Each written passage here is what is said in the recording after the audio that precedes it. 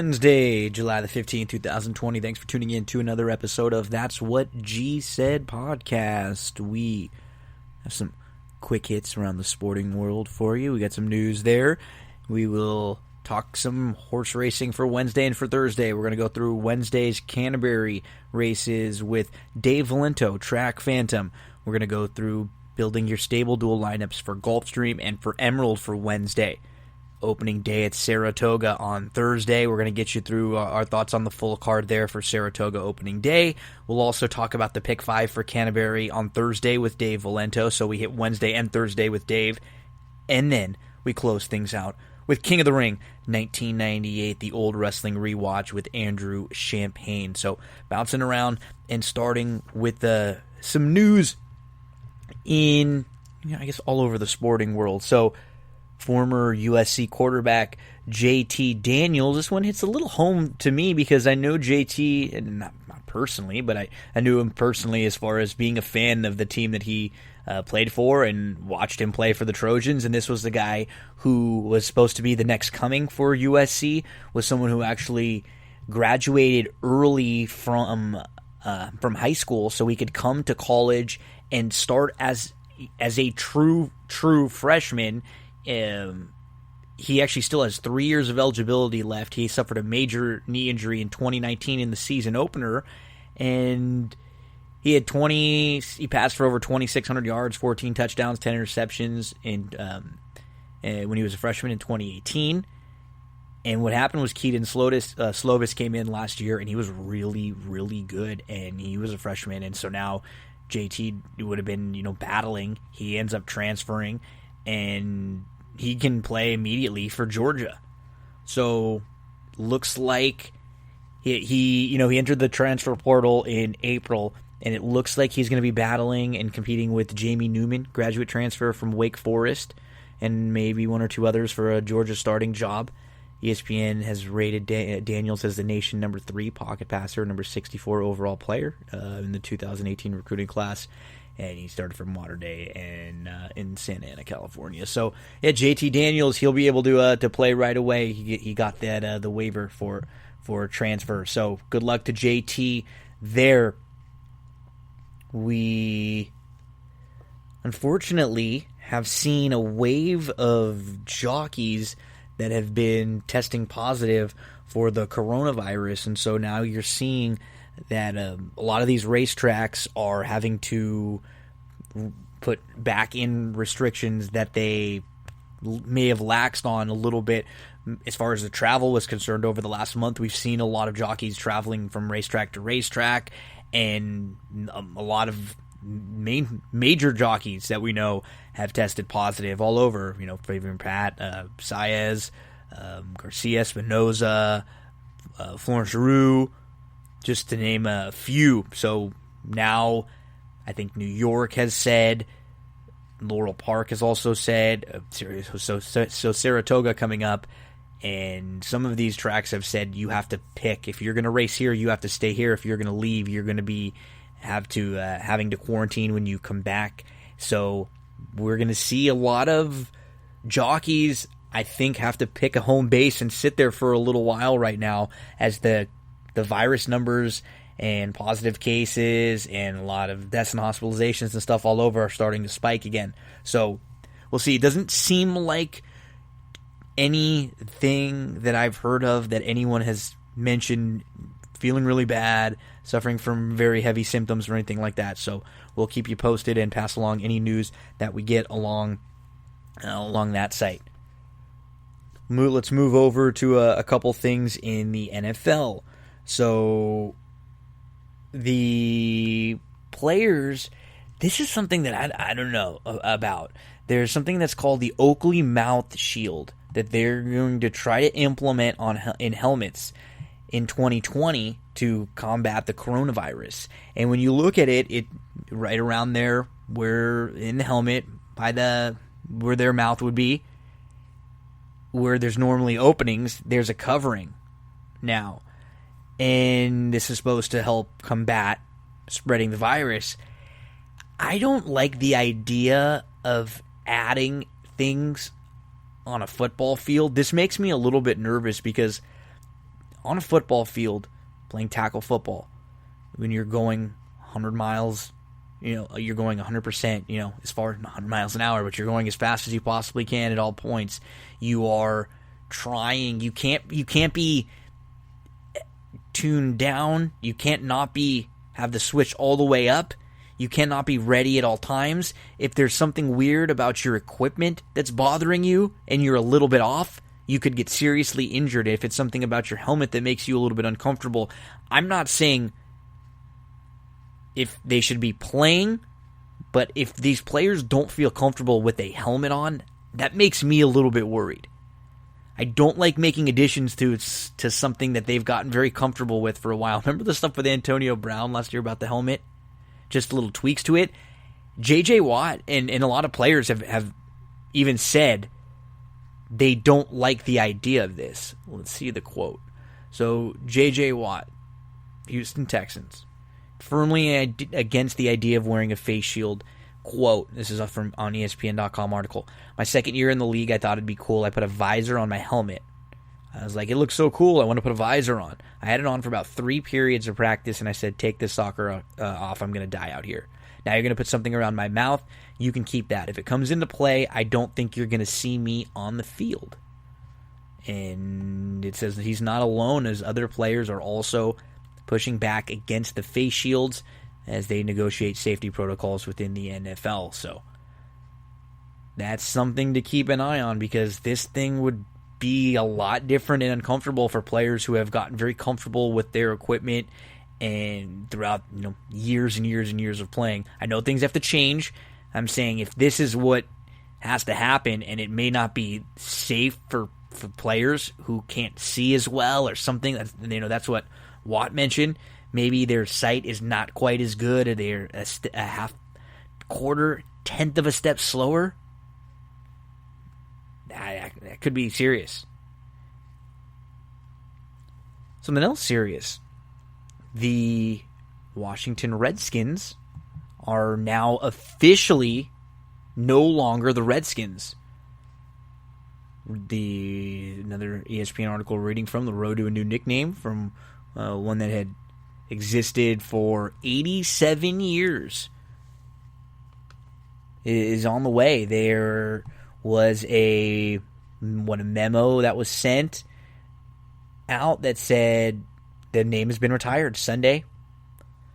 Sunday into Monday, they made an announcement that the name is going to be changed. And now they will decide very quickly what the name is going to be. The rumors were that there were just some issues about purchasing some of the name, domain, things like that. So we'll see what the formerly named Washington Redskins will be named, and we'll find that out very soon. Over in the NBA, Russell Westbrook tests positive, so now we're seeing some of the bigger stars there. We'll see how that impacts them. We don't know a lot of details about the players that we find out that test positive. We only know when they show back up at practice, and we know that means that they've had negative tests since. A lot of these players may have tested positive before, and now they're not. But again, we're seeing. We didn't see a ton of players, but we did see a few. And hopefully they'll do their best staying in the bubble. We'll really start previewing and talking about NBA next week. We'll have baseball games to play next week too. Rondo for the Lakers is hurt. He's going to be out 6 to 8 weeks. I don't think this really impacts the Lakers all that much. Where it could hurt, it would be is if LeBron, for any reason, were to get hurt. They could use an extra ball handler. Unfortunately, if LeBron gets hurt, the Lakers aren't going to be doing much anyway. So this is going to get more opportunity for Alex Caruso, more opportunity for KCP. Probably give the chance for Waiters and J.R. Smith to play a little bit more also.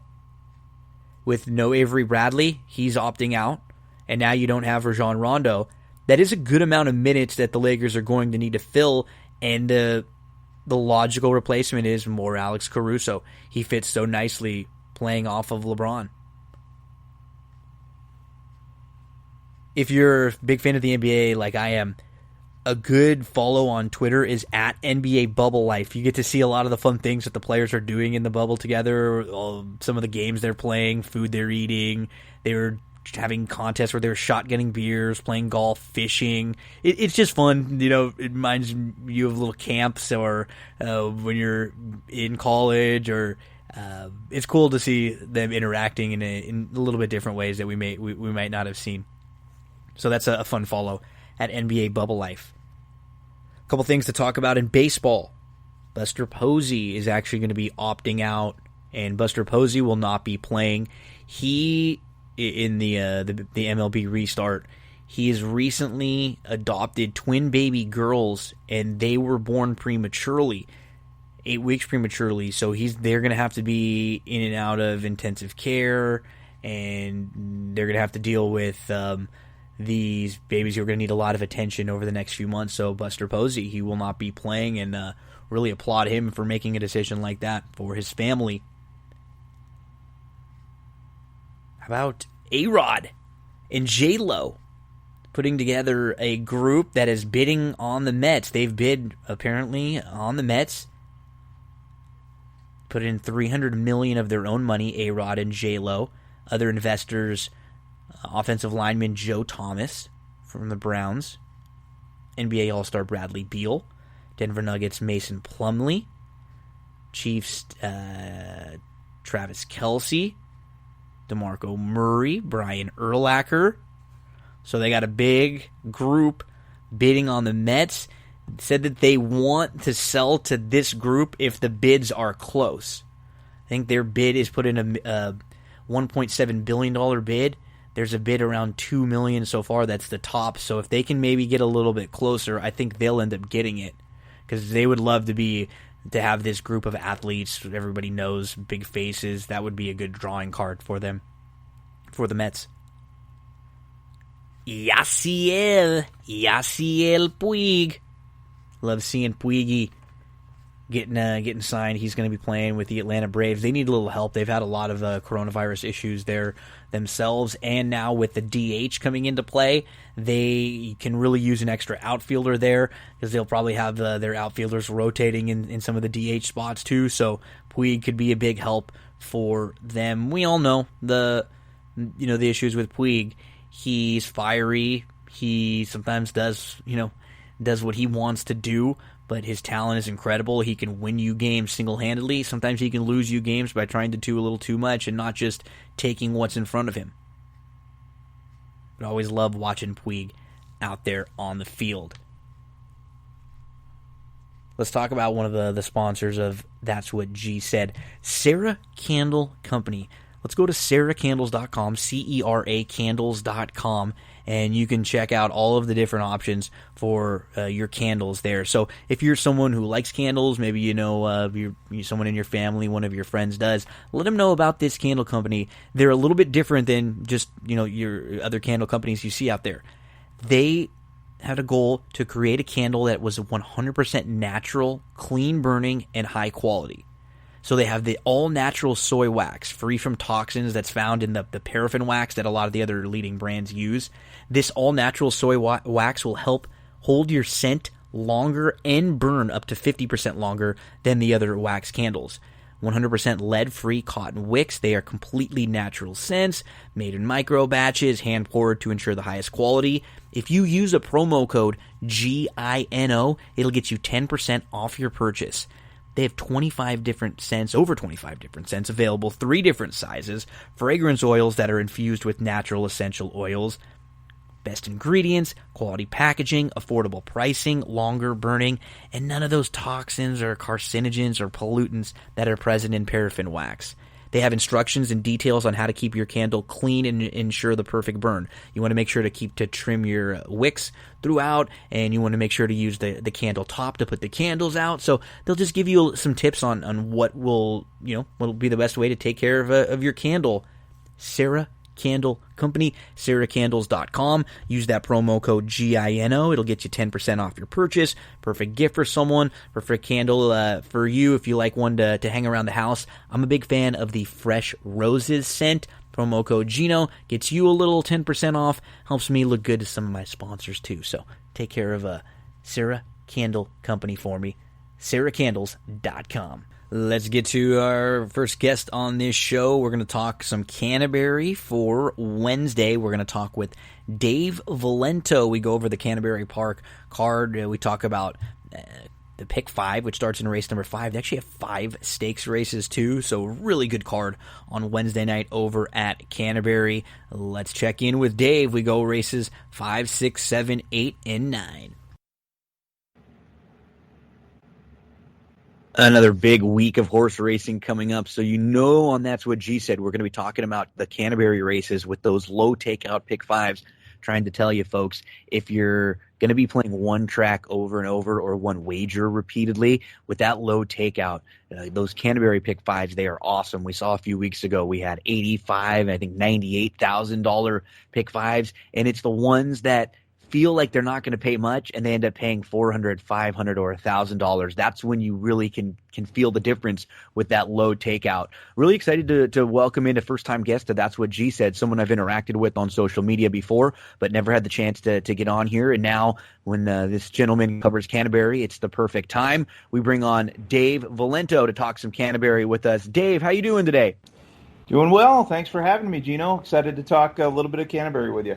Yeah, so for those out there who don't know Dave, I always like to ask people at the beginning, and I will also preface this with saying for the last few hours, right by where I live in Long Beach, they're looking for a fugitive. So Harrison Ford is on the run somewhere right now, and there are helicopters flying around. So if you hear that in the background, I apologize, folks. It's my place that sounds like a war zone. It's not where Dave is at. So Dave, now let's get into it.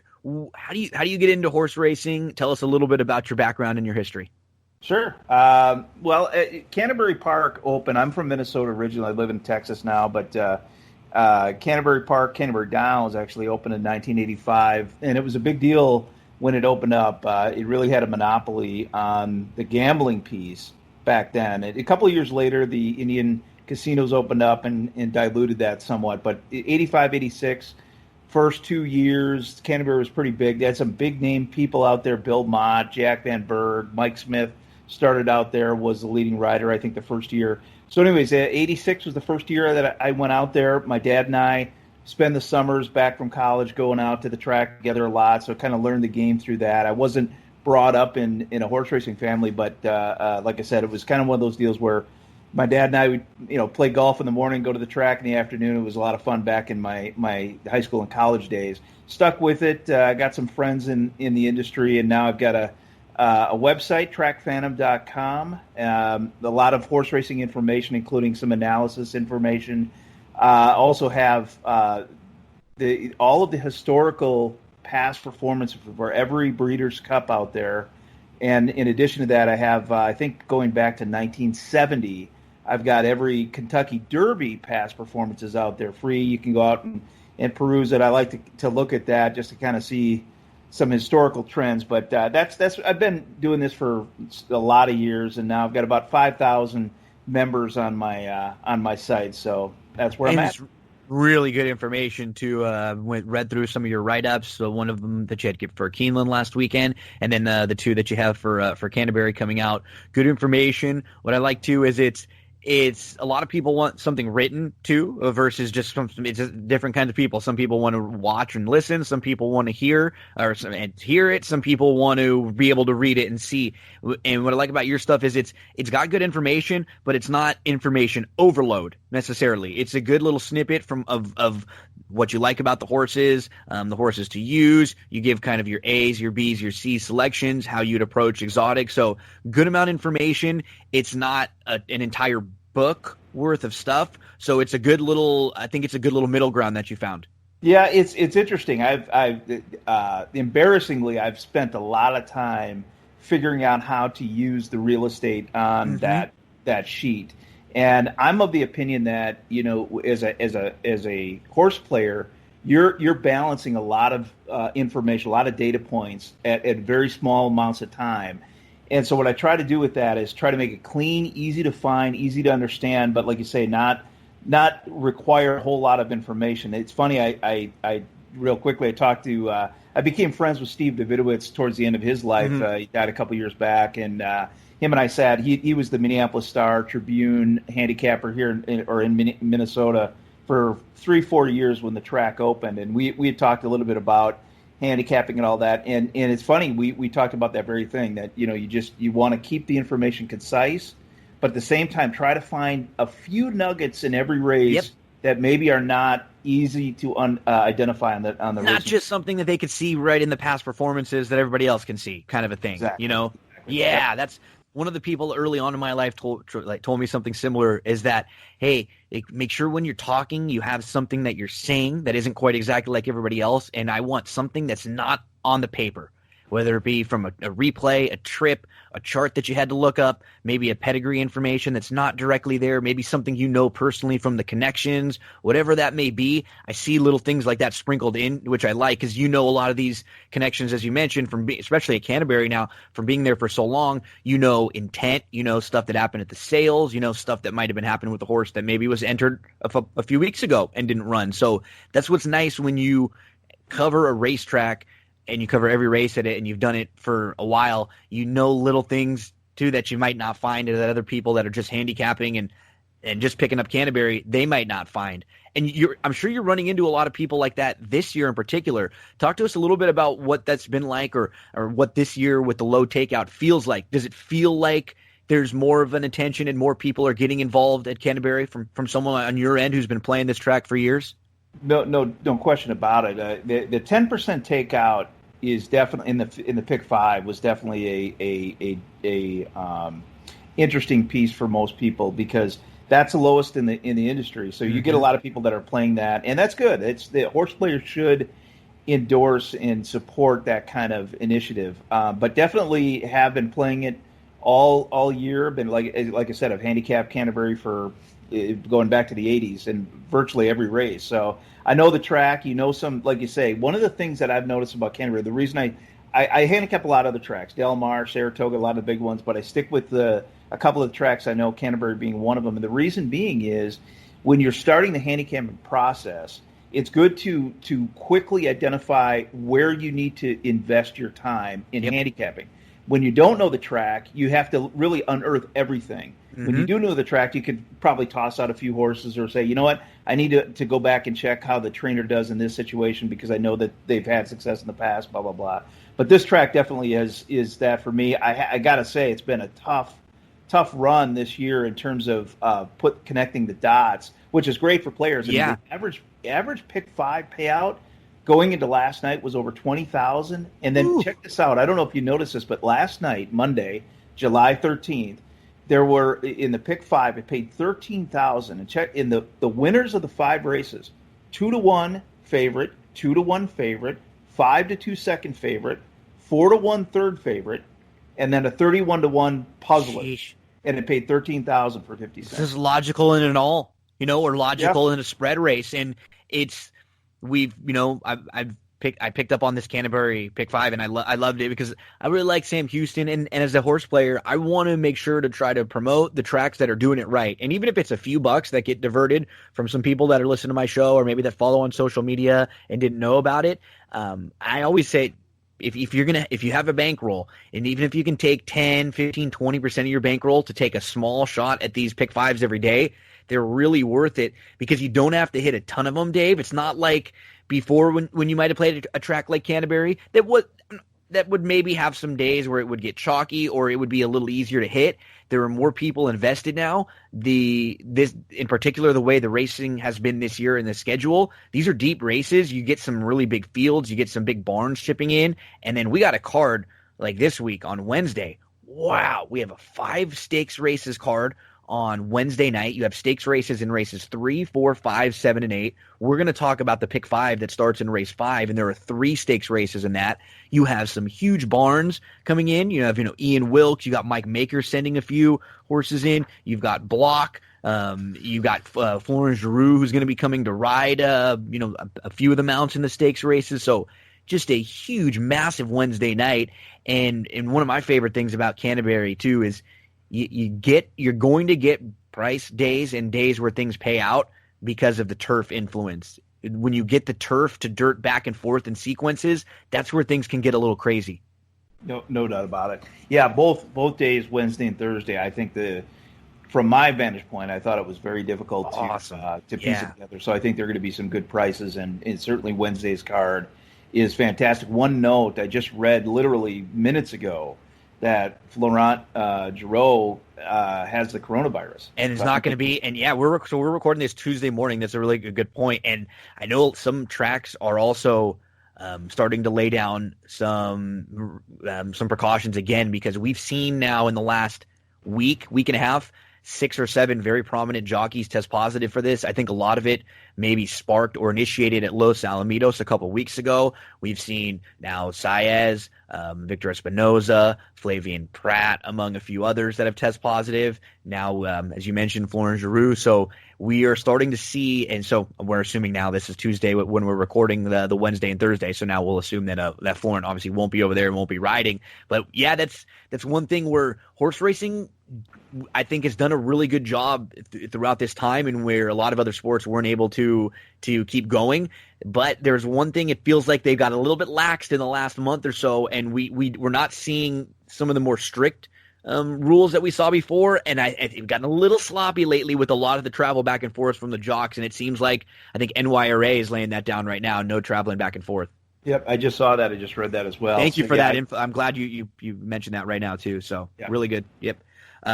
Okay, so yeah, I mean, the big barn sending in, nothing they can do. We figured we were going to see a Florent there in a few races. Nonetheless, just some quality horses here, and we kick off the pick 5, Dave, in race number 5 at Canterbury on Wednesday. So if you're following along, get your past performances out, and just a heads up, we are recording this again on Tuesday morning. So if anything changes between Tuesday into Wednesday evening, we'll let you know. I'll post along on social media if there's scratches or changes or races that change services, anything like that. We get things kicked off in the pick 5 with the Mystic Lake Derby, $100,000, one of the bigger races each and every year at Canterbury. And you have some horses who have been facing open company, who have been very, very competitive. I think, at least from a who's going to be really tough in this race standpoint, we probably have to start at least with Angelus Warrior for Mike Maker, who comes in. He beat First Level Allowance Company at Churchill last time out. He's been competitive with some actual stakes horses. A horse like Spanish Kingdom just came back. He was only beaten a length in the Grade 3 Transylvania. So in the pick 5 in this race, is Angelus Warrior a horse who you need, who you start with? Give us kind of your approach on how many you need on your ticket to get out of this race. Well, I went back and forth on this one. You definitely have to use the 4 Angelus Warrior, no doubt about it. The 3rd and the 5th place finishers of the last race came back to run 1-2 in the Iowa Derby. And as you mentioned, Spanish Kingdom ran well. I mean, Maker won this race the last 2 years with Ken Ramsey horses. So Angelus Warrior you got to have. The horse I actually put on top with very slight conviction is the 2 Plain Talk. Mac Robertson is traditionally the leading trainer. Him and Diodoro kind of switch around. I like the way this horse won last time out. It does have a little bit of a sprint pedigree to it. Although if you go back 2 generations in the tree, you've got a couple of really big turf horses, Parade Ground, Parade Leader, won a lot of turf races. Mac does well at this track. Those Oaklawn races are pretty good, so I'm gonna stick with that horse on top. But you definitely have to have the 4. The other horse that I would use or is interesting to me is the 5, Hondu Lane. This is a half to a horse who's in the 8th race today or Wednesday, Honor the Hero race. Chief Sikatraz is the Morning Line second choice in the Honor the Hero. This is a half to that horse. Neither of those horses have been on the turf, but the sire of this one, Mr. Speaker, was all turf. Won the Belmont Derby a few years back. So there's a lot of turf here. That last race, now I didn't beat much in that last race, but boy was he sharp. So I think there's something there on that one. I'm actually looking at the 2, the 4 and the 5 as must-haves for me. The 3 is somewhat obvious that if you're going to add another horse.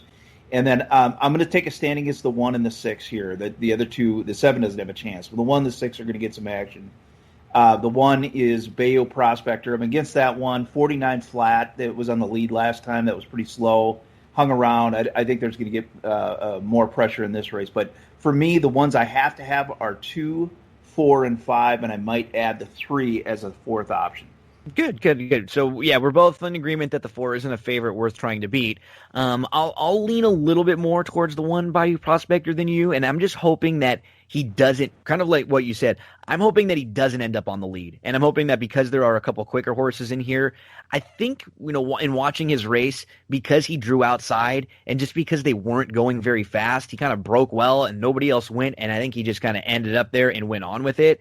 I like that he tried even when it seemed like he was headed. I thought at the top of the lane he was just going to back up, and I was looking at him and thought he was a little cheap at the beginning. But then we play that common rival game, and you see Dyna Drive, who was a horse who actually outfinished Angelus Warrior, and Bayou Prospector was right behind him too. So in this race we will spread out a little bit, which is great for a little bit of a disagreement, not necessarily disagreement, but just for some parity here. And then I definitely agree.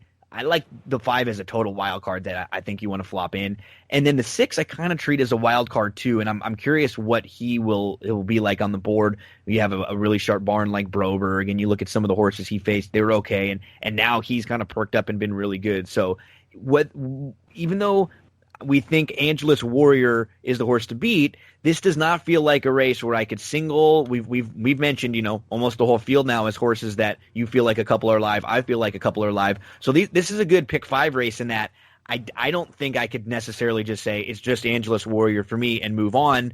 So not the easiest start in the Mystic Lake Derby. Not at all. And one thing to keep in mind too, every race yesterday was one wire to wire. Every single one. Though actually, really there was good one race where a horse was sitting second, and then won. But otherwise, every single other race run yesterday, including on the turf, they went wire to wire. So we'll have to watch that again tonight to see if speed is holding. I do like your angles on the 1. It's one of those that I could make a case for or against. Yeah, and you got to just take a stand. I did notice a Dyna Drive common horse there as well. Let's get to race number 6. If you were a pick 4 player, this is the late pick 4. But if you're a pick 4 player with that 10% taken on the pick 5 at Canterbury, I'd always try to convince you to play the pick 5. Even though it's a little harder to hit, it's more worth it. You're going to hit less of them. You're going to make a lot more money doing it. Dave, man, I thought this was a really difficult race for me to have a strong opinion, because you start going through the field of 8. I think you can make cases for many. And this is a race where you look at the morning line at first glance, and when you only have one horse that's up to double-digit odds and then many others that are going to take a little bit of action, it seems like that race on paper. So where do you start in this 6th race?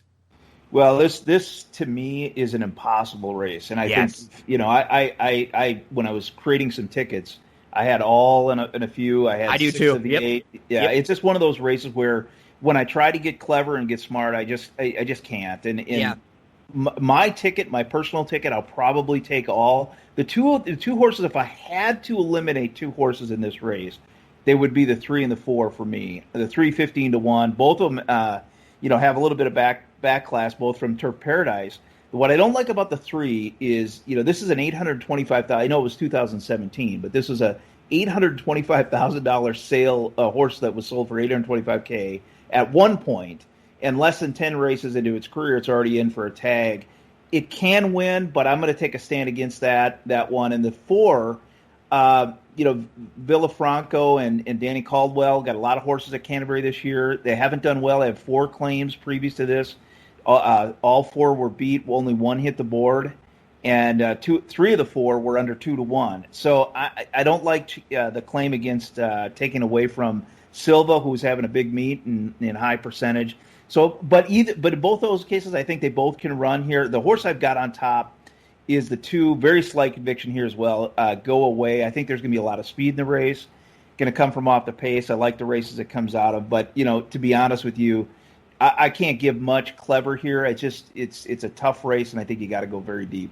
Yeah, we're similar in that when I'm like eliminating horses, or I try to put them in order of how I like them the most, and I have as my top horses like 6, 1, and 5. So I was against the couple that you meant being against, in that I'm going to play all on at least 1 or 2 tickets.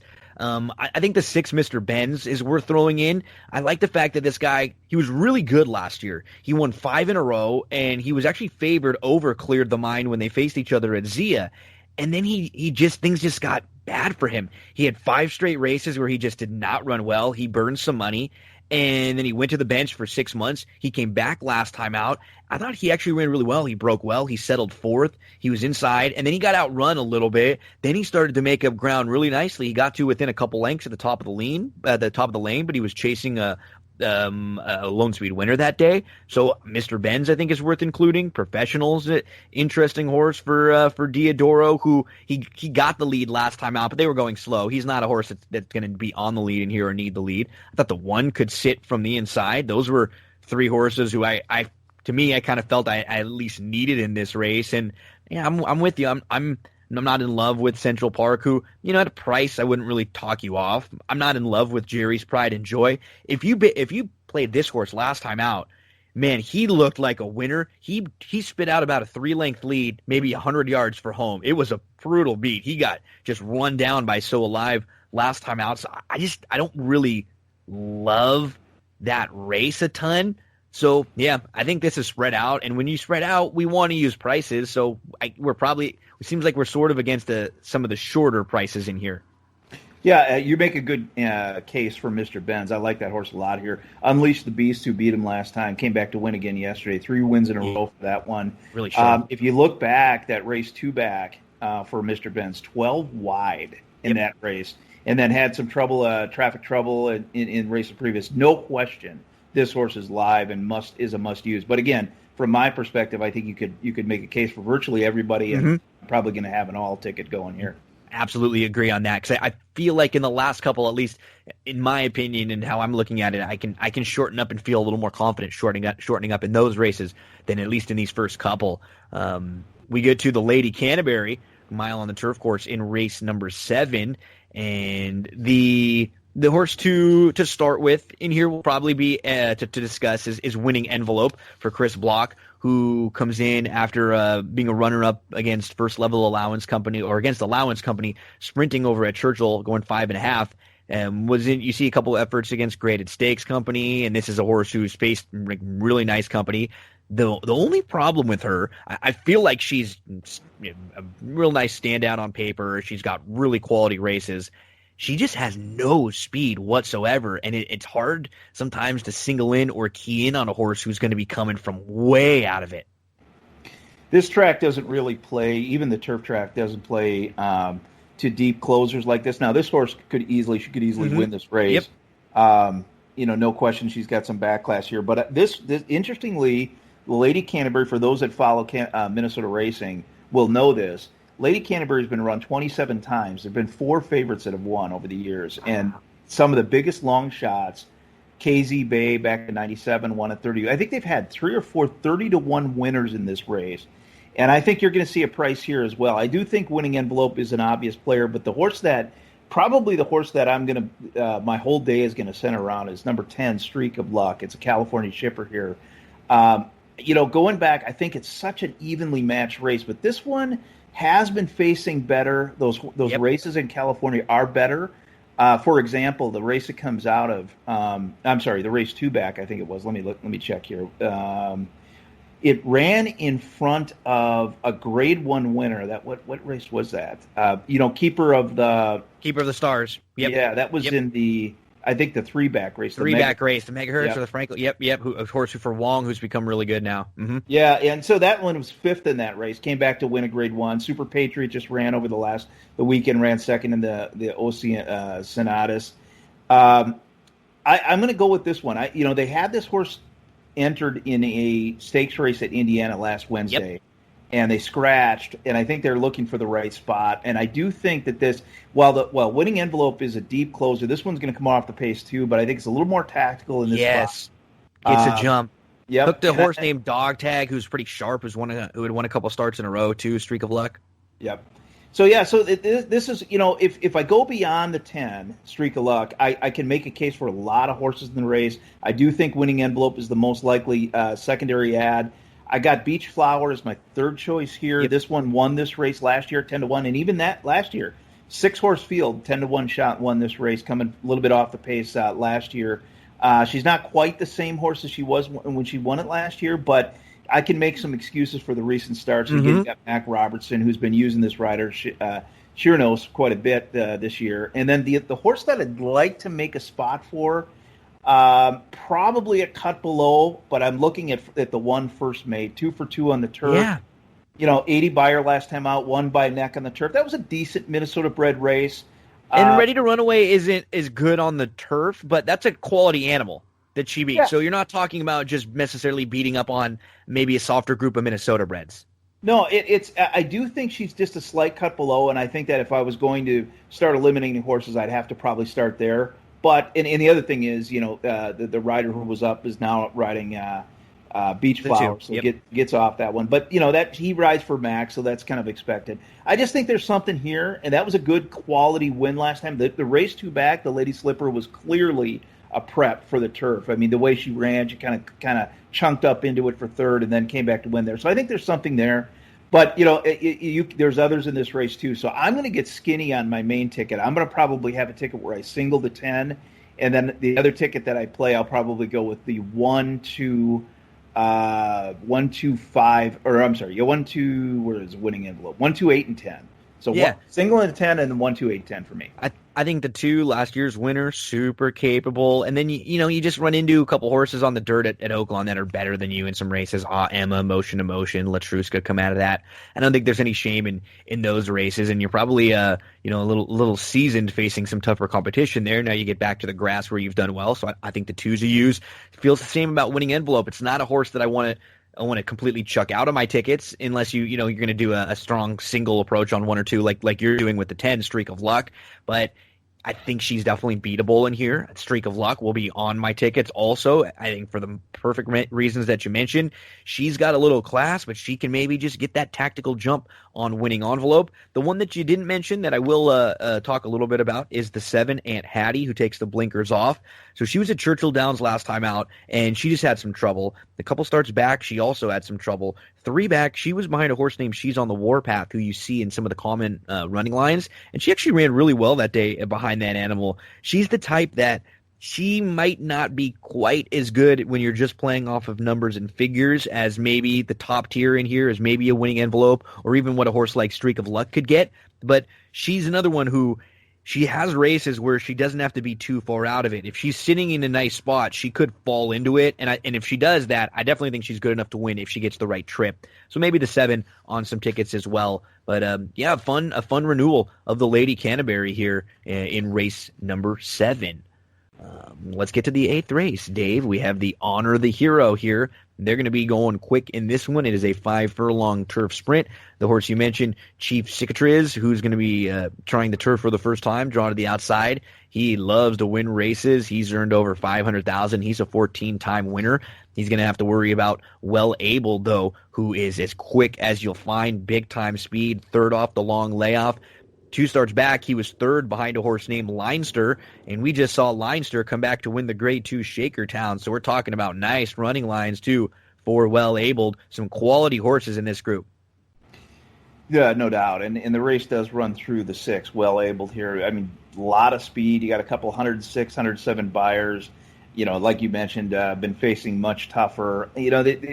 Not much to say here other than you're talking about a horse that's going to be on the lead on a track that has been favoring speed. You got a good rider on it, so obvious use there. The Chief Cicatriz is I could see taking to either stand here, either playing it. I've got it on top, but I can actually see throwing it out as well. Never been on the turf. I will say this, interestingly, I went back and looked in the history of this horse. This trainer, Davis, has actually publicly worked this horse on the turf 5 times in its career, and all the works were pretty sharp, including one I think he had just recently, about June 17th, a 47 flat drill on this turf course. No question he's classy. He did get, the running lines in last where it says he boxed 6 wide. Wasn't quite as dramatic as maybe the running line says. I was slightly underwhelmed with his run there. I think Mr. Jägermeister, all-time winningest Minnesota bred, no disgrace in losing to that horse. Although he came back, and I thought he was a little bit flat in one of the stakes races earlier this year. So I'm kind of torn on Chief Cicatriz. I like both of those horses, the favorites there. The horse that I want to get on my tickets. I got the 4 Lawton for third, but the one I want to find a spot for is a horse that I've been chasing for quite a while. Is number 7, Fireman Oscar. This horse actually won this race last year at 25-1. Now that was off the turf; it was on a sloppy track, but he's just sitting on a big race. In the race I just mentioned, where Mr. Jägermeister was slightly flat, that was the 10,000 legs. This one was third in that race, 2 back, and got really tight on the rail. In fact, I almost thought there might have been an inquiry on Mr. Jägermeister. Came over and kind of kept him in tight on the rail. They left it as is, and I thought there was a little more to offer there. Last time out, not a bad run. Those are 2 pretty decent Minnesota breds, Cinco Star and Drop a Golden Sun. I thought it was a decent run. I think 5 furlongs is a good spot for him. I think I would use him. But for my tickets, I'm going to go with the two favorites here. So that would be Well Able, the 6 and the 9, and I'm going to add in the 4 Lawton and the 7 Fireman Oscar. Yeah, I think we literally have the same 4 we'll be using on some. I'll probably play a ticket or 2 where I single Well-Abled and then go a little deeper in the others. I think there's a very good chance he could just run them off their feet. Some of the reasons you mentioned. I mean, facing tougher and going 5, I think is a big help for him too. Even he can go 5.5 or stretch it out to 6 if he wants to, but going 5 where he can just really wing it. You have some question marks with Chief Cicatriz from the outside, who might not have been at his absolute best last time out, and who's going to try the turf for the first time. So, yeah, I'll probably play 1 ticket where I single the 6. I'll probably play another where I use the 4 that you mentioned. And just to, Lawton, what I like about him is he's got enough speed to stay close, but he can pass horses. You see horses like Real News and some actual real quality ones that he's faced. So he's not a horse who I worry about getting outrun. And I really like the way Alonso Quinones has been riding. As someone who plays a lot of Southern California, I've watched Alonso for a lot of years, and he struggled the last couple of years, whether it was just getting the right mounts he needed, and then what ends up, how it goes, Dave, you're not getting the right mounts, and then you start losing races, and then your confidence starts to go a little bit, so maybe you're not riding as well as you should, and you need a change in scenery sometimes, and he's been riding really, really well at Canterbury so far this meet. Definitely has. I think it's his brother is Luis Quinones, who won the riding title at Canterbury 5 years in a row in the late 90s. So, yeah, he is definitely riding well. And you're right, the confidence is there. He's he's not a rider that I would look to and say, hey, I got to use him because he's on the horse. But he's someone where if I see he's on the horse, I have no problem using him. Yeah, he's on 7 Fireman. Exactly. He doesn't get you off a horse. And right. And that's kind of nice as bettors who we want, because we don't necessarily want the horses who are going to be overbet and maybe take a lot of that jockey action sometimes. So when you feel like you're in capable hands of someone who's between a 15 to 20-ish% rider, that's always very nice. And he's been doing a really good job so far. So I think you mentioned it perfectly. You just don't feel like you're going to get off the horse once he's aboard. Okay, let's close things out on Wednesday's card. We're into race number 9. We're 4 for 4 at this point, Dave, hopefully. We're trying to close this pick 5 sequence. How many horses do you want in this last race to close it out? Spent a lot of time on this one, just trying to figure out if I need more than the 3 and the 4. The 3, Polar Sense, my top choice. The 4, Biscottini, is my second choice. And I decided I'm going to stick with just those 2. And my logic here is Polar Sense out of the dam, Polar Plunge was a stakes runner at Canterbury for, I think, these owners. She's run well. That race last out, the third place finisher, Siggy Cricket, came back to win by 7 or 8 lengths, maiden special at Prairie Meadows. And I actually bet that race. I remember the race. I bet against her. I thought it was a decent race, and she just crushed there as the favorite. So that race has turned out to be okay. You go back 2 races at Will Rogers. There's been 3 runners out of that race, the Will Rogers race, that have come back to win. 2 of the 3 won maiden special weight races at Canterbury. So that has been a live race. Key races, well. Yeah. Yep. Now the 4, Biscottini, 16,000 claimer last time out, 9-5 second choice. I looked at the replay there. It says stumbled badly at the start. It was legitimately a bad stumble. And so she ran around the track, didn't have much of a chance after that. Golden Gate form prior to that. So those are the 2 I'm going to stick with. I'm just going to go those 2. I can understand where people might look at the Diodoro shipper from Golden Gate. He hasn't actually done very well with Southern or Northern California shippers into Canterbury. Although, this is a drop in class, so you got to consider that. But for my tickets, I'm going to stick with the 3 and the 4. Yeah, I don't think I'm going to try to get too cute in this race either. I'm going to probably play one ticket where I single the 4. I'm going to probably play another ticket where I just use the 3 that you mentioned, the logical 3, 3, 4, 9. I think the first 3 races felt much more like races where I'll try to get cute in the sequence and take some swings. The last 2 races felt like races where I think you can shorten up with some of the logicals in here. You mentioned Biscottini, who just never got a shot last time out. She did legitimately miss that break. It was a brutal start. She was down to her nose. She was 10 lengths off, and then she ends up last chasing a wire-to-wire winner. And she ends up losing a photo for 4th that day. So I just think there's a lot of improvement to be had with her. And I was just like, I was doing exactly what you said. I could picture the two of us just kind of banging our heads against the table looking for some other prices in this race. I just couldn't get there. I really couldn't make many cases for any of the longer shots. I wanted to try to make a case for a horse like the 6, but I think there's going to be some other speed in here, and I don't know if it's going to shape up all that well for the 6. So yeah, I think I would have to. I wanted same thing. I wanted to try to make cases for the 8, but I'm a little concerned that she gets kind of caught up in that pace battle with a few others.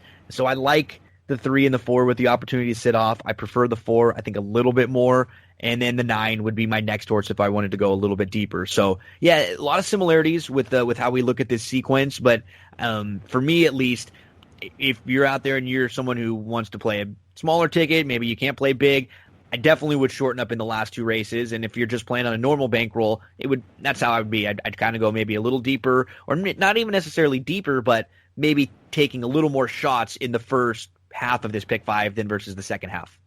Definitely agree. And one thing to keep in mind, my sheets are free this year, partnership with Canterbury, so anybody that goes to my site can get the sheets for free, and I've got actually pick 5 suggestion in one ticket on Wednesday and then 2 on Thursday.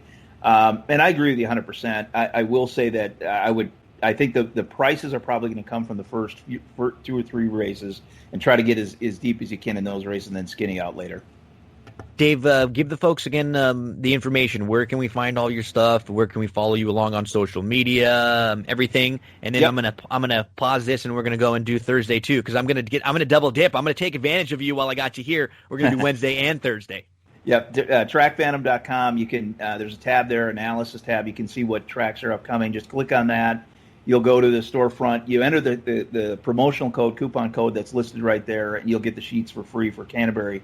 We'll have Saratoga and Del Mar later this week as well. But in social media, Twitter, Track Phantom, at Track Phantom, out there quite a bit. And I also do give some of the plays out there as well. Dave, thank you so much. Really appreciate it. Folks, make sure to give him a follow. You heard from here, a really great handicapper, knows his stuff, and in particular at a place like Canterbury, he'll really help kind of steer you to some horses or maybe some information that you just might not know. Dave, thank you so much. And like I said, those who are listening to this and who listen for the Thursday stuff, they're going to hear your voice again in just a second. Thanks, Gino. Take a quick break, folks. Don't go anywhere. We're going to hear from one of our sponsors. We'll be right back with much more racing.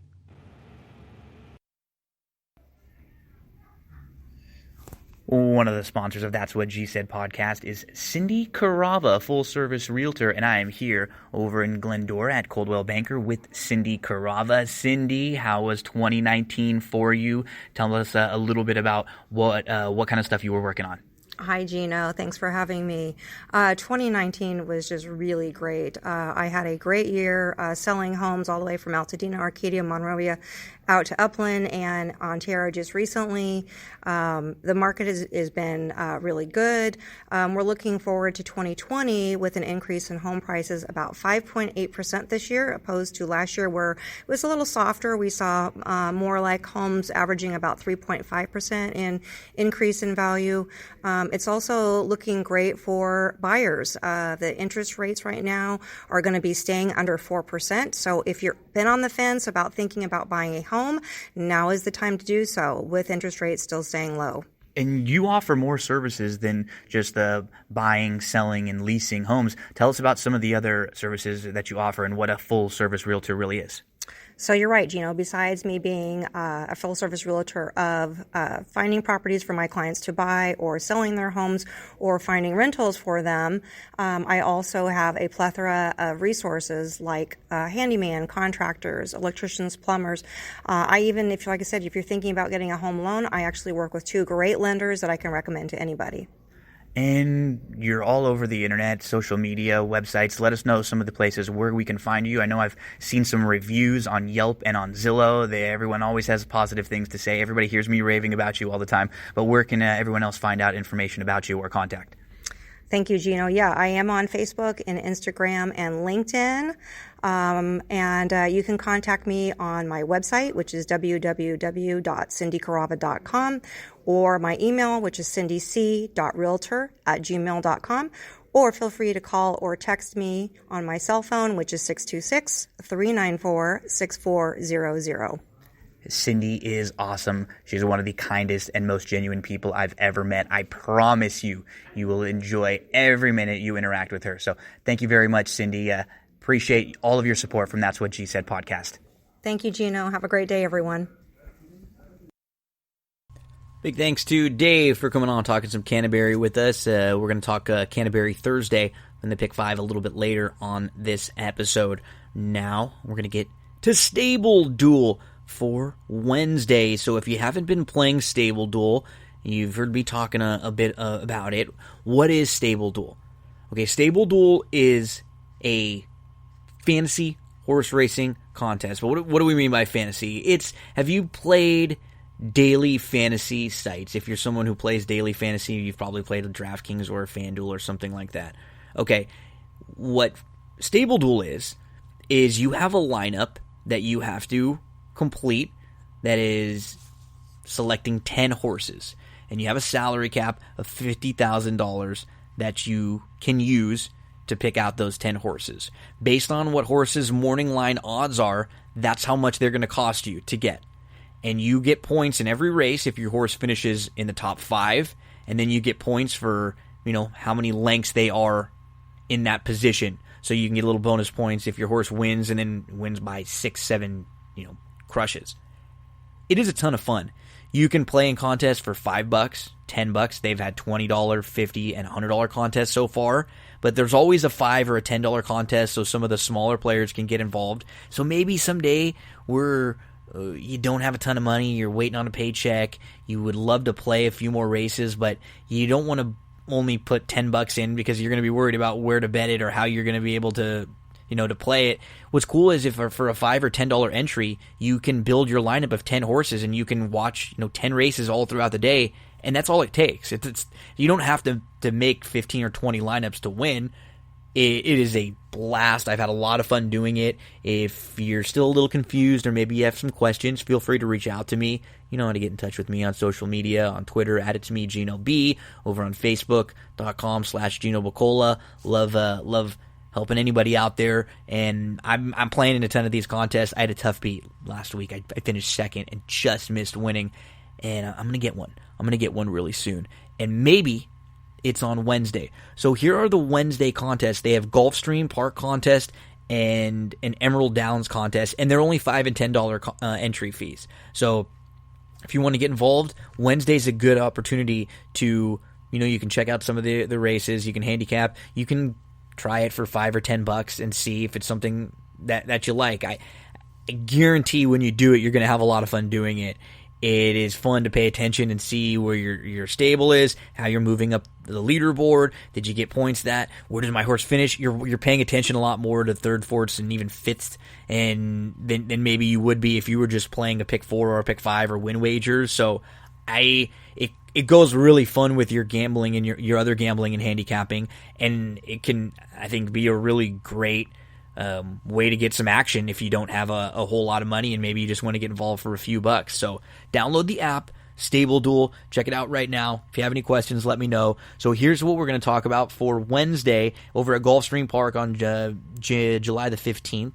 We are going to go through building our lineup and the process. So in race number 1, there are a couple different horses I would look to that I'd be okay with using. They would be the 7 are Miranda Sophia, who's going to be adding the blinks, and going to be cutting back a little bit, trying the grass. They try to get this one on the grass a couple different times. I think she's going to improve a little bit in here. And then the 2 are Little Devil. Those would be the 2 I look to use. Miranda Sophia would be for $3,000. If you want to spend up a little bit more, our Little Devil would be $6,500. So that's the way this works. It's like a salary cap. So out of your $50,000, if you spend on Miranda Sophia, that's going to take $3,000 off your salary cap. If you spend on Our Little Devil, that's going to take $6,500 off your salary cap. What are things you're trying to do in here? For me, I'm always trying to kind of sniff out horses that I think are going to get bet down. Because if that's the case, if we feel like the morning line is a little bit off, we're not going to get penalized, or there's no readjustment if the horses get bet down. So a horse who's 5-1 on the morning line and that goes off at 6-5, that gives us a really big advantage because we're getting a 6-5 shot that we paid not nearly what we'd have to normally pay for a 6-5 type horse in a contest like this. So you're looking for who's going to get bet down a little bit in each race. So we moved to race number 2 at Gulfstream on Wednesday. And I'll look to 2 different horses in here. The 3 Acting Lucky, obviously adding the blinkers. I just had a tough start. So hopefully in both races. So hopefully the blinkers will help her get a little bit more focused. She just had a brutal trip last time out. I think the 5 showing some speed in the debut, now dropping in class. I expect her to be a little bit better in here too, making career start number 2. So I'll be using the 5. Who World Gone Wild, who's $6,500. I'll be using the 3, Acting Lucky, if you want to spend up a little bit more at $8,000. Stormy Jess is $8,500. That's the top price in the race, the 5-2 morning line favorite, but that's a first-time starter. I'd prefer a horse with just a little bit of experience in this spot, so those would be the 2 that I look to use. In race number 3 at Gulfstream Park, 2 horses that jump out to me. The 6, A Beautiful Day, who would cost you $5,000. A Beautiful Day did have some legitimate trouble on June the 21st, and she's been overall really, really consistent. She's got some speed, but she can sit and pass some horses if she has to, so I'll be using her. She's not going to cost you a whole ton at just $5,000. My Miss Macho, if you want to spend a little bit more at $7,000, I'm okay with either one of them. I'll probably use different combinations of those 2 in a couple of my lineups. Race number 4, few horses that I'll look to. The 2, the 7, and the 3. The 2 at $5,000 causing a hullabaloo. First timer for Cassie, very logical. The 3, Gulf Coast Gal. Nix is really good with these 2-year-old firsters. And then the 7, Frankly My Dear, has some experience and ran a really good race first time out. So Gulf Coast Gal would cost you $7,000. Frankly My Dear would cost you $8,000. I'm okay if you want to go with the causing a hullabaloo with the $5,000 there for the deuce. We move to race number 5. I think I'll probably just end up using the 5, Get the Money Bernie in here, who's going to get to the grass. He showed speed in both. He just doesn't face a group of any monsters in here. If he has any kind of an effort similar to that debut race, he's just going to be tough. And I think you're going to get a good run for your money because he's got the ability to show some speed, but he kind of sat and did pass in that debut race. So let's use the 5, Get the Money Bernie. Get the Money Bernie is going to cost us $7,500 in here. In race number 6, there are 2 horses that I'll look to. So I don't think you have to spend up for one of the top 2 in here. I do like City Bike on the drop, second off the bench. This is a horse who debuted for maiden 20s. And it feels like this is a big drop, but she broke her maiden for maiden 15s at Sam Houston. I actually think this is a really nice spot for the 6, City Bike. The 1, Ms. Chaplin, if you want to go a little cheaper in this race and spend $3,000, I'm okay with the 1. So I'll be using the 6, City Bike at $7,000, the 1, Ms. Chaplin. Let's move to race number 7. It starts your late pick 4 at Gulfstream in the 7th race. I'm looking at the 2, Super Courage. The 3 inside horses I like, if you're playing any exotics and stuff. But as far as setting your stable duel lineups, Super Courage at only $1,000, I think coming out of some of the open claiming races, it will get you a really nice run for your money and pick you up some points here. The 1 over the channel from the inside, you look back to some of those open races, and then only beating a neck last time out in a really similar spot, should be even sharper today. The one I'll have to beat is the horse who won in a similar spot on June the 19th, and that was till the end. So I would be 2-1-3. I like the 2, obviously, because you only have to spend $1,000 on Super Courage. The 1 over the channel, maybe you want to go to that next level or tier, that would be up at $6,000. And then till the end, if you have the opportunity to spend up, that would be $7,500. In race number 8, there would be 3 that I would look to build some of my lineups around. I think we might be able to steal one here with Poppy's Destiny, who is 15-1 on the morning line. It'll only cost you $500. This guy was favored last time out against 6,500 non-twos. 2 back, he was third. Last time he kind of had an in-between trip, and then they went 6.5, and now he's cutting back to 6 furlongs. 2 starts back at 6 furlongs against 6,500 non-twos. He was third in what was a pretty similar race. I think he's more like a 6-8 to 1 shot than he feels like a 15 to 1 shot in here. He has enough speed to at least stay close. Yeah, Poppy's Destiny. Let's use the 6 in some spots. And only going to cost you $500. The 9, Robin's Blind Deal. That would be, you want to spend up a little bit more. That would be the next tier I would go up to. Lightly raced with some upside. Finally able to put 2 starts together. We didn't see this one from August of 2019 to June of 2020, and then now he's got to be a little bit better in here. And then the 12 would be the other one. The Big Joker. Get some outside speed from the 12. Another one is not going to cost you a whole ton. Would only be $3,000 off of your salary cap.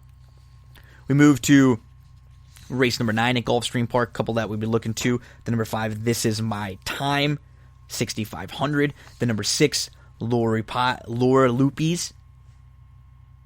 Looking for a third in a row. If you want to spend up, that's a lot though. $9,600 is a lot to spend where you're taking off almost 20% of your salary cap right away. You have to feel like you're really, really confident if you're going to spend up. I'd always much rather spread around a little bit and use some more middle-priced horses unless it's a real short race. Maybe it's an entry or a horse who I just feel like has a major pace advantage.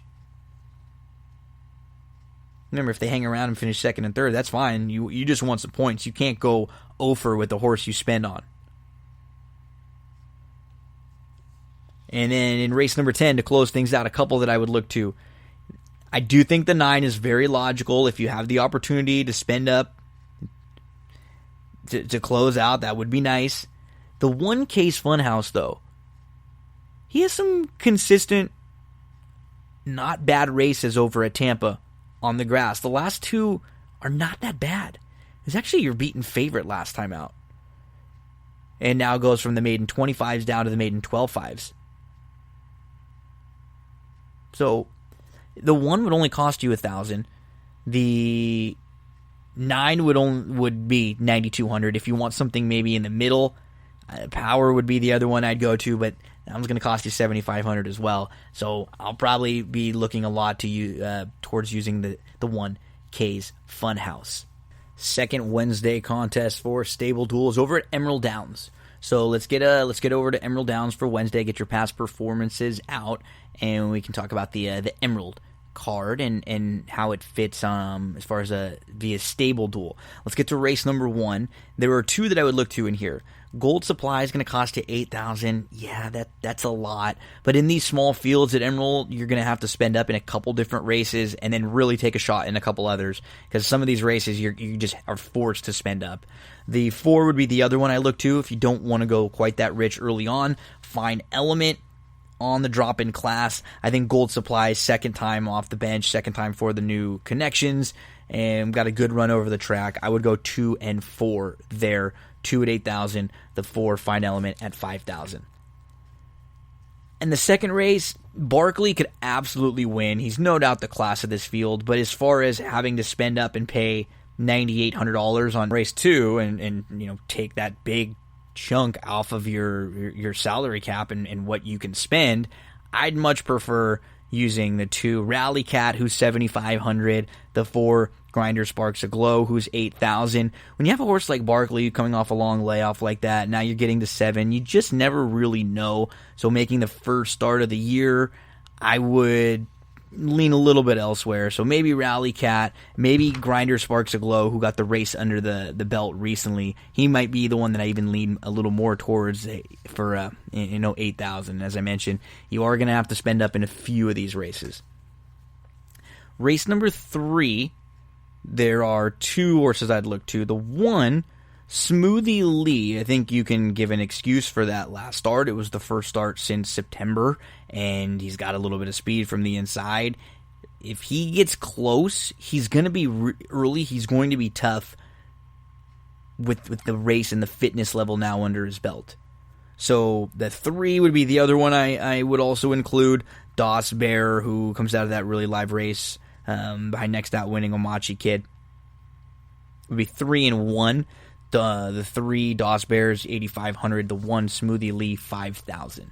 Depending on where you stand, those would be the 2 that I'm looking at to use in some way, shape, or forms in my lineups. In race number 4, 2 horses that I'd be looking to were the 9 and the 7. So Zima's Honor has the experience and got bumped around a little bit. I think figured some things out in that debut. I'm expecting the 9 to be able to beat a couple of others in here who I don't know if they had legitimate excuses.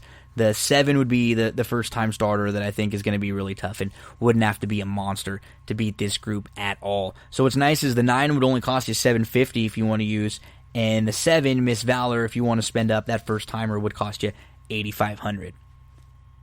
Race number 5 at Emerald, looking to the 3, Tig, who would be 5,000. This is a second-timer who debuted against maiden 25s, but this is not a really strong maiden special weight group, so I'm not worried about stepping up from a group of maiden 25s to a maiden special weight group.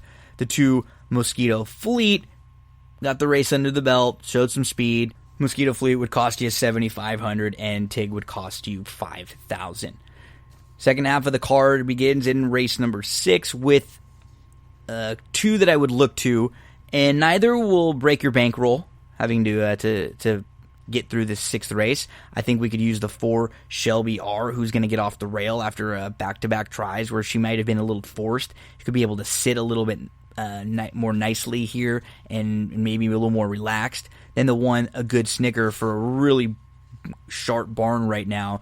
And this tab looks good. I think she's ready to rock from the rail if she can just navigate that inside post.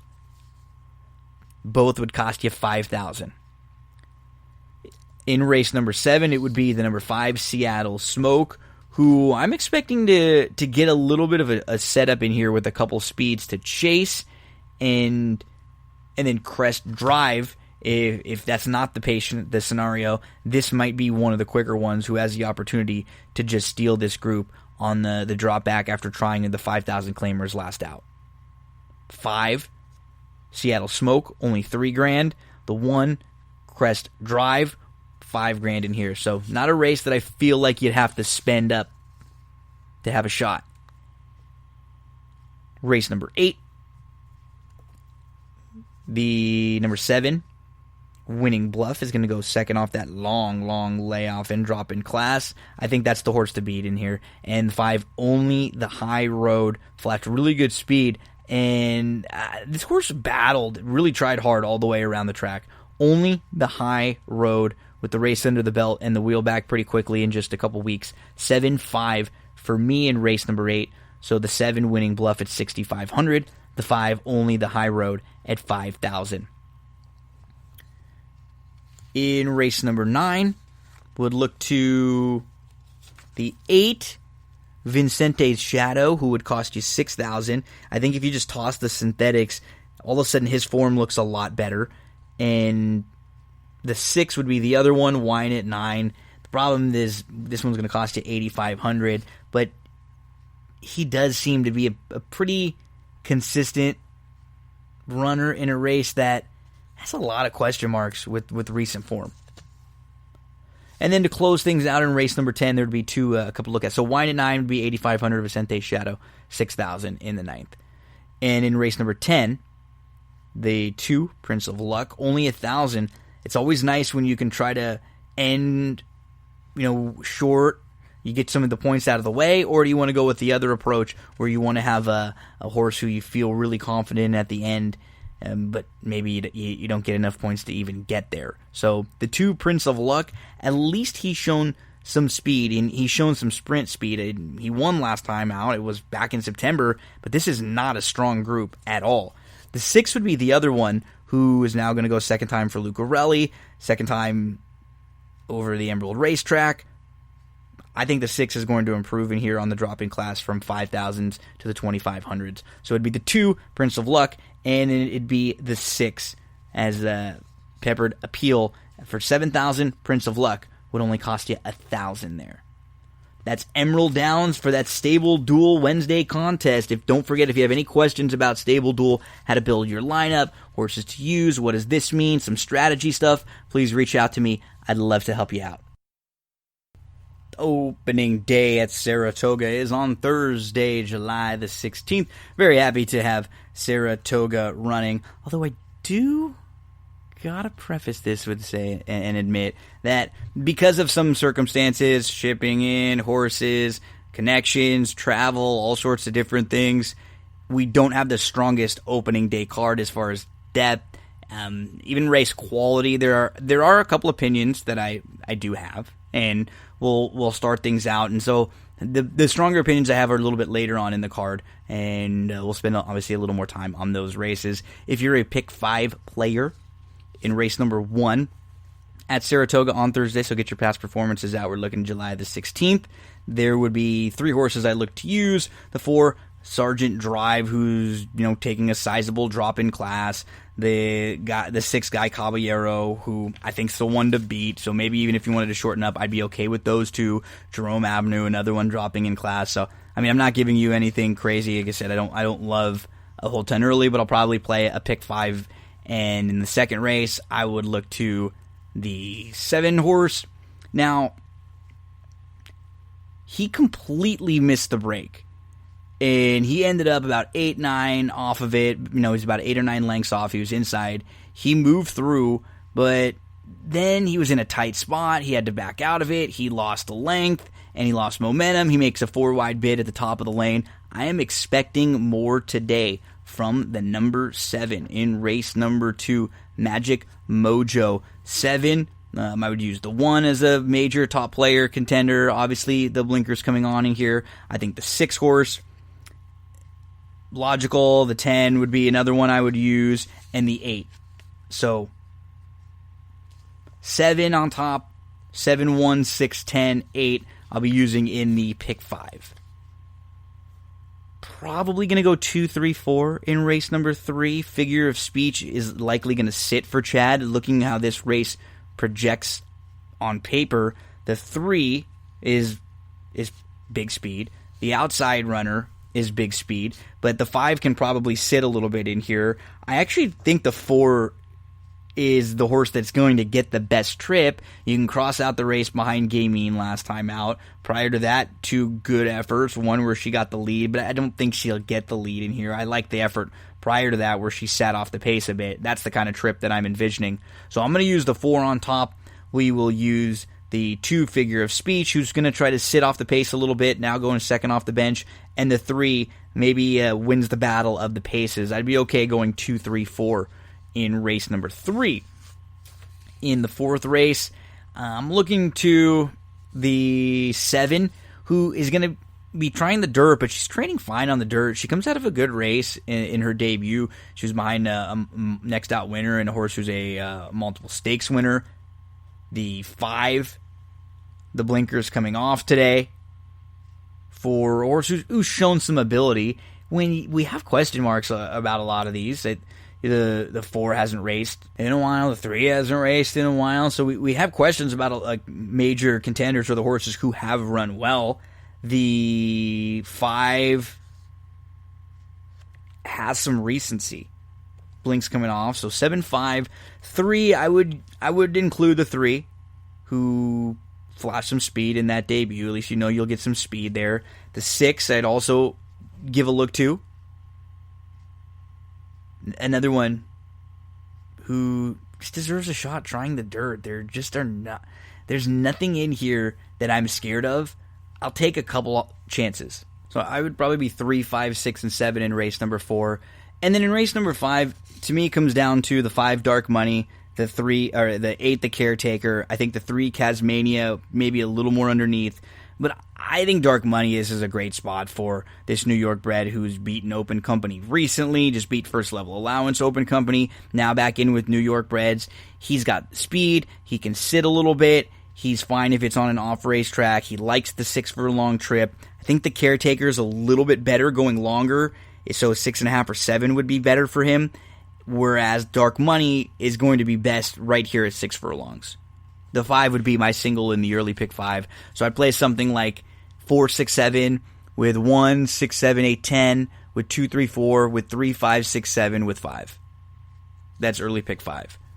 The opinion gets a little bit stronger coming up in the late pick 5. So I'll start in race number 6 with the 6 No Bad Days, who will try the grass for the second time.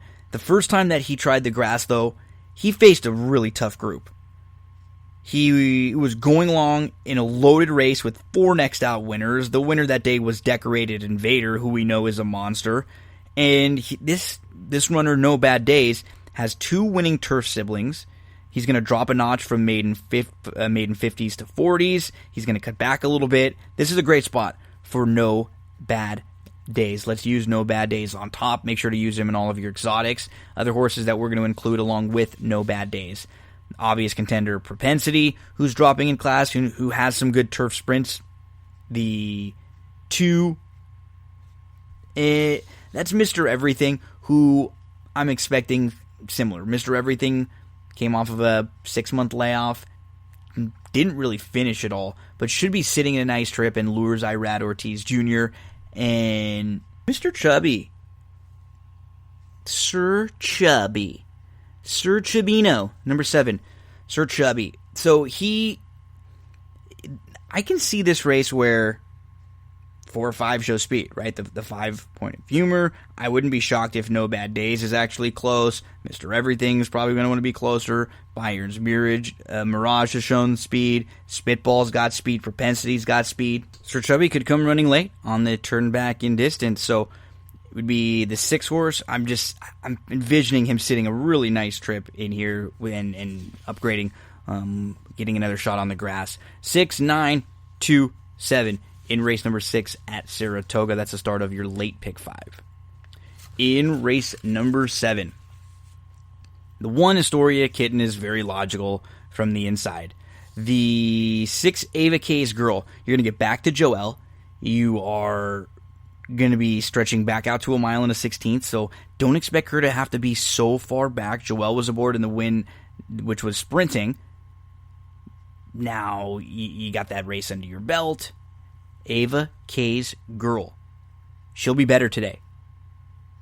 The 8, I feel like Panda Mom is going to, she showed speed, but they were not going quick, right? A lot of times you see horses that end up on the lead, or they're in situations where maybe they were on the rail or they were hooked wide and they're forced. So they get to the lead or they get close to it, but that's not the style they want. And I don't think she's going to be gunning it here. I expect to see her sitting with a horse like Astoria Kitten from the inside, maybe a horse like Noble Jewel showing some speed. The one thing that worries me about the 9 Summer at the Spa, trying to come from way, way out of it. But she'll come running. 8, 6, 1, 9 in race number 7 at Saratoga. We're going to race number 8. This is the Schuylerville. So these are 2-year-old fillies. There are 2 that are going to take a lot of money, and both were extremely impressive in their debut. The 3 Beautiful Memories was going 5 furlongs at Churchill Downs. She won by 10 lengths. The outside horse, Hopeful Princess, she won her debut. But now she comes into the Steve Asmussen barn. She won her debut. They both earn, if you're a buyer figure person, they both earn the same exact buyer figure, 75. That's not, something that is a massive tool for my handicapping, but just as far as where did they stack up, They look like the two logical horses to use. I'm going to use another with the two of them, though, in the pick 5. And that's the 4, Quinoa Tifa, who was chasing a 1-5 favorite in the debut from about 2-3 lengths off, angled around at the top of the lane and went by. I thought it was a good, impressive performance, first time out for Quinoa Tifa. And if she can sit a little bit and a couple others hook up her early, I'm giving the 4 an opportunity in here. Let's use the 4 with the 3 and the 8 in our exotics. The 9th race is the Peter Pan, and it is going 1 mile and 1/8. I like the 2, Country Grammar. I've been waiting for a spot like this, a mile and 1/8 type spot for Country Grammar. So he debuted going 1 mile on the grass back in October. Career start number 2, he stretched out and he won going 1 mile and 1/8. That's when he broke his maiden, and it was his first start on the dirt. In his 3rd career start, he went to the Fountain of Youth. And, it looks like he's beaten 5th, and he's 5th, he's beaten 9 lengths. The running line doesn't look that great. But he got squeezed back at the start. He completely missed the break in the Fountain of Youth. And the horse who won that day at Tay Indian was Lone Speed. So you get squeezed back, you're chasing Lone Speed. He actually made up some ground, and there was a 4-horse photo from 2nd to 5th. 2nd to 5th was all separated by like a half of a length. So if he would have been 2nd, it would have looked a lot better. Candy Tycoon was 2nd that day. Instead, he ends up finishing 5th, but he was not far behind him at all. Candy Tycoon was beaten 8.5 lengths when finishing 2nd, and Country Grammar was only beaten 9. And then most recently, he was chasing Lone Speed last out behind Tap It to Win. He and Mystic Guide loomed up together, and Mystic Guide was just a little bit better than him late. I think Country Grammar probably needed the race. He hadn't raced it, with another month in between. Last we saw him was the end of February. Mystic Guide, we saw him at the end of March, and he was getting ready to run. No knocks on Mystic Guide. I think he's a must-use in late exotics. And I would also use Candy Tycoon, who has more speed than he's been able to show in his last few. He ran into Tis the Law, and then Rushy, who was 3rd in the Santa Anita Derby, and then was 3rd in the Bluegrass. I think for a horse like Karakoro, trying to go 1 mile and 1/8, not having a race since January is a little bit too much to ask. Modernist, I don't have any knocks on. He can sit.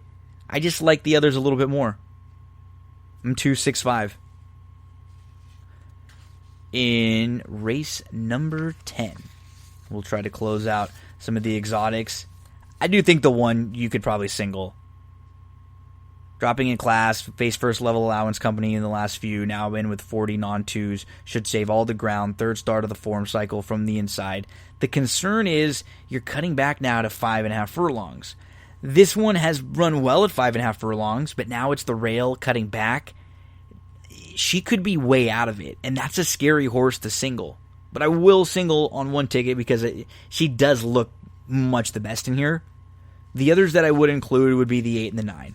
Summer Fortune, who's going to try the grass for the first time. These siblings are a combined 13 for 50 on the grass with $291,000 in earnings. So the 8 has some turf pedigree in here to improve on the grass.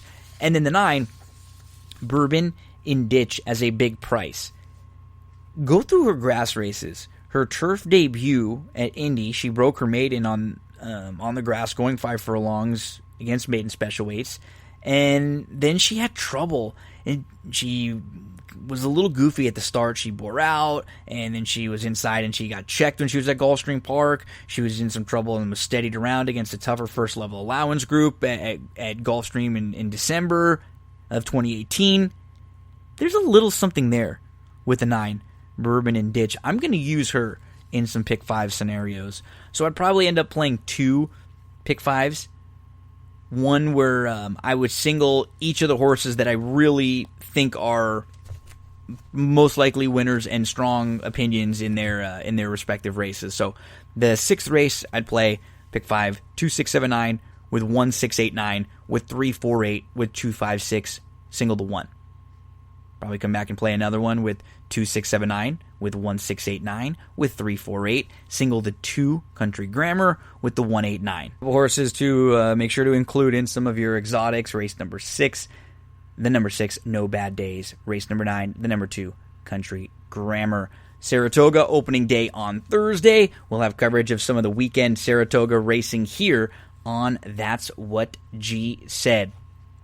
Right now, before we get to our Thursday Canterbury with Dave Valento, I want to tell you a little bit about oldsmokeclothing.com. So you're a horse racing fan. You're listening to the Saratoga discussion, and now we're going to be talking about some Canterbury Thursday racing. Old Smoke Clothing, if you've never checked it out, go look right now.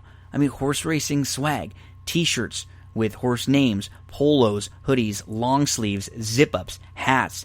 Talking about all the big races, slogans. You can show the horse racing fan in you if you use the promo code GINO. It'll get you a free shipping cost. No shipping cost when you use that promo code GINO. Check out the clubhouse. They have customs. They have slogans. oldsmokeclothing.com. You want to show that horse racing fan in you. Now we get to Thursday Canterbury. Dave Valento, Track Phantom. You heard him talking Wednesday Canterbury earlier. Now we talk the Thursday Canterbury Pick 5. Very lucky to have Track Phantom Dave Valento joining us again to talk Thursday Canterbury. Dave, we always record a little early so I can get. I like to get a couple days worth of races out on my show, so that way people can have a lot of stuff to listen to, and I also talk some other sports and everything. So we wanted to get your expert analysis on both the Wednesday and Thursday cards. Thanks for hanging out with us and talking Thursday. And as you mentioned, early in the Wednesday conversation, this Thursday card is really, really solid too. Yeah, very, very good betting sequence. It's a very difficult pick 5. In fact, is one of these where every race that I'm looking to try to narrow down, I just can't find a lot of. I don't have a lot of conviction to narrow down. That typically tells me that it's probably going to pay a lot, and you got to find the right prices along the way.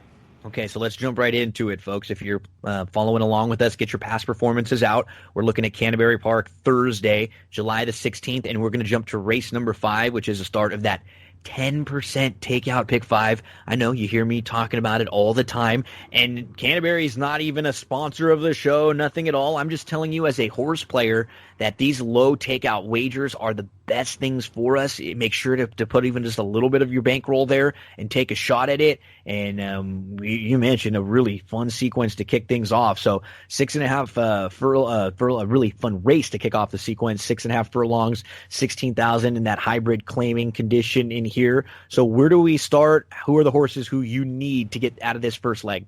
Well, I vacillated between the favorite Penny for Luck and the 8 Diva Tequila. I ended up going with the 8. It won on allowance, Minnesota bred allowance last time out. That is turned out to be pretty productive. The runner-up of Mac Robertson horse came back to win an allowance by a head next time out. The 5th place finisher, who by the way had a lot of trouble in the race, was 1-5 in the race. Defend the Rose came back to win the Francis Genter for fun. Stakes. So the race has been productive, and I think this is a reasonable spot to place her. Beeler with his wife aboard, who used to be Lori Keith, is now Lori Beeler. I think that horse is for me a must use. I was 5 deep here. I just couldn't get real skinny in this spot. I think you do need the favorite Penny for Luck. The horse I think at a price that I would take a look at is the 1 Party Lights. Yep.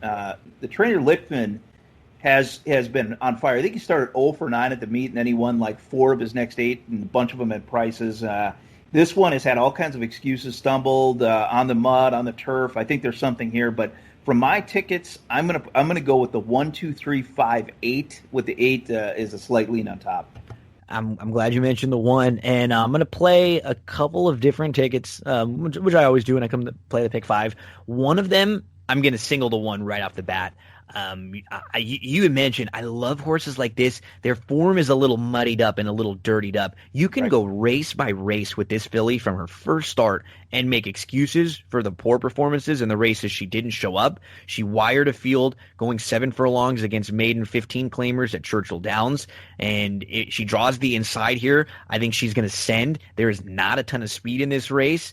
And if she gets a little loose from the inside, she could be really tough to run down. You mentioned the races at Sam Houston and at Oaklawn. They were on off race tracks. There's just a lot when you start digging in to this one that the real question is, can she clear the field? Can she clear a horse, like one of the outside couple horses in here? And if she can, she could be really, really, really tough. I like the inside 3, I think, the most. I'm fine with the 2 that you mentioned too, the 5 and the 8. I do think Aquina's advice, if she can break well, she's been her own worst enemy in the last few, well enough to just stay, not 8-10 lengths out of it and maybe just 4 or 5 lengths out of it. She should have a little bit to run at. Fairly honest, as you have a horse who gets off the rail going 6.5 or going 5.5 furlongs last time out. So the one's a must use for me. She's won at 7, 6.5, no issue. I just hope they get aggressive, send hard, and just say, hey, we think we have a horse who's got some quality. Let's try to steal this race. So Party Lights definitely on a ticket for both of us for sure. And I think, what'd you say, 1, 2, 3, 5, 8 for you? Yep, 1, 2, 3, 5, 8. Yep. And I'll be using a lot 1, 2, 3, and probably another spread ticket with the same that you mentioned. Race number 6 starts your late pick 4. These are Minnesota bred fillies and mares, 3-year-olds and up. They're going to travel a mile on the turf course here. Where do you start in this 6th race? Well, as I mentioned, I think these are really tough races, and you're going to have to get clever here. I went with the 9. Come On Sweet Pea is my top choice here. I think it's the 9. Yeah, this was a race replay angle for me. So if you notice that the 9 and the 7 come out of the same race, and the 7 ran a great race. Guy you had on last week, Brian Aragani, friend of mine, he had this horse pegged on top, 12 to 1 shot, had the lead until the desperate final yards, and they got tagged. But when I watched a replay of the race, the Tantima had a perfect trip. Sat right behind a contested Duel, moved up, not going wide at all, inherited the lead, and then looked like it was the winner of the race that got tagged. Now the 9, Come On Sweet Pea, was wide and trying to find room, had to duck back to the inside, and then when finally got clear on the inside, this horse was moving at the end. You notice it went from 8th to 3rd. There was some run here at the end, and I think there's some breeding here for the turf. I like it as a second time on the turf, so I like the 9. The 1 is another horse I have in my second choice here. That race that comes out of it, there were 3 Mac Robertson horses in that race, and it was one of, as would be expected, 22 to 1 shot. The third of the 3 Robertson won. Yep. And it's just one of those. It was one of those races where I look at it and go, that might actually be a key race. And I think this one, he's moving to the turf, gets the inside. I think there might be something here. But my A category horses here in this race are the 1, 7, 9, and then my B categories horses are the 3, 5, 11. Those are the only 6 that I would consider on any combination of tickets. Very similar. I love 1 and 9 as maybe in some tickets to try to take a little stand against the 7. I don't really have any knocks on the 7 other than that. Just like what you said, watching the replay, the 7 got the great trip. That was the race she was supposed to win. And then when she struck the lead, she opens up 2. She kind of started waiting on horses a little bit. I don't like when you blow an easy lead like that, and you're not like loose on the lead and you get really tired. It was she was sitting perfect. She should have had a little bit more. Everything you mentioned about the 9, I completely agree with. Out of that race, I think the 9's just got a little more upside. The 1, My Miss Maryland, you got the inside speed stretching out. I think she's going to take them as far as she can go. She actually showed that she can sit a little bit too in her debut. The dam never tried the turf, but she has produced 7 siblings to race. All 7 of them are winners, and 6 of them have won at least 3 races. 5 of those 7 won on the turf. there's a lot of turf influence there for my Miss Maryland. I'm 1-9, just like you said. I think the next one after them would be the 7, and then for me, others that I would look at if I was going to go a little deeper, I might throw the 3 on one ticket or two, just because she's got a couple pretty good grass races that if she shows up with one of her better efforts, that would at least be pretty competitive with some of these in here. There's a little bit of upside, I think, with the 11, who completely missed the break, and then she was a little wide into the turn. She was almost 15 lengths out of it, and so she could definitely improve in making her second start. But I feel very similar with you. I think we start with the 1 and the 9 here. No question about it. Yes, I think you're right on. And I did watch the 11 in that same replay that I looked at the 7 and the 9, and there's no question that she was compromised in that race. Mm-hmm. So for those that and has some breeding for the turf as well. So those that are looking for a second time starter, they have a better chance. Big rider change here to Hernandez. So yeah, the 11 is a definite add for me as well. The 7th race coming up of the 10 races that we discussed over the 2 Wednesday, Thursday cards. There was one race on Wednesday that was an all race, but it was an all race that I kind of liked in that there were horses you could make cases for most, and I thought it was a fun race to handicap. I just hate this race, this 7th race coming up. I can't get a feel for it. I can't get a strong opinion. And then for me, when that ends up happening, I like to lean towards the longer prices, because if I'm going to spread out, I might as well not use the short prices. But I don't even really know where to start in here. So I need your help a little on this race, Dave. Where do you start? Give me some of your thoughts. Okay, well, I 100% agree with you. This is a really, really tough race to really sink your teeth into. So the one I landed on top, it's a little bit of an obvious selection. I went with a 3 starring John Wayne, but it's a closer at a track that, as mentioned, has been favoring speed. Now, the reason I went here is the race 2 back, ran second to Gadito, who's actually been a pretty decent runner this meet at Canterbury. 3rd place finisher, came back to win.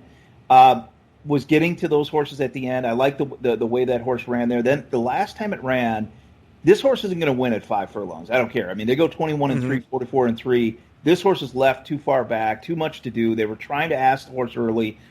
Finally got into running late in the race. It was too late. I think this was the better spot for it here. The 2, Harry the Hitman, is another horse that I've this used to be in the Mac Robertson barn. Has a little bit, Minnesota bred, has a little bit of back class. Now with Litfin, as I mentioned, he's been having streaky runs. And he did this, by the way, this trainer Litfin over the last 3, 4, 5 years, he's done this before. He's gone long stretches with having nothing hit the board, and then he'll win 5 of 8, 5 of 9. This one is taking a drop in class. I think that's a little bit better race that it comes out of, so I think I'm going to use that one as well. And the 3rd horse that I'm considering is out of the same race that the 2's out of, Marshall Hill, the 9. This husband and wife team, I think it's a husband and wife, Robert Klein, Kelsey Haar. This Haar, she's a good rider. You watch her, she doesn't get super capable. Yeah. She's got something. I think she's going to be around for a while.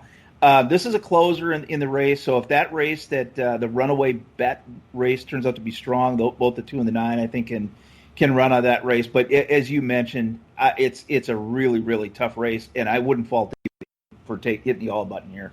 Yeah, the only horse who I want to just throw on a couple of my tickets for sure is the 4 at a price, just because I know he's got more speed than he showed last time out. And so I want to give him at least an opportunity to show his speed in a race, and maybe he can hang around with a group like this. But I think the horses you mentioned, for me, I do think the 3 is the one to beat, and everything that you mentioned seems very logical, that now getting back to 6 furlongs, he's not going to be rushed as much. He can break. Still not great, but have a little more opportunity to get up in here against a group that I just don't love.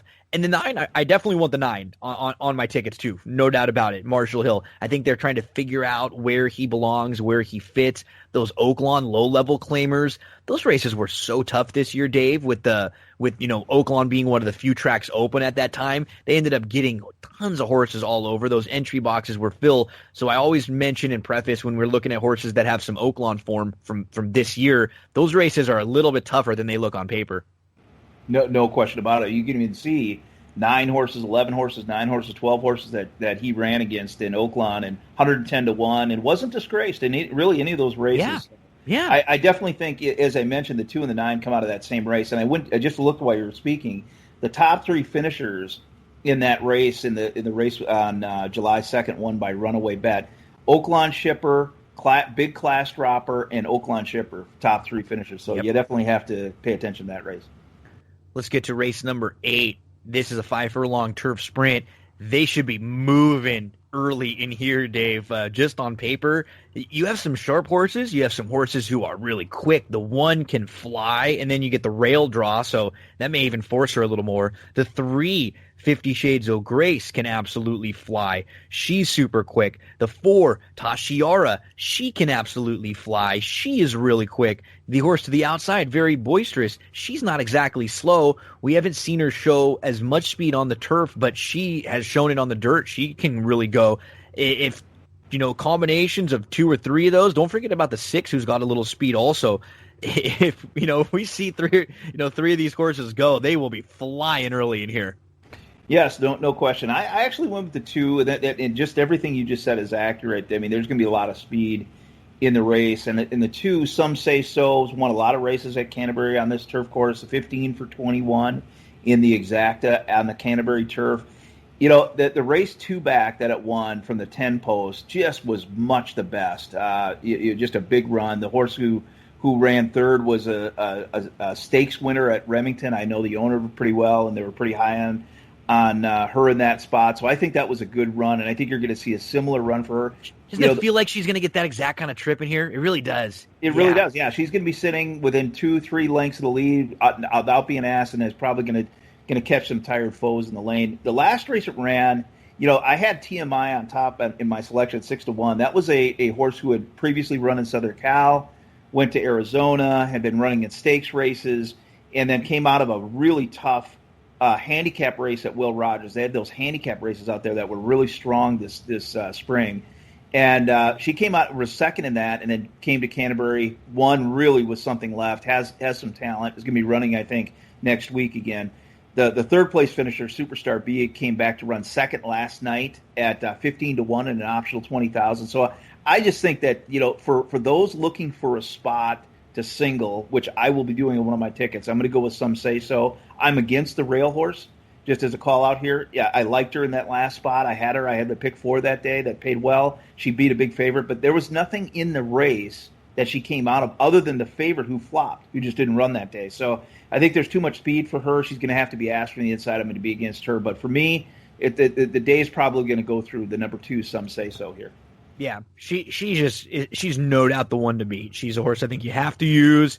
I think she got caught up a little too close last time out too. She just maybe moved a little early. I think got a little confident because she was sitting such a good trip, and she was just clearly second best that day. She's gonna trip out in here, and if she's good enough, she'll have every opportunity, and I think she is. The price horse who I will use and I will hook up with the 2 on some tickets is the 7 Rosie Bear. I've kind of been chasing this mare for a little while because I liked a few of her races at Arlington, and then she ran into, if you go through her grass races, she's actually run some really good races sprinting on the turf.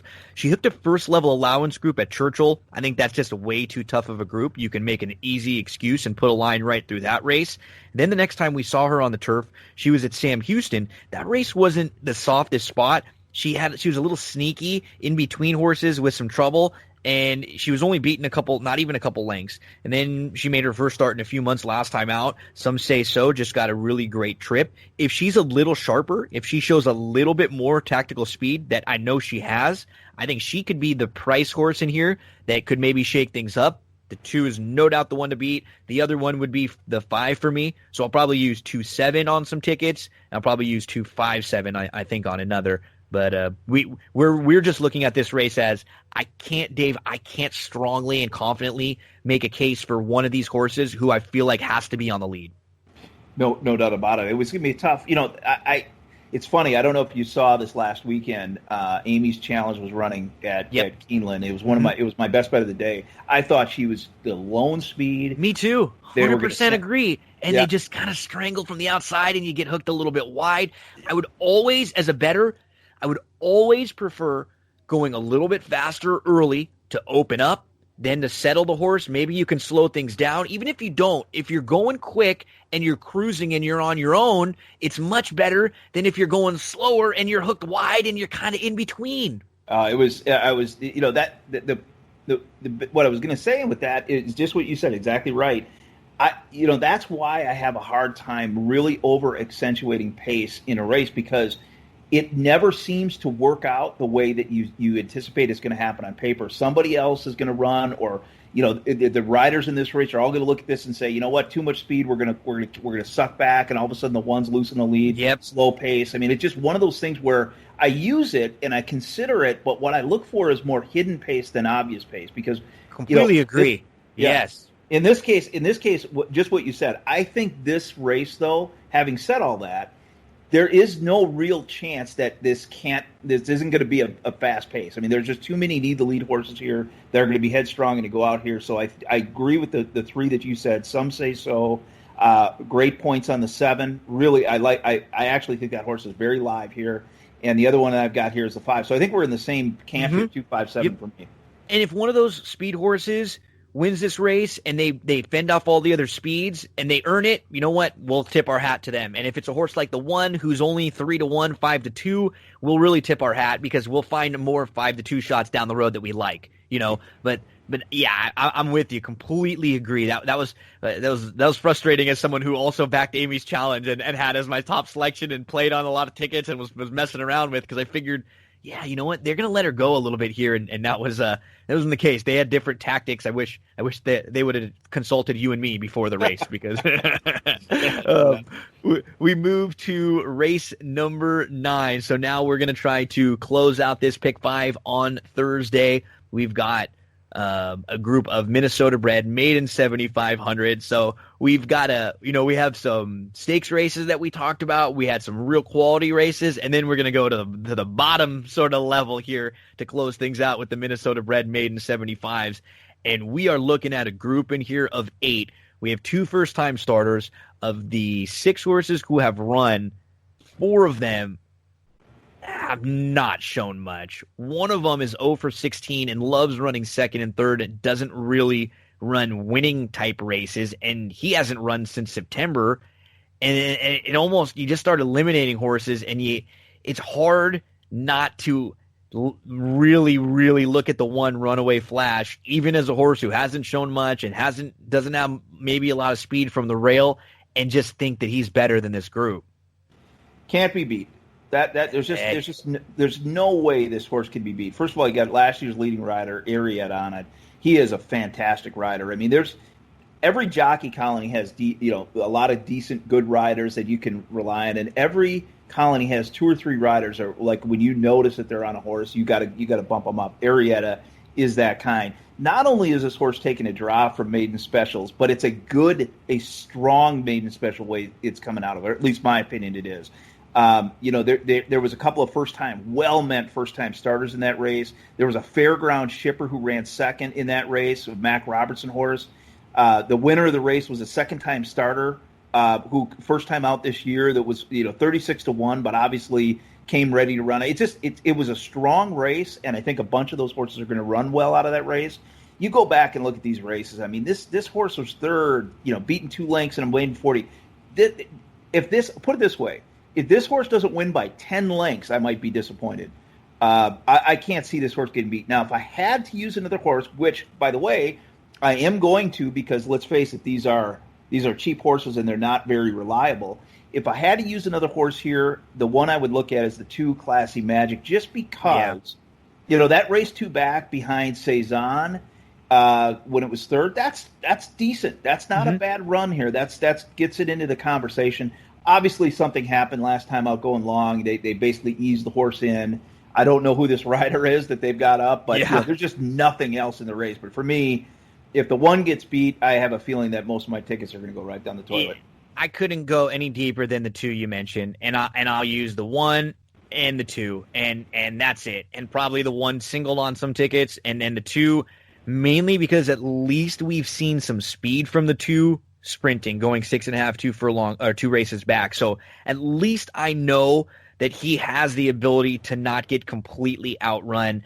And I look at everybody else. Like, this is the type of race Dave, that I would love to make a case for one of the first-time starters. I would love to, in a race like this, say, well, there's nobody really that scares me in here. I don't really love the 5 who's going to take money, and the 1's got no speed from the rail. But, I mean, Sam's Palace, the Barn is 0 for 21 with their firsters the last 5 years. The 8 JJ's Wildcat, they're 0 for 7 with firsters the last 5 years. That one doesn't have a massive tab either. I don't know if he's going to be fit enough. The Dam of Sam's Palace was just 1 for 27, and when you look at all the foals, they don't win a ton of races. They were a lot of 1-4 horses. You start trying to make I'm trying to make a case for like the 6 who can maybe sit close, but then I watched his races and he's got less speed than it actually looks like on paper. He's it seems like because he's only a couple lengths out of it, but then you watch and he's not. It's like he kind of grinds his way up to a couple lengths. He doesn't break well and then sit. So.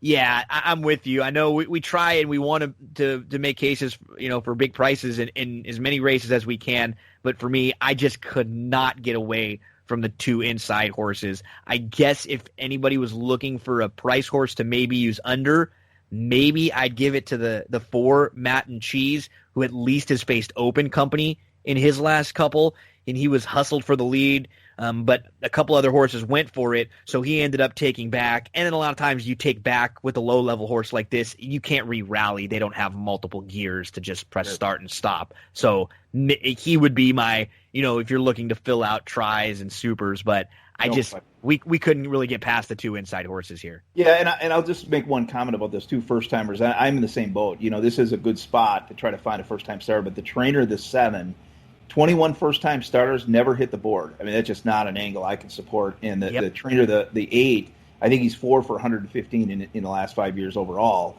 So there's just nothing here. I mean, there's really nothing but the 1. The 2 is an outside chance, just if it can runs back. But literally, I'm going to make a call here. I think if the 1 runs and breaks okay and gets a clean trip, at least a 5-length win here, if not more. Yeah, it's just not a race where you can confidently make cases for most, and the one you just feel like is a great spot, well spotted.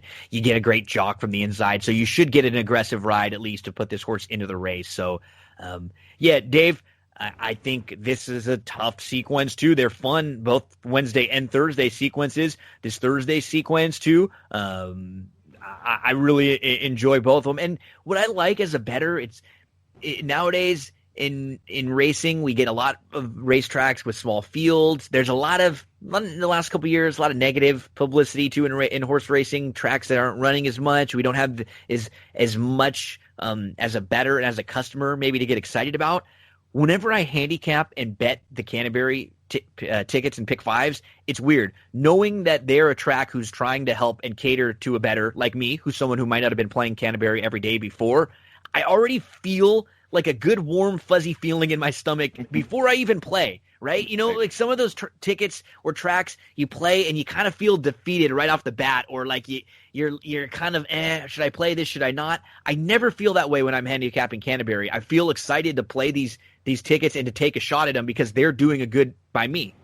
Yeah, and I'll say this. The group over there at Canterbury, all very good people. Andrew Offerman, Jeff Madej, you had Brian Aragani on, you had Dave on a couple of weeks back. I mean, they get a group of really, really good people, Kevin Gord, good handicappers, good people. They run a good organization. They really, this is the track. Of all the tracks that were hurt by the shutdown, by the coronavirus, I don't think anybody was more hurt by this than Canterbury. They are a live audience track. Fun. It's a fun track. The night racing on Thursday nights and Friday nights a lot of the time. Everybody in town and from all over the place goes there. Everybody's having the cheap drinks. They're having fun. There's fun music out there. They are trying different things with I love that Canterbury takes a shot and they say, hey, we're not going to be Saratoga. We're not going to try to be that racetrack. We're going to try to do things a little bit different, cater to maybe a slightly different audience or maybe a slightly different fan base. And I love it. I mean, you have a good time with Paul Allen calling the races over there, who's the football voice of the Minnesota Vikings. Very, very popular. Paul's a great guy. He's got a radio show, does the Vikings, does the Canterbury. He's been there since '95.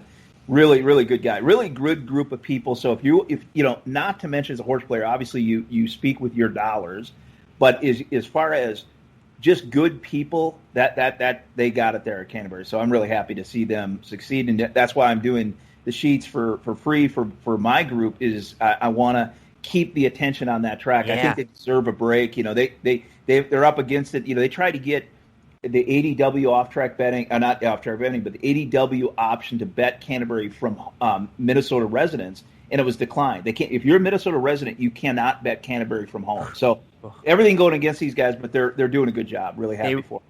They really are, and just like you said, I'm going to try to get a few horse players' eyes and dollars over that way, because we're going to talk about Canterbury and on all these, at least a couple pick fives a week here on That's What G Said. And Dave, I'd love to have you back again, whether it be Canterbury, whether it be any other racetrack. Like you said, you're all over the place. So for those folks who listen to this and who loved what they heard from you, what other tracks are you covering? And then give us your plugs one more time. What information do you have out there? Where can we find your website? Give us all the goods. Yeah, mostly Del Mar, Saratoga during the summer. I try to focus on the tracks where there's good racing. When I do the analysis sheet, it takes me a little bit of time, a couple hours to do it.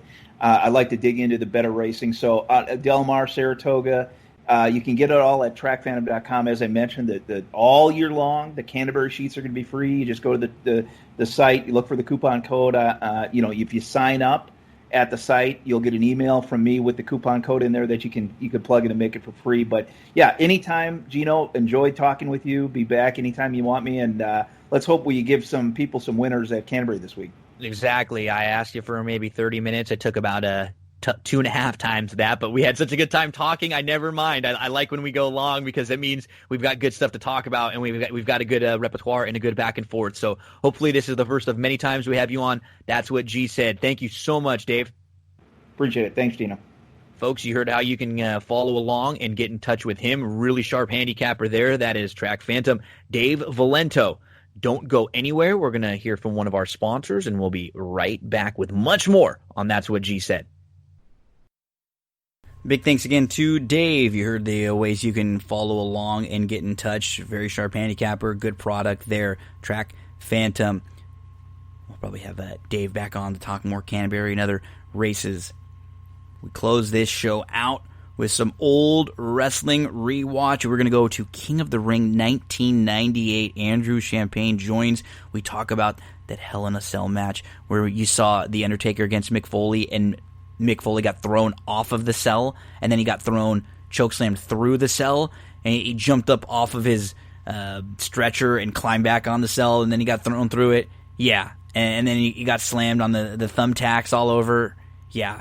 One of the craziest matches you'll ever see. And altogether, a pretty sneaky good show, one that I enjoyed. So we discuss match by match. We go through all the commentary, all the details, set you up on everything in our old wrestling rewatch. I will preface this with saying we recorded this last week, so I recorded it on Wednesday night, thinking that it was going to be part of the Thursday show, and we ended up, I actually had a lot of different stuff to use last week on Thursday, so this since the wrestling stuff isn't as time sensitive, we can bump it around, although Andrew and I do talk a little bit about Pleasanton, and we mentioned that Andrew was on the show earlier, so if you hear any of that stuff discussed, you can kind of just ignore it, but we don't talk. It's not a whole ton, just a few minutes there. So wanted to let you know, just in case you were wondering why we talked about Andrew being on the show earlier or other Pleasanton stuff. That was because the plans slightly changed. Right now, King of the Ring 98.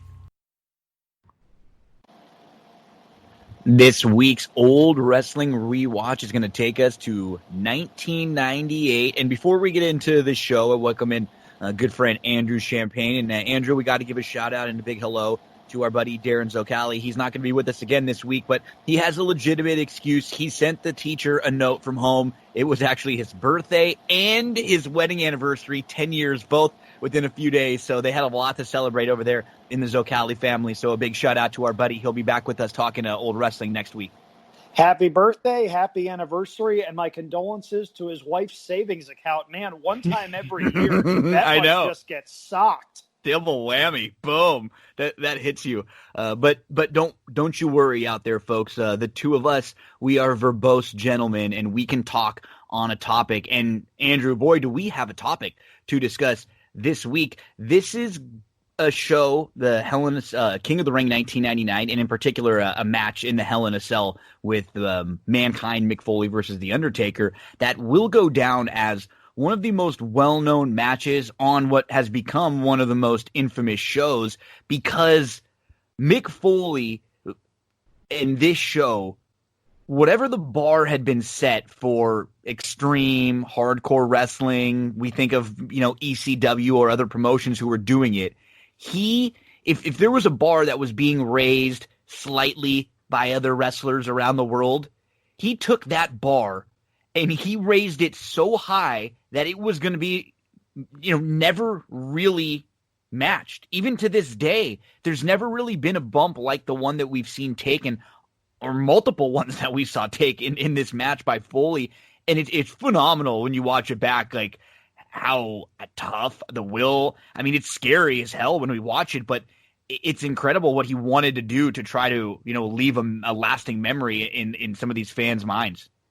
Every Hell in a Cell match for the last 22 years has in some way, shape, or form tried to meet or exceed the expectations set by this match. And that's the best tribute I think that you can pay to any wrestler as far as their art form. Mick Foley was looking for reasons and ways to make this Hell in a Cell match as good as he possibly could. And by the way, if you haven't watched either of his one-man shows that are available on the WWE Network, you absolutely should, because he goes into a lot of depth on his thought process from this match. He knew that he could not have the same kind of match in the cell that Shawn Michaels and The Undertaker had the previous year. He's a different worker than Shawn. He wasn't going to be able to do some of the things that Shawn was able to do. So he goes to a bastion of wisdom backstage in the WWF locker room, who's known for his sanity and his logic. He, of course, goes to Terry Funk. And Terry Funk goes, "You should start the match on top of the cell." Oh, man. And it went from there. Now, Foley had to do a lot of work to convince The Undertaker to do this, because Taker didn't want to do this. And usually when The Undertaker said he wasn't feeling something, that was it. Conversation over, end of discussion. He was the locker room leader. What he said went. But Foley kept pushing and pushing and pushing until one day Taker looks at him and goes, "Cactus, why are you so intent on killing yourself?" Yeah. Foley goes into his cell again, and Taker goes, "I'll think about it." They wound up doing the match as Foley wanted to do it to start. The first of the two bumps was planned. The second bump, not so much. And we'll get into the ways in which that altered the course of Mick Foley's career, of WWF and WWE history, really, as we get into that match. But the thing that stuck out to me watching this show, there were a couple of things. First of all, there are certain things on this show that just do not age well. Time has not been kind to certain aspects of this show and how it was booked. You can blame that on the Attitude Era, and a lot of my issues center around the main event and what they were trying to get fans to believe. Yeah, that's absurd. Well, yeah, we'll get there were some really good matches on this show, even though you have to look to find them. There's a hidden gem tag title match that we'll get to that is arguably the New Age Outlaws' best match from a quality perspective. It's like old as school. A tag team. It's a really cool old school match. Yeah. And I'll tell you, the X-Pac Owen Hart match, for about the first 7 minutes of that match that goes 8.5, I was like, wow, I loved it. I wanted it to go another 10 minutes. And then there's just this sloppy botch towards the end that leaves a little bad taste in your mouth. But the first part of that match, I forgot. And it seemed like both of those guys had their working shoes on. They were trying to prove a point. And yeah, this is overall, we remember this show for the Undertaker Mankind. It's not a bad show. It's not from quality top to bottom. The crowd's really into it, which always helps a show. When the crowd is hot as it is at this point in 1998 WWF, they're really into Austin. They're really into really all of the acts, even the goofy things like the Al Snow stuff. The one positive that WWF at this time had was that everybody top to bottom had a story. Every feud had an angle. It was more than just put them out in the ring on a Monday Night Raw and they're going to wrestle for 15 minutes.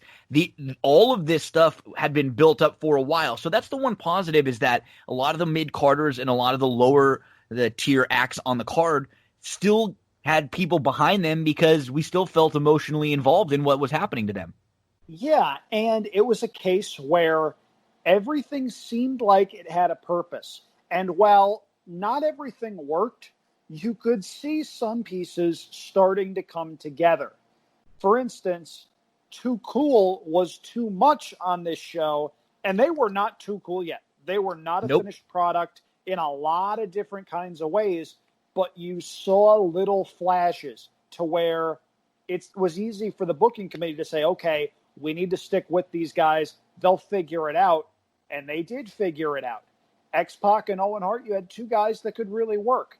The mantra among the clique was, if you couldn't work with Sean Waltman, you couldn't work. Mm-hmm. He was the measuring stick that they would use to determine if guys were ready to work with other clique members. And we'll talk about clique politics, I'm sure, at some point. But you had The Rock, who at this point was really gaining momentum. This was one of the first shows where the People's Elbow got a gigantic pop. Crowd's behind him here. Yes. Yeah. It had sort of been building to that point. At WrestleMania, he did it, and there was no noise. King of the Ring, a couple months later, he does it. He gets a pop, and someone backstage went, this works. Better keep doing it. And as ridiculous as the Austin Kane stuff was, Austin was the most over guy in the company. Kane was booked brilliantly up until this point. Yeah. And it sort of worked in spite of all the weird stuff. The one thing that you do need to keep in mind here is this was the Attitude Era. It wasn't necessarily something where stuff was booked to make sense, but everyone had something to do. Yes. Because if that guy didn't have something to do, when his contract came up, WCW was a call away. So there was a lot going on here, and there's a lot to dissect in a show that went 2.5 hours. It's not a horribly long rewatch if you want to watch along with us. No. There's a lot to go through, though, and there's a lot of efforts from names that we recognize. Yep. Well, let's get right into it. So one thing also to note in doing a little research and reading up and some of the stuff that Foley was talking about too, Mick Foley, he was, prior to this, he had been in the main events against Stone Cold Steve Austin as Dude Love a few times in the past couple months. And initially, he had been pitched the idea of Hell in a Cell versus Stone Cold for kind of the blow-off to the Stone Cold Dude Love feud. So he had thought that, he was going to get one more match against Stone Cold, and then when they changed things, not that working with The Undertaker is a demotion, but he kind of felt like he had done something wrong, that he wasn't going to be working with the champion anymore, and that they were going to switch things up, and they're going to put Kane with Stone Cold. So I wonder, too, he talked about how he wanted to do something a little bit more because he felt that he had really kind of grown into a main event talent now. The numbers, the ratings were really good when he was on. He was getting good pay-per-view buys and everything. So I think he felt a little slighted not being in that match one more time with Austin. And we see what happens when Foley feels a little bit slighted. He wants to go above and beyond and basically do things that we've never seen and may never ever see again. Hopefully never ever see again on some wrestling television. So we get the build up for this in the intro package, and it sets up the Austin Kane first blood match for the title and the Undertaker Mankind Hell in the Cell. It's being billed as a double main event. And in the intro package, I loved Austin. One of the lines he said, "I bled before. I ain't afraid to bleed again. Your big dead ass belongs to Stone Cold Steve Austin. All right." If Kane doesn't win, he's going to set himself on fire. Something that we're going to talk about throughout the show. It's one of those dark intros with Freddie Blassie doing the voiceover, which I really liked. But just this idea, Andrew, I mean, when they started, I feel bad when JR has to sell things like this because even he does an okay job of trying to sell some of the outlandish stuff throughout the Attitude Era. But something like this where they're talking about if Kane loses this match, if he does not win the title, he will set himself on fire. Not only do they say that, they say, and JR says this, and he will breathe his last breath. Yeah, And if you feel uncomfortable listening to us talk about this, rest assured, we felt uncomfortable watching this. And there's a reason that when you think of King of the Ring 98, you think of Mankind hurling himself off of and through cages, and you don't remember this storyline. Because this was really, really bad. And looking back, if you bought this pay-per-view thinking, I'm going to see Kane set himself on fire, what the hell were you thinking? Yeah. I mean, in hindsight, they wanted a way to take the title off of Steve Austin so that he could win it back the next night on Raw. Now, to WWF's credit, not only did they do that, but when Austin won the title back the next night, that is one of the biggest pops in the history of Monday Night Raw. And while you hear a whole bunch of people doing impersonations of JR going crazy about Austin saying, Austin, Austin, Austin, the one that gets replayed the most is from that Raw show. Mm-hmm. It's a really cool moment, but why did that need that ridiculous set himself on fire thing? That I don't know. It seemed didn't. It didn't need it at all. Wholly unnecessary. Kane was built well. He was a scary big heel. He was fine. Even just the first blood, that part of the match got you out of it. Yeah. You didn't need to do the set him on fire because Kane, he had a full bodysuit basically. He was impossible to make bleed versus Austin. Then you threw the Undertaker in it. If you were going to have that, and Foley's coming down to the ring. So if you're going to have it be schmozzy already, and why even add that, oh, we might possibly have a person light themselves on fire here tonight. So much so that you've got the big things of gasoline around the arena. I mean, Goofy. It just didn't need. It was unnecessary. Yes. Totally unnecessary. And it's uncomfortable. I mean, we remember the Attitude Era for some of the ways in which WWF pushed the envelope. And there are certain segments that you have to think Vince McMahon looks at with his publicly owned company now and wishes he could just scrub off the network. It's uncomfortable. Uncomfortable's a really good word for it, actually. Yeah. And it's one of those things where you wonder from the standpoint of a wrestling fan, if you're going to do this, why are you overbooking it to this degree? And even so much as hinting at something that A, you know is never going to happen. B, on the off chance it does happen, surely someone's getting sued. It just, it's like one of those. It's just like it hurts your brain to think about as a wrestling fan, because we suspend disbelief all the time, and we're fine doing it, right? We all do it when we watch scripted television shows and anything. So it's not like we're doing anything different as wrestling fans where we believe what they tell us to believe sometimes. It's just when they treat us a little too dumb that we go, really? This isn't even something that I think like kids are probably looking at going, I don't know. I don't know about this. I don't even know. So, and then one more thing before we really start, the pyro. I mean, we just came out of a 4th of July that I saw some people talking about. It sounded like Beirut out there because they're in California. There were fireworks going on all night long. This was insane. This was like WrestleMania-esque pyro to start this show. Huge beginning. JR and King welcome us, Andrew, and then we get that ominous Hell in a Cell hanging over the ring as they talk the main events. A pretty decent night for JR and King. I mean, King gets a little crazy in some spots, but it is funny when King gets serious later in the show during the Hell in a Cell match. Like, he's seen a lot in his day, but he's never seen anyone crazy as Foley. JR, I think, has a better night than Lawler. Lawler has a couple of good ones, but this is JR being JR, and not just for his exclamations during the Cell match. He had a couple of other really good lines, a couple of really funny deadpan lines, too, in the vein of, I can't believe I'm announcing this. What the heck are they doing? This was pretty cool between JR and Jerry the King Lawler. Lawler gets involved in other capacities throughout the evening that I'm sure we'll talk about. But we're heading into the opener here, and I like this opening match. Me too. We talked about a lot of headbangers matches in the last few months, and most of them are and we didn't, and the headbanger matches and the gimmick in general didn't really hit with us. But this is a perfect capacity for them. You put them in the ring with a couple guys that are very good workers in Kai and Tai that can all bump, that are very fast, small guys, really quick paced. And you throw Taka with them, who is a pretty big fan favorite at the time. So the crowd is into this. They're really, really hot. Taka Michinoku is dressed like a headbanger. And, that's when JR's talking about how it's a setup that Kane will set himself on fire and breathe his last win. King then says it's win-win. Either we get a new champ or someone set on fire. So King is celebrating death right off the bat. Love it. Love it.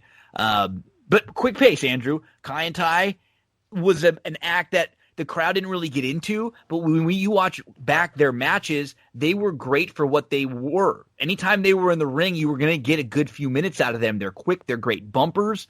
In a six-man, you don't get any time where one of the headbangers are in there for 5 or 6 or 7 minutes in a row. It's just everybody in for kind of a minute for two. The heels work on Taka for a little while. And King calls him Taka Michi no Clue, which is one of his better ones. And hot tag. Both of the headbangers come in. They do some tag team tandem offense, slamming Taka on Kai and Tai. Taka hits the Michinoku driver. I think you hit it. 6 minutes, didn't even get to 7, but it was a pretty quick pace, fun opener. Crowd liked it. This was a match that was definitely one when I looked at, I was like, and it was much better than I was expecting. I feel like when wrestling fans remember Kai and Tai, they remember the addition of Kai and Tai with Taka and Funaki, and that was entertaining.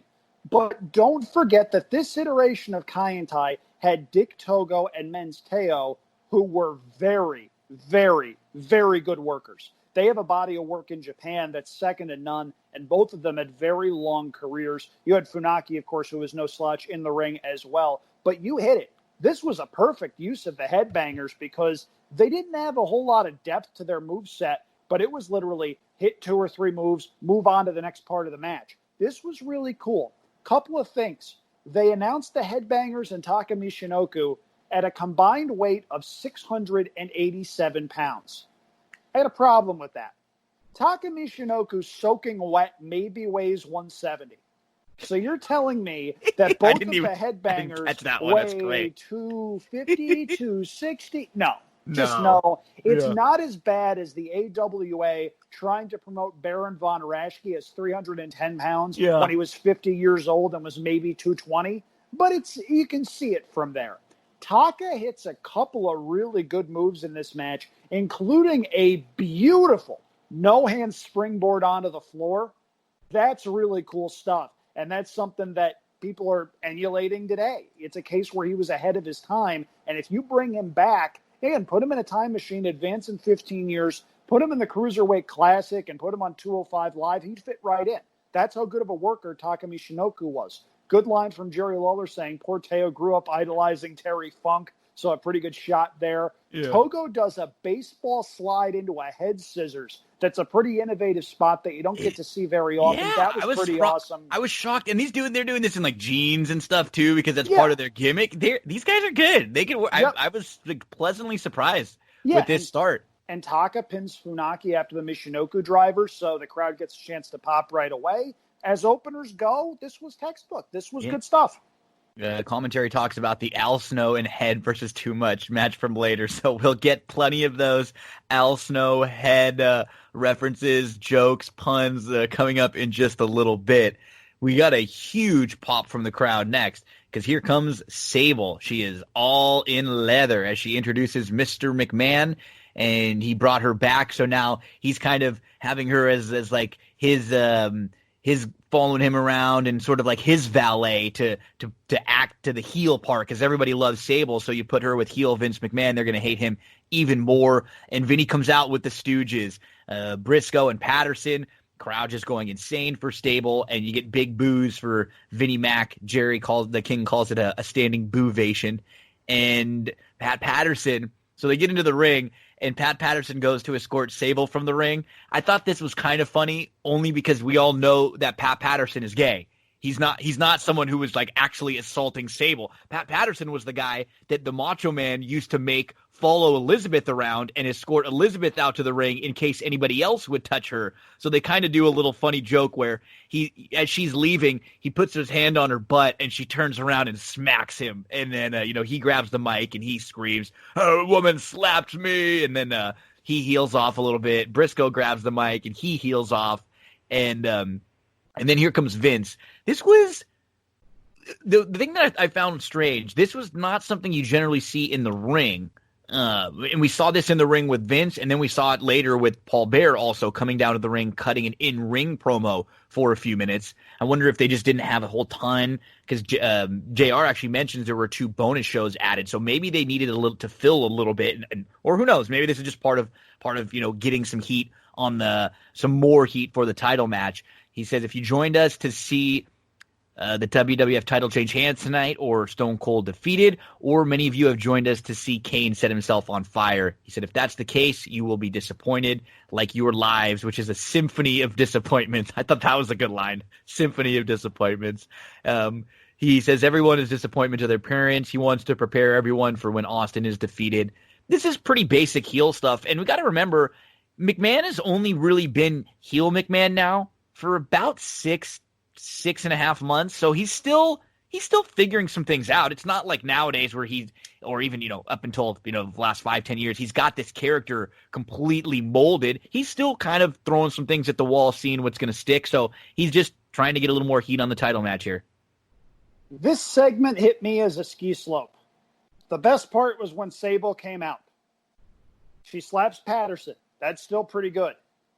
Vince grabs the microphone and he starts rolling. First of all, the storyline with Vince and Sable went nowhere.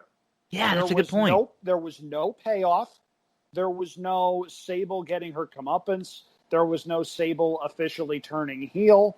It was weird. It made no sense at the time. They just sort of dropped it and moved on to other stuff. This promo went 8 minutes. It was way too long. Yeah. 8 freaking minutes in an era where WWF prided itself on, okay, if something's going to stink, it's going to stink really quick and we're going to move on to something else. This was the opposite of that. This was slow. This was brooding. I kept looking at my watch and I understood what Vince was trying to do, but he didn't need 8 minutes and a full entrance to do it. This just seemed like a big waste of time. It really did. And so we get to Ken Shamrock versus Double J. So we are to the final 4. The King of the Ring tournament started with 16. It is now down to 4. And the final 4 of the King of the Ring now are Double J, who's going to face Ken Shamrock, and The Rock, who's going to face Dan Severn. And they did a really good job with this, Andrew, because they had just brought Dan Severn in. And what they were teasing here was a King of the Ring final with Ken Shamrock and Dan Severn, because they had already fought a couple of times in the UFC prior to this. So they were building off of a real life feud between the two at the time. And then Dan Severn was also going to be in the overlap with the NWA that they were having at the time, where we saw the NWA tag champs later on the show and Jim Cornette bringing the NWA in. So it worked on in a couple different ways, but that was not going to be the case for the final. And the thing about Severn is, we'll talk about him in a minute, when we get there. He didn't quite have a personality and connect. And Ken Shamrock wasn't someone who was going to go out there and cut you a 20-minute promo, but he connected and had just more natural charisma in the ring than someone like a Severn, who we'll get to in a minute. Let's talk Shamrock Double J first, though. Showing you the times. A sign in the crowd says, "Double J, ain't he gay?" And King points it out, and he says he wasn't out in California in all those parades. It's like, ugh, cringy comment. You just can't make something like that 20 years later. Tennessee Lee introducing Double J, and we got a quick start. Double J attacks early, some back and forth, pretty fast pace. Ken knocks Double J outside. JR says that, talks about Shamrock's background. He ran away from home at 10. He never knew his father, sleeping in cars. And he mentions the difference between Double J, whose family was rich and he never had to work for anything, versus Shamrock, who got, earned everything on his own. And Tennessee Lee's getting involved. They work on Shamrock's ankle, and then Shamrock wins it with an ankle lock. Jarrett taps really, really quickly. And after the match, Tennessee Lee gets a belly-to-belly. This match, to me, is like a microcosm of Double J's career. It's a solid match. I think it's slightly above average, but it's nothing spectacular. It's only, 5.5 minutes. It's not meant to even be spectacular. It's just a good match, a fine match on a wrestling show that didn't bother me and, didn't go too long to be offensive. It just, to me, I felt like, oh yeah, this match is just pretty much Double J. I'm going to say it. It's one of my favorite digs at anybody in the wrestling business. Jeff Jarrett broke 1,000 guitars, never drew a dime. Yeah. It's a great line. Yeah. As vicious as that line is, it's accurate.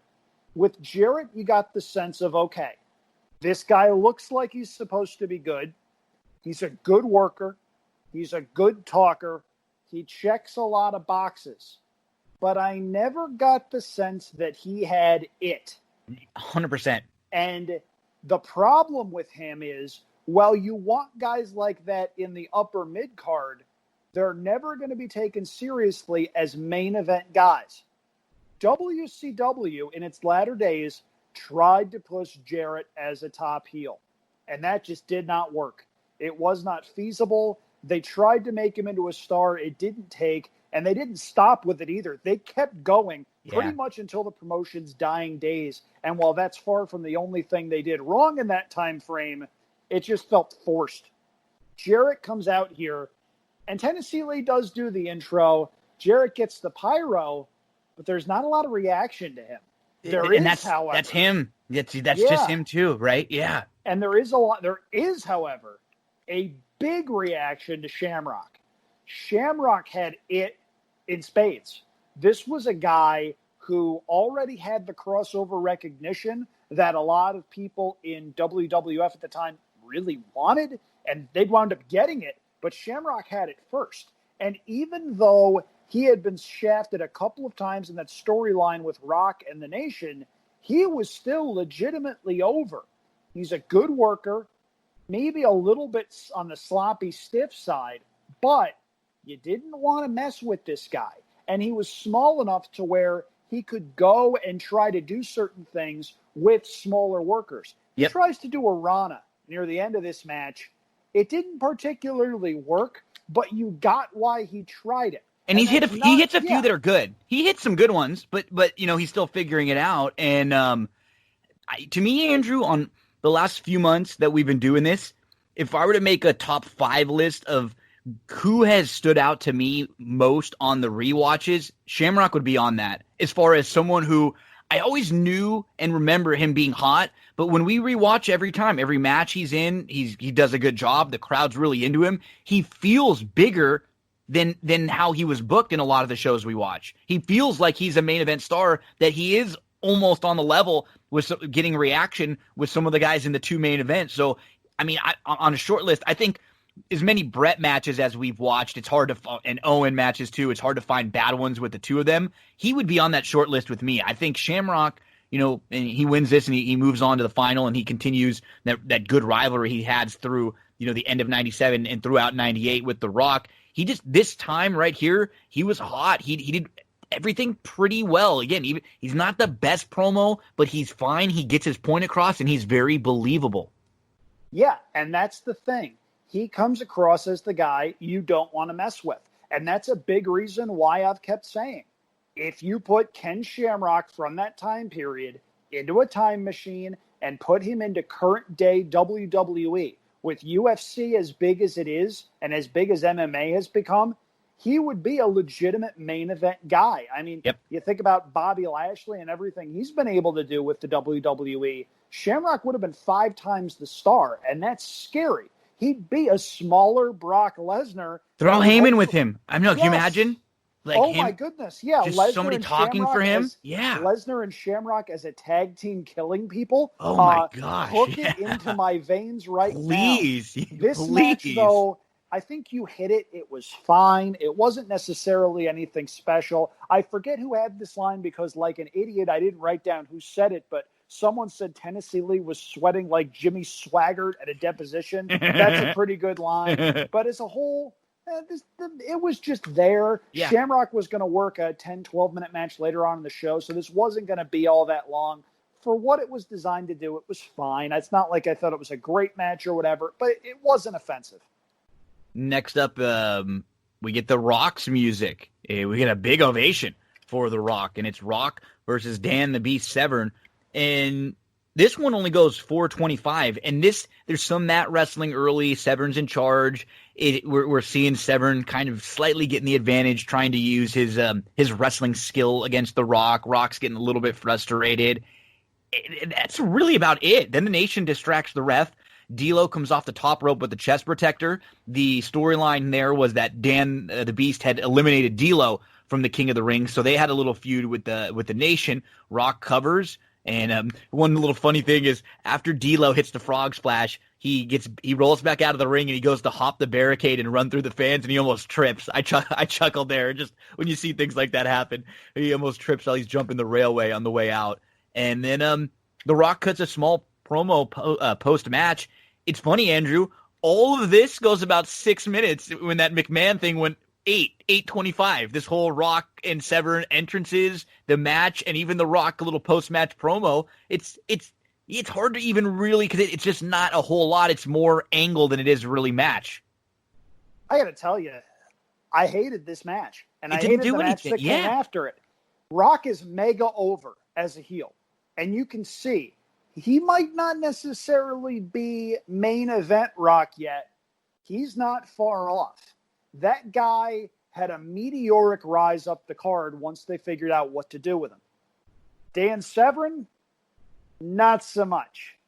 Yes, you bought him for his legitimate fighting credentials. Yes, he had arguably the best mustache in the history of the WWF. Dude couldn't work. And that was shocking because usually when you get guys with either amateur wrestling experience or MMA experience, there are certain things that they can do really, really well. Severn was clumsy. And this wasn't the only time you would see a clumsy Dan Severn in the ring. Rock had the character stuff down. He was already over as a character. As a worker, he couldn't really lead another guy yet. He would, of course, eventually get to that point. He just wasn't there yet. And he had to lead this match, and it wasn't very good. Nope. Nation comes out and distracts the ref. D'Lo comes out in the first appearance of the belly protector. Which was great. How long did he have this thing for? Till 2000, maybe? I mean, this thing was on forever. The reason he had it is because he was probably the skinniest, obese guy I think I have ever seen. Because there were times in the late 90s, D'Lo Brown, believe it or not, and it's tough to imagine it if you watch, because he carried it better than just about anybody I've ever seen. There were times he was well over 300 pounds, and it took him a long time to drop the weight. And that's why he had the chest protector. That, and also it acted as a similar purpose to when Cowboy Bob Orton had the arm cast for about 5 years. With the arm injury that never healed, so it made for a pretty convenient Owen had the avenue. cast for a while too. I think where he was doing something similar. It's a great thing for a heel. It's a good addition for a heel. You don't necessarily put it on a main event guy, but as a mid-card, upper mid-card comedy thing, it works and it works fine. D'Lo hits that great frog splash that he had while the ref's back is turned. Rock wins. He cuts the promo. This just seemed like a formality to me. They were trying to push the possibility of Shamrock and Severn in a wrestling ring. Well, not only did that never happen, I don't think a lot of people really wanted it to happen, because if you read up on their MMA clashes, those MMA matches that they had were some of the most boring MMA matches in the history of the sport. One of them gets talked about. Yeah, go ahead. Yeah. The dance in Detroit, I believe they call it, when they got told the day of the match that no headbutts and no closed fist punches to the head, otherwise you're going to be arrested. It was, It's safe to say we got Shamrock and Rock, and it turned out just fine the way that it was. But there was no suspension of disbelief as far as who was going to win this once Shamrock defeated Jarrett to win his semifinal We wind up getting Shamrock Rock version about 900, but this one would actually have a clean finish. Yeah, this was and sort of the comeuppance. Smile to my face. Yes, yeah, I kind of forgot. That's the thing. They didn't go far enough with it, but it does, at the very least, tie the storyline up a bit better than their Royal Rumble and WrestleMania matches. Unfortunately, we didn't get there quite yet because we have the Al Snow head stuff. And Gino, I'm going to let you lead this because I'm pretty well disgusted with everything that went down because this was a hard, horrible watch. So, so we get Al Snow, and for those of you who don't remember what was going on in wrestling at this time, he was bringing with him around a mannequin head, just a severed mannequin head. What does everybody want? Yeah. And so what you could tell that Vince McMahon and Vince Russo, or if Russo's still here right now, or is he gone already? I think he's still there. I think he's still here. This is mid-98. Yeah. I think he went over to WCW in late 98 or early 99. Yeah, that's what I thought. So you could tell this is something that has just got some of the guys in the back cracking up and laughing. And I will say about Al Snow, he is fine in the ring. Al Snow is pretty creative overall. He likes the business. He likes the sport. He's someone who's had a bunch of different roles and a bunch of different characters. So this was the character where he's, kind of a crazy guy. He's talking to this mannequin head and he responds and he answers back and forth to it.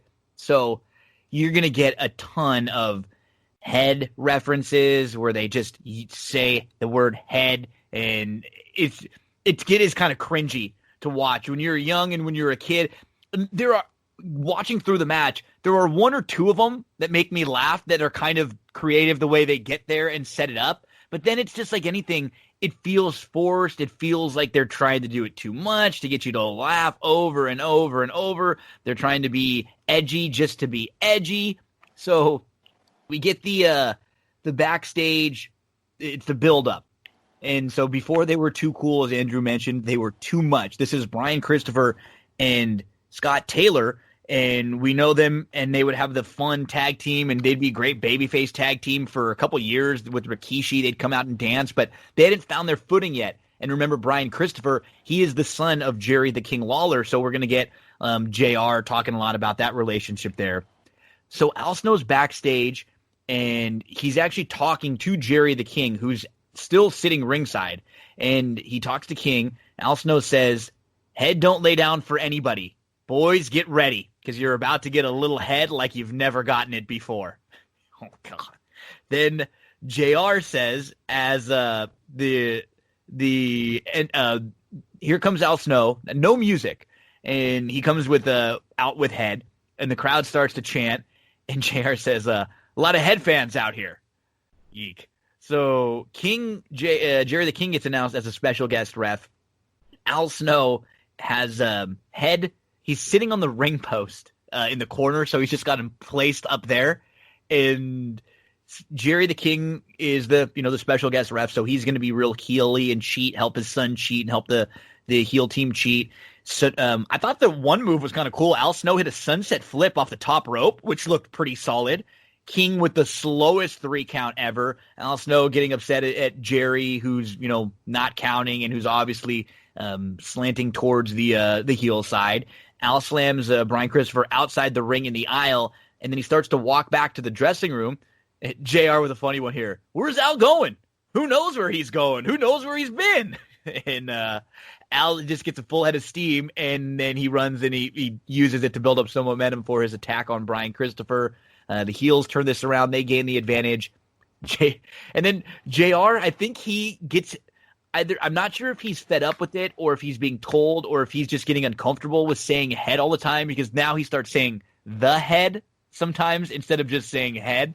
Some innovative offense, though, from Al Snow. He then tags in head. And he comes in and he's using the mannequin head to knock his opponents. He hits the snow plow, which is his finishing move, but the King will not count. JR says it's because head is the legal man. So Jerry goes to get leaves the ring. He goes to the side and he gets something. We can't really tell what he gets. It just looks like a little white sort of bottle.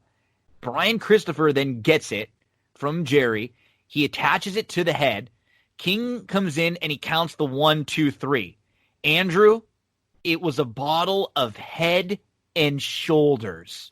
Because you can't pin the head because his shoulders weren't down. But when you attach a bottle of Head and Shoulders to him, you can pin him. I just picture Vince McMahon in the back. Oh, rah, rah, rah, rah. Head and Shoulders. Rah, rah, rah, rah, rah. Hey, Gino, I'm going to do the Mick Foley bit here. What's the difference between Al Snow and the 100 Years' War?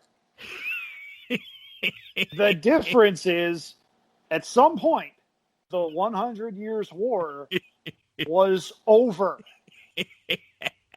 That's what this match felt like. That's what the promo before it felt like. Now, for those of you who are unaware, Mick Foley and Al Snow are friends. Foley takes a lot of playful shots at Al Snow. There's another really good one where he talks about going to Philadelphia to see the Liberty Bell. He says the guards would take them to a secret vault, and hidden away from the general public under lock and key was the only tape in the world of Al Snow's one good match. There's some really good stuff that Mick Foley says about Al Snow, and you can take a look at that in the stand-up. But this was Al Snow before he got over. He discovered Head in ECW. He found something that worked, and when ECW was about to put the title on him, WWF called. So they had to do an audible, and if you have never seen WrestlePalooza 1998, just don't, because that was supposed to be Al Snow's big coronation, and they had to call an audible because he was headed up to WWF. There is also a Rob Van Dam Sabu match on that show that sounds tremendous and winds up being one of the worst matches in the history of both guys' careers. Trust me, do not spend time on the network looking for that show. Do not spend time on the network watching that show. This has been your public service announcement paid for by Andrew Champagne and the sanity of all wrestling fans everywhere. Now, this match got 8 minutes and 26 seconds. It felt double that. It did. This was a tough watch for a lot of different reasons. Too cool without the gimmick? No thanks. Al Snow without being over? No thanks on that. Snow dumps Taylor out of the ring, and Taylor kicks Brian Christopher on the way down. That had to be a botch. Yeah. There's no way that was planned, and Taylor caught Christopher flush in the face. You've got to look at it about halfway through the match, but he dumps him there, and then right after that, Taylor gets back in the ring, Snow's on the floor. Taylor botches a dive, and it's ugly because he was a pretty smooth worker in the right settings. He just had an awful night here.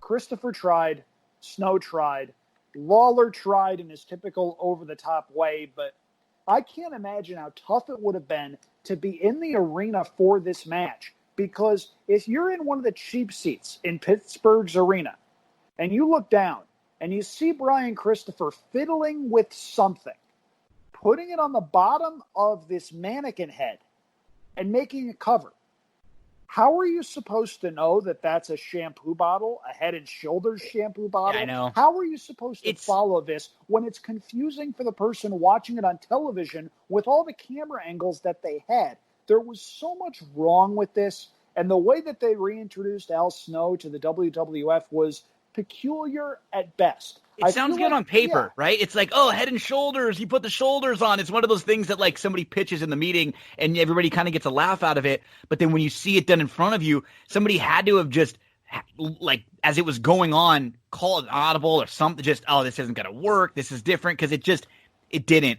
And the one thing I think that hurt this match, not that it was going to ever be a good match or anything too, it went a little too long, but I think it felt like my three least favorite things on the show all came in about a 30-minute period in a row.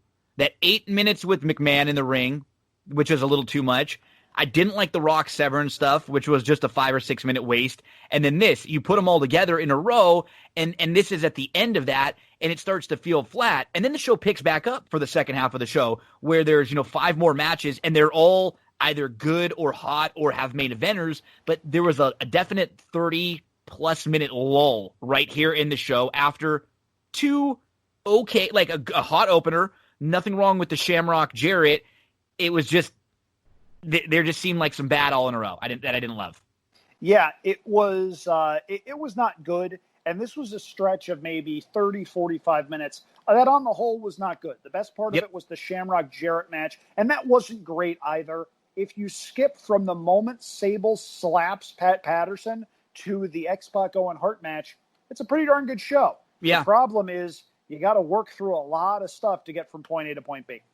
And with Brian Christopher and Scotty Too Hot and Scott Taylor, they were good. They were fun. They had a good act when they were baby faces. As heels, they're still trying to find things, like you said. It's a little too much. He's doing the goofy laugh stuff a little much, and it's almost some of the go away heat than actual heat, of good guy, bad guy heat. It's like, we just don't really care about this, kind of move on. And we moved on to a match that, man, I loved this match. The first, like I said, it's an 8-minute, 30-second match. And the end, there's a botch that I don't love, but 7 minutes of this thing, Owen versus X-Pac. We get the build-up package, and then X-Pac with China. Good pop for X-Pac, as DX is now newly turned baby faces. King rejoins commentary, and JR. I love when they do little things like this. This has reminded me of something that Gorilla would have said. He asked him who gave him a one-night referee's license. Owens with the Nation. This is one of those weird things, too, because he was the Black Heart. It's like, oh, that's, ugh. But enough is enough, and it's time for a change in the start of Owen Hart's music. He tried to be a nice guy. X-Pac starts this out quickly. Baseball slide through the ropes before the bell even rings, and so, boom, we're started right away. Owen gets into the ring. Quick start. Owen moves. X-Pac goes for kind of bronco busting into the ropes. Then Owen whips him into the buckle a few times really, really hard. So the first minute, that's just boom, boom, boom, boom, really quick. Owen with a spinning heel kick. Then X-Pac tosses him into the turnbuckle chest first, as only the Hearts do in that awesome way. And I will say, Owen is massive here. He's huge. He's super thick. He still can go, but he's not. I mean, he's way bigger than the Owen from '94 that we remember in the main event steer. This is big Owen. He's laying in some chops. He hits a fisherman suplex, then a gut wrench. And JR is going through Owen's credentials and his titles. And King even says he's even been a king. And then JR says he's the youngest of Stu and Helen Hart's 12 children. And I thought this was really good. And Jerry the King says, "Oh, don't mention that. That's the only thing I don't like about him." Which was funny. He's always taking the shots at the Harts. These two go at it outside the ring. Owen tosses X-Pac, who goes absolutely flying into the timekeeper area when they're outside on a reversal. This was an awesome looking bump. He goes right into the railing, but then boom, Owen goes right to him, gets him back in. This match is so fast. These guys are working. They're not taking any time in between, no bump. I mean, just boom, boom, boom, no skipping beats. They mentioned how Owen got 9 staples in the back of his head. X-Pac actually hits an X Factor. I think it's before it's the X Factor, because JR doesn't call it that yet, and that's a move that becomes one of his finishing moves. He then goes for a spinning heel kick, and then Owen blocks it, so X-Pac uses his other leg, and he hits a Bronco Buster, and then there's the weird spot. I mean, everything up until this weird spot is excellent. I love. But they're both on the top rope, and X-Pac gets pushed and falls crotch first off the side. It looks like they were going to do a superplex or something. He falls and he goes, he gets hung up on the ropes. And then Owen just kind of falls backwards and takes a back bump off the top rope. It was like a botch that something was supposed to happen. I almost wonder, Mark Henry comes running down to the ring late. Like, did he miss a spot where he was supposed to come up and get involved? Then it kind of reminded me of Papa Shango WrestleMania 8 with Sid. Was there a spot missed? He splashes Pac on the outside. China gets in Mark Henry's face, and then Vader comes out of nowhere to go after Mark Henry. Owen puts X-Pac in the sharpshooter, and then the refs are distracted by distracted. China comes in. She hits a DDT. X-Pac gets the win. There's a lot going on in the last minute and a half here. The first 7 minutes was just getting to a classic. I loved. And then we get the schmaz, and there's a lot of stuff, like a lot of overbooking, because this was Nation versus DX stuff, and we're getting into, factions warfare, and you get Vader out there too in China. So there's a lot going on, but it almost felt like two different matches to me. The first, 7 minutes and then the last 90 seconds. Yeah, and that's a really good way to put it. This was one of Sean Waltman's first matches back in the WWF. He rejoined WWF after getting fired by WCW earlier in the year. He came back right after WrestleMania. That was when Triple H brought him out to essentially replace Shawn Michaels after Triple H is, in Triple H's words, Shawn dropped the ball in the main event. So it was clear that they wanted to do something with Waltman, and it made sense to put him with Owen because Owen had been working with the other members of DX for what seemed like forever. After the Montreal Screwjob, he worked with Shawn a little bit. He worked with Triple H at WrestleMania. So he's working his way down DX's list. Waltman's bump into the chairs at ringside was really good. I liked Lawler's line right after saying, what was bad about that? You missed Howard Finkel. I thought that was a really good line and a good way to give Howard Finkel a little bit of a head nod there. X-Pac gets what would be known as the Bronco Buster to not a lot of reaction, and Owen didn't really know what to do with it because X-Pac missed him by a good 2-3 feet. He's like low. Owen's like falling down, like way down. He's barely getting his head. Yeah, and Owen, to his credit, still sells the move. But it's just a horrible camera angle that sort of exposes everything that's going on with that. Thankfully, X-Pac would work out the kinks there, and that would wind up being a pretty big part of his act moving forward. Gino, it's a good match with a good pace and two really good workers. I just found it really hard to care because they didn't do a ton with X-Pac above the mid-card level after this, and in a couple of months, Owen Hart would have the Owen Hart incident that unfortunately would wind up ending his life. The overbooked ending certainly didn't help matters. You mentioned all of the layers and all of the things that were going on. Honestly, I would have just as soon preferred everyone running out and it being a double DQ and being a big schmoz. Yeah. Because the way that it happened, there was way too much going on. Yep. Vader is there for some reason. I don't know why, because he's not in either faction. The referee has to go outside the ring. China comes in and hits a good DDT on Owen. X-Pac winds up winning, and that's fine, I guess, because we've already established that they have no main event plans for Owen. It was okay.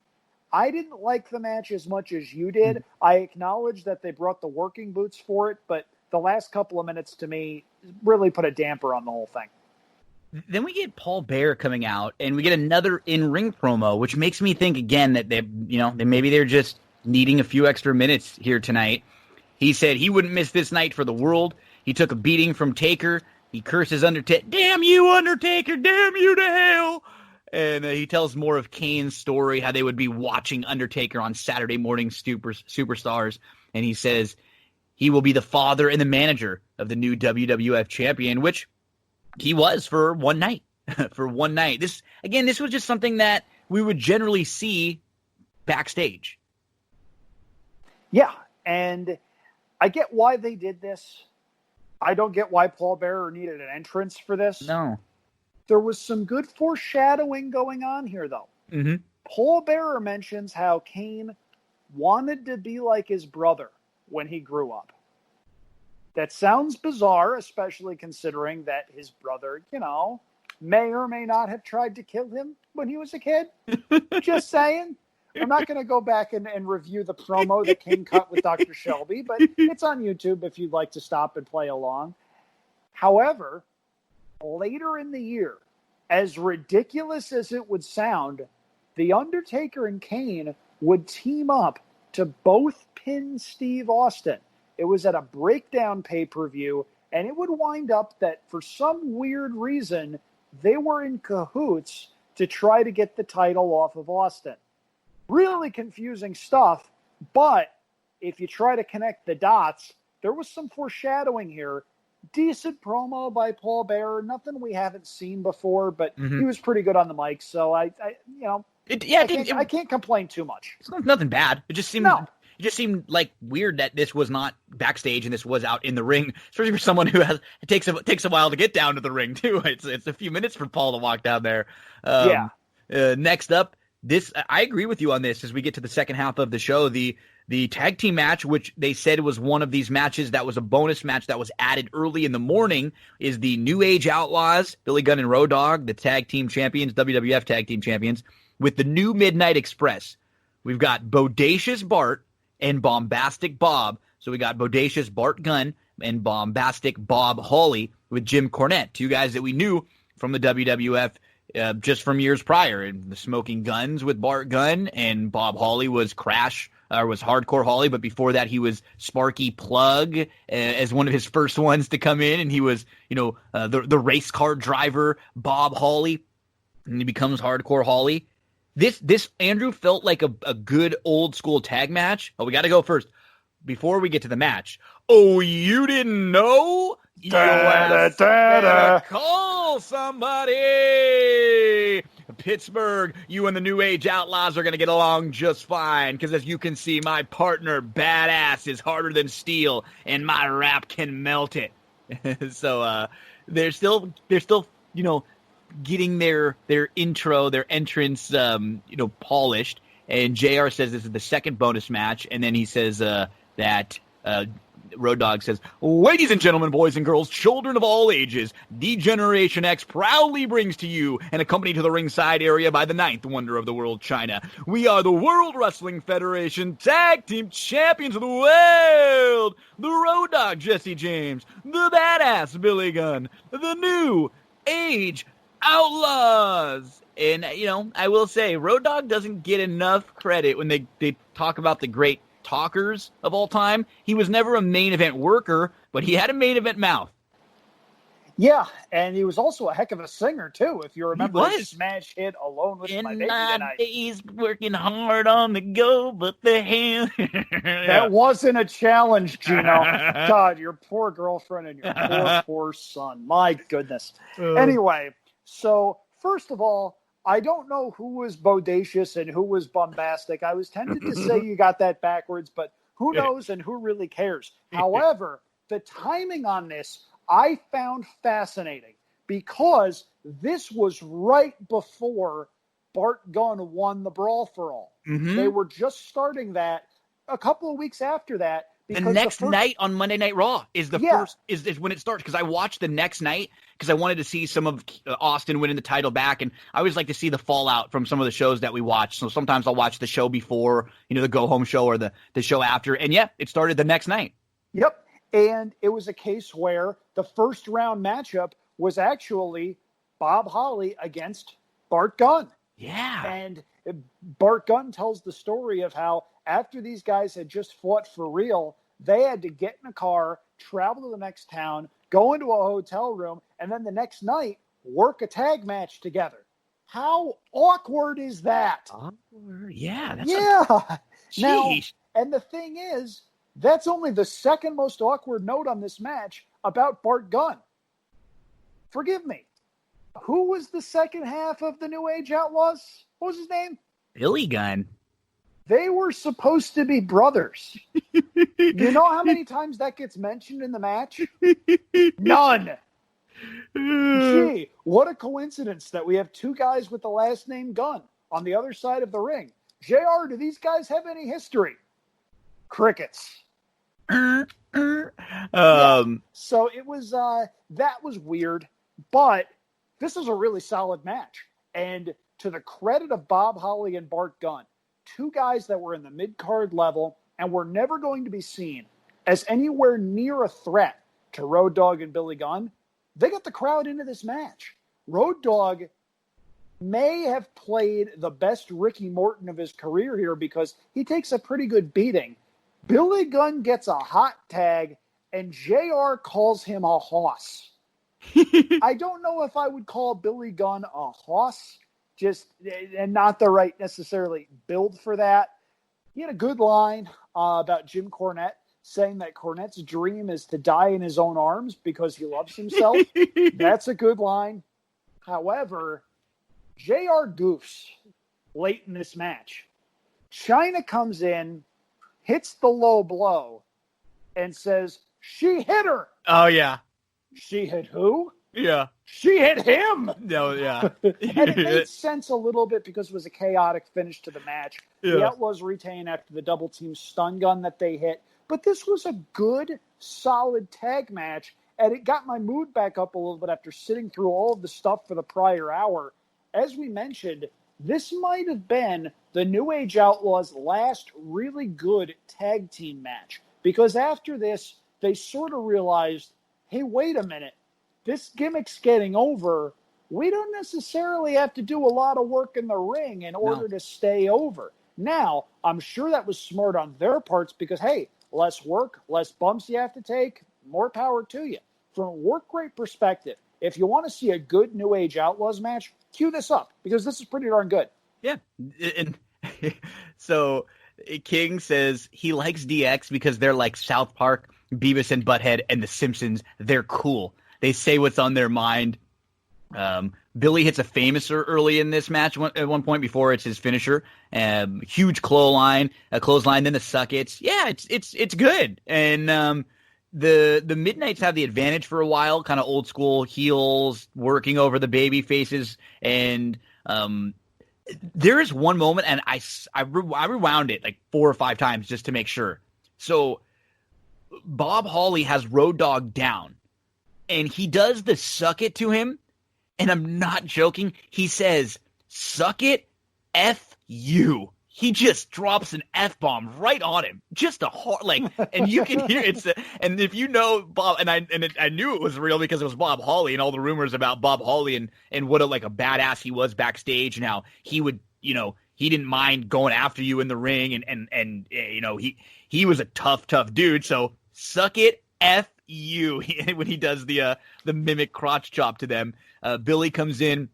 JR is continuing to build up the main events for later on. And one thing I liked what JR did throughout the entire night, he really put over the cell, how important the cell is, how ominous the cell is, what has happened when we've seen only twice before people have gone into the cell. 2 weeks before, they had a tag match on Raw with the 4 men from the main event, 2-on-2 in a cell. And the only other cell match we'd seen was that Undertaker-Shawn Michaels Bad Blood match back in 97. That was so awesome. So he's doing a really good job of setting up how ominous this thing is.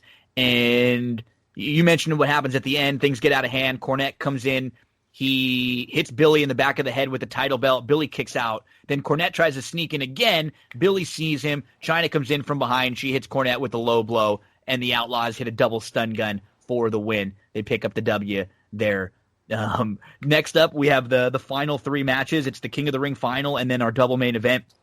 And we get DX music as Triple H comes out here. He's got a botch on this that is so funny when he's on commentary. We'll talk about Triple H. So he definitely hasn't found his voice yet. He's really just becoming a main event guy. He's not there yet at all. And he's getting this big push after Shawn Michaels is gone. He's the head of DX now. He's still transitioning from the mid card to the upper mid card towards the beginning of, into 99, 2000 is when he really feels like he belongs when he's up in the main event.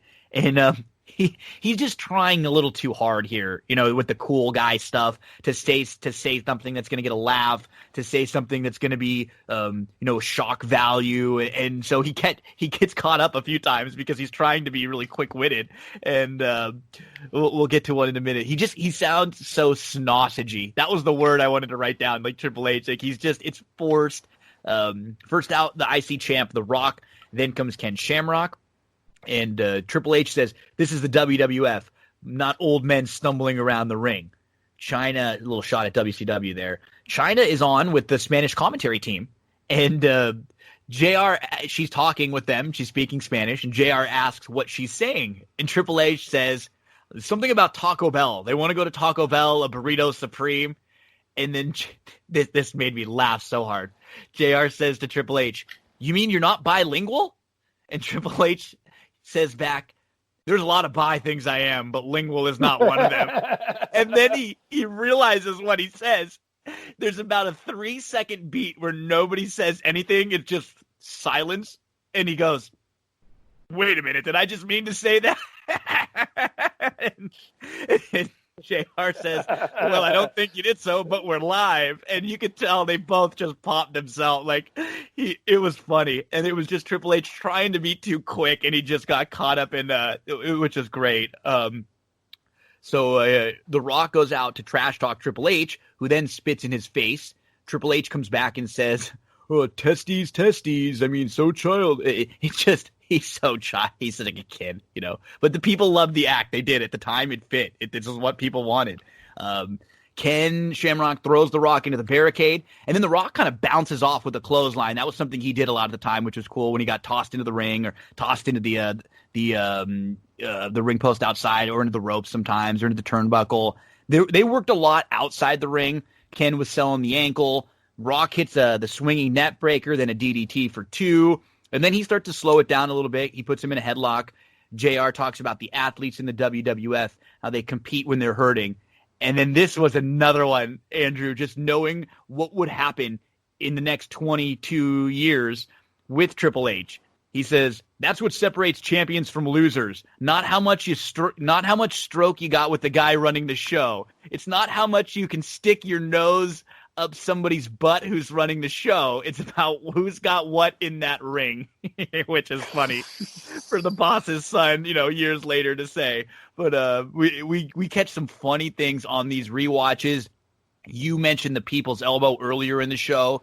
And, I mean, most of this match has been Rock. It's pretty much all Rock for most of it. And we get a near fall, and JR says it was just inches away. And Triple H says, why don't you run up there, drop your pants, and see how close it was? So, there are some that hit, but there are some that miss. Rock hits this. I love the float over DDT he would do. It would look smooth. He hits an awesome one for 2. And then Shamrock fires back up. He hits a power slam. Rock again goes for that float over. Shamrock counters with a suplex for 2. They get a little more back and forth. And then Shamrock catches Rock in the ankle lock for the win. 1998 King of the Ring, a clean win for Shamrock. He finally gets his clean win back after Royal Rumble, after WrestleMania. He'd been chasing The Rock and had this feud with the Nation all the way back since Survivor Series 97. So this is kind of his comeuppance. It just, unfortunately, on a show with a couple other big moments, they didn't make this feel as big as it should have. That's correct, yeah. I mean, Shamrock gets the win, crowd pops. That's great. What happened for Shamrock after this? Not a whole heck of a lot, unfortunately. This was about as good as it got for Ken Shamrock in the WWF, and that's fine. There's not a lot of guys that get to that level, and more power to him with everything else that he would wind up doing. But this was a good match, and Shamrock deserved better. You hit a lot of things that I had written down on my notes. One Triple H line that I equal parts laughed and cringed at was, when you say he was a one-man band, do you mean he played his own instrument? Yeah, that was just cringy stuff. And admittedly, I laughed, but it's one of those things where you catch yourself and you're like, am I really laughing at this? Come on. Yeah. Lawler gets a pretty good line in talking about how when life hands you a lemon, throw it at someone. That's a good line. Triple H gets a whiff by saying, there's not a person sitting down, when everyone on the hard camera side is sitting down. Literally everyone. I hate that. That's become a pet peeve of mine. I understand announcers want to reflect that the crowd's going nuts, but don't tell us they're doing something we can see they're not doing. Anyway. Yeah, what it does is that kind of a thing, it loses your credibility a little bit every time you do one of those things. And that's like something that poor Michael Cole has had to deal with for years. He just got to say things and sell all these things that we're not seeing. And it just like one more time when you do that, we kind of roll our eyes. Yeah. Yep. The one other thing that I'll mention, and this was a good match. I like this match. You hit a lot of the high spots. It looks like Rock gets blown up about 2/3 of the way through the match. And that's noteworthy because Rock never really got blown up in anything that he did, but he got blown up here to the point where he hits a power slam and Shamrock actually has to help him a little bit. He jumps into it as opposed to Rock picking him up and flipping him over. All Rock has to do is flip him over and land on top of him. Shamrock gets a fisherman suplex, and it seems like Rock goes up like a ton of bricks because the landing was by no means smooth. This was a rarity. Rock usually did not get blown up. He was an exceptional athlete, of course. He started football at the University of Miami, was a defensive tackle there. The guy never really got blown up, but he did on this night. And it's understandable. He worked 2 matches. He was working a decent length match with Shamrock. We get it. It's just, it's not something you see a whole heck of a lot of. But good match. Shamrock kind of sort of gets his moment, maybe, but it gets overshadowed by the next match. And we have the double main event that comes up. Yeah, I mean, like you said, it's his moment, but when we were even talking about the feud, we kind of forget about it because it doesn't really happen on the big night, and it doesn't feel like I think a lot of it just gets overshadowed by what ends up happening next. This is Hell in a Cell, Mankind versus The Undertaker. Andrew, just to give you an idea, this match has its own Wikipedia page. Yep. I mean, an entire thing about the build-up, the happened, the aftermath, everything, which there are a ton of really important matches out there, and I think there's 2 or 3 that actually have their own page like this one does. The Cell lowers, and JR, he's really laying on how insane these guys are, and that this match could end careers. And Mankind walks out with a chair, and just all the little things I love that Foley did. So he walks in the cell, kind of looks around, walks back out of the cell, and then he grabs the chair. He has the chair in his hand the whole time. He tosses it on top of the cell, and then he climbs on top. He's on top of the cell when the Undertaker's music starts, and then it goes black with Mick Foley on top of the cell. And JR and King are even talking like, that's scary. He's up there on top of this cell, and the lights go out. JR says the pain these men are preparing to endure is inhuman. Taker climbs the cell, and Mick tries not to let him get up top, which is real, right? Somebody's climbing up. You're going to go to meet him and he tries to do that, but Taker fights him off, and then he gets up on the cell, and we could tell right away, this cell is not constructed like some of the cells nowadays. This one is loosey-goosey up top. This is only the 3rd cell they've built. This thing is sagging down with a couple of 300-pound guys up there walking around. So when they're on one part of the cell, there's 600-plus pounds just standing up there, starting to sag down. And they step together, and at one point, they almost break through the cell before they even hit. And that would have been insane. Before any of the big spots, if they would have accidentally fallen through right there. And you could tell King gets a little nervous. He goes, oh, they're going to go through. And it doesn't quite go all the way through. It just like one staple of the cell came out or something towards the top. And then we hear JR start to get a little bit nervous too. Mankind goes to suplex Undertaker. The Undertaker blocks him. They're getting closer to the edge of the cell. They've actually, so far, the Undertaker climbed up on the side of the cell right by the entrance. Now they're on the opposite side of the cell over by standing above where the commentary table is. So they've basically made their way across the entire cell at this point. And JR says, my God, don't get them over here where we are. What's going to happen? They're right above us, folks, and I don't like it a damn bit. And then there goes Foley. Taker, I mean, just in a nonchalant way, Andrew, he tosses him off the top of the cell, just like he's throwing him over the top rope, eliminating him from the Royal Rumble. I mean, this is a bump that we will remember forever, and we watch it 3 or 4 different times back. They go through all the different angles, and then JR with one of the calls that we remember from him. Please do it. Please do. Good God Almighty! They've killed him! They've killed him! As God is my witness, he is broken in half! Nice. Thank nice. You. I thought that was all right. Yeah, it was very good. I like, and it's exactly what he said. I mean, broken in half. Good God. It's just awesome. Gives you goosebumps to hear JR say it. And that's when we get serious voices. King and JR ask for some help, and Mick is just laying in the rubble, the broken table. He goes flying into the Spanish commentary. So some of the guys on the Spanish commentary table, they're flying off. You know, they don't even really see this coming. They're moving out of the way, and they get impacted with all sorts of stuff flying around. And then Undertaker, then first, before we get there, Foley I mean, he hits square on his back. He bounces when they show it a few times, how much he bounces off that table. And JR says, someone will say, they know how to fall. Give me a break. And they actually start raising the cage up while the Undertaker's on it.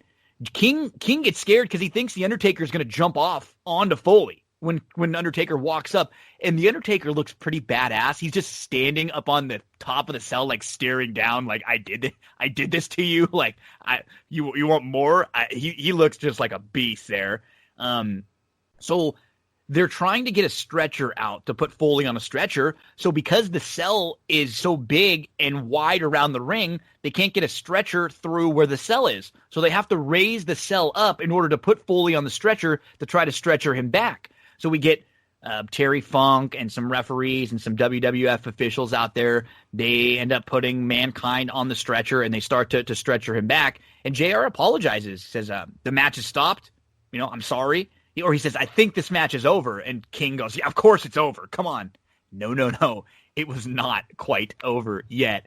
So as the stretcher is back down the entranceway, about midway through the aisle, all of a sudden we start to see like some rumbling, and it's Foley jumping off of the stretcher. And he's walking back to the ring. He gets up, he's walking back to the ring, and he looks like he's smiling. And what had happened, Foley had actually mentioned that there was a hole in his face, that he busted his mouth open. He was trying to stick his tongue through that hole. He thought it would look cool if he was able to do it, and he thought it would be some kind of a cool like picture, but it came off like he was smiling, and he wanted more as he's walking back. He's got his tooth sticking out of his nose, which is one of the greatest things ever. Andrew, even before he starts walking back down, Undertaker, which I thought was cool, he's climbing down the cell before the cell is even to the floor. These guys are not actors. These guys are not scared of a whole lot. And we'll go back and forth a few more times because there's still more in the match. But even to this point, unbelievable that the guy gets back up and walks back to the ring with that look on his face that will always remember, that creepy smile that JR says he likes this. He wants more. Yeah, there's a lot to unpack here. Foley in his stand-up shows mentions that he thinks it's unfair that The Undertaker gets equal billing to him for the work that was done in this match. And he pantomimes everything The Undertaker did to get him off of the top of the cell. And it's basically him doing one part of the Thriller dance, just moving both of his arms. Meanwhile, Mankind goes flying through the table, bounces off the floor. And the scary part is that one was planned. Mm-hmm. There's a chance JR and Jerry Lawler knew about that. That's one thing. Everything after this, not so much. You can't plan that because you can't. You don't know. There's no way you can plan what you're going to respond and react to after you take that first bump. And it's one of those things where, okay, given what we know, if you're on top of that cage that already gave once and almost brought both guys down through the ring. Now, first of all, had they fallen down on that part of the cage, they might not have landed in the ring. No. That's the scary part. Yeah. If the cage breaks and Foley bumps, maybe he hits the ropes, maybe he hits the apron, maybe he hits the turnbuckle, maybe he hits the stairs. We don't know. I'm thankful we don't know.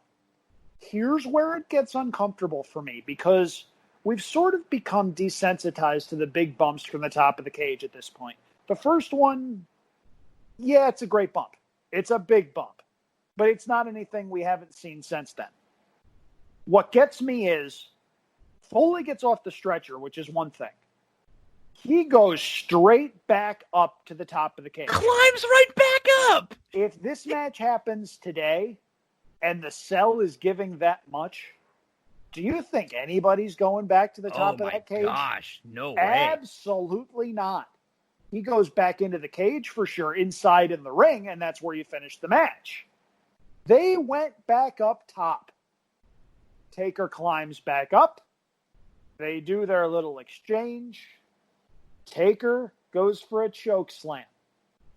Foley has said that first fall took enough out of him to where it might have saved his life, because Taker grabs the choke slam. Foley doesn't really get up for it. Nope. It sort of looks like a push. shove. Yep. But had Foley gotten up for that, he might have over-rotated on the way down and landed on his head or neck. Yep. That could have killed him. It wouldn't have been that straight down fall. Like when Right. he got pushed, he would have, like just like you said, over-rotated, circular. Think about like you're jumping off a high dive or something. You go a little too far and you just land in that in-between spot. Think about Owen. That's all I got to tell you. Yeah. So Foley goes through. And at this point, everybody's rushing back out. Taker looks down through the hole. JR says, look at him. He likes this. He likes what he's doing. I'm not seeing that at all. I'm seeing Mark Calloway, not The Undertaker, and I'm seeing fear. Yeah. Because there's no way, shape, or form anybody could have planned that bump. Now, he comes down. Terry Funk comes down, and he comes down to check on Foley, but also buy time. Yeah, because they don't know what's going on here. Yes, and you can see him improvising because Taker, it's a great choke slam on Terry Funk. He does, This and is Funk pretty is cool. selling it good. He's like, Well, when he Funk chokes him, he sells starts it, flailing yeah. around. Yeah. And I think the flailing around was more to distract Taker for just a couple of seconds than anything else. Just to give Foley enough time to make sure he has his bearings. Now, having one's bearings in this sense, maybe that's not the best term, but at the very least making sure that the light while dim was still on in there, that's probably the best way to do it. Because the big thing to remember here is we hadn't seen anything like this before. Ever. And we haven't seen a whole heck of a lot about it since. No. The SmackDown video games that were produced for the PS2 were some of the greatest things I have ever seen. And I loved it because if you had sufficient power and you landed certain moves on top of the cell would break and someone would go crashing down to the map below. That's as much of a legacy as I think anybody can expect to have. And it came about in just the most unexpected way imaginable, to where Foley tells this story. And after this, we'll get back to the match. But Foley tells the story of how for a while he went around and did anti-bullying seminars as part of the WWE's Be a Star campaign. And he would do this to middle and high school age students, and he would open the floor up for questions, and he would see a whole bunch of hands go up. And without fail, he would always say, before anyone asks, yes, it did hurt when Undertaker sent me through the cell. And 3/4 of the hands in the room would go down. That's the legacy of Mick Foley. Yeah. That's why we remember this match. And it's also why Vince McMahon, after this match, put a governor on what Mick Foley was allowed to do. And Foley explicitly says that probably added another year or so onto his career. And I can attest to this because maybe 8 months later, I went to a WWF house show where Mick Foley was a headliner. And he had said, I don't know if I'm going to be back here. Thank you for everything. Have a nice day. Well, as it turned out, he would go on through the Royal Rumble in 2000 when he came out as Cactus Jack and made Triple H as a bona fide main eventer. Mm-hmm. This is Foley's piece de resistance in the most Foley way imaginable. He gets pushed through, chokeslam, he falls through, and then immediately Jerry the King says, that's it, he's dead. That's the first thing and JR says, good God, good God, will somebody stop the damn match? Enough is enough. That poor son of a... And he stops. He's broken in half, and the Undertaker likes it, as you had said. And then Taker jumps down through the cell when Funk and all the others come to check on Mankind, and Taker choke slams Funk, and then after this, they have a match like for 5-6 minutes. Mankind initially he looks so out of it. Then somehow when Taker goes to the top rope to walk the ropes, Foley makes him fall. He bumps into it. We see the tooth sticking out of his nose. King asks what's sticking out of his nose at that point. Taker, he's using the steps to just go after Foley, who it's like, how is this guy up walking around getting hit with steps right now? Taker then goes for a dive through the ropes, and Foley moves, and the Undertaker goes straight into the cell. Then Mankind, he's dishing out offense. He hits a pile driver on a chair for 2. He's laying into the Undertaker. He puts a chair on Taker's face, and he drops a leg onto the chair. Then he hits a DDT. And what I wrote at this time, the crowd is silent. They don't know what the hell to do. They thought this guy was like dead a minute ago, and now it looks like he's got an opportunity to win this match. It wasn't like a silence because they were booing or they didn't like what was going on. It's like we just saw these 2 moments, these huge bumps, 2 of the biggest bumps we've ever seen, and now this guy is up walking around and maybe going to beat the Undertaker again. He takes the thumbtacks out. Oh boy. Oh, and he pours the tacks all over, and he puts the mandible claw on the Undertaker. He's getting ready to set up the Undertaker to try to, throw him into the tacks. And Taker battles out of the mandible claw, and he ends up falling backwards with Mankind on his back onto the tacks, and Foley has them everywhere. Andrew. Good God Almighty! He's a human pincushion. And even the Undertaker's got him in his arms and legs just from falling back. Then we get a choke slam on the tacks, and I'm glad. And we get a tombstone for the win. I forgot, and I'm glad that they didn't go over to the tacks and do that damn tombstone on there. It was like, please, dear God, do not do that. They didn't. I mean, unbelievable. Tombstone on the tacks for the win. And the one thing I love about the very end of this match, when Undertaker pins Foley, when he pins him, it's the 1, it's the 2. Foley's leg, his one leg, does this like the most weak attempt at a slight try to kick out, and it just doesn't have anything left. And it just leg just kind of flops out there. I love that little moment because it just shows you like Foley was trying. He got up off of that stretcher. He came back after the second bump. He was trying. He had everything out, every ounce in his body, and it was just, he had nothing left. That's just little spots like that. What he did at the very beginning, when he walks in the cell, looks around with the chair, throws it up. Then what he does at the end, when he gets pinned, just kind of like the last bit of life has been knocked out of me. And the one thing JR said, or, he's still trying, and JR says they gave you everything in their body and everything in their soul. And Mick Foley, after all of this, he would not go out on a stretcher. He ends up walking out with help from Funk and the referees and the doctors. He did not want to be taken out of this arena on a stretcher. And man, this crowd, nowadays, this crowd would be chanting Foley, and in an instant, two weeks later, he'd be the champ.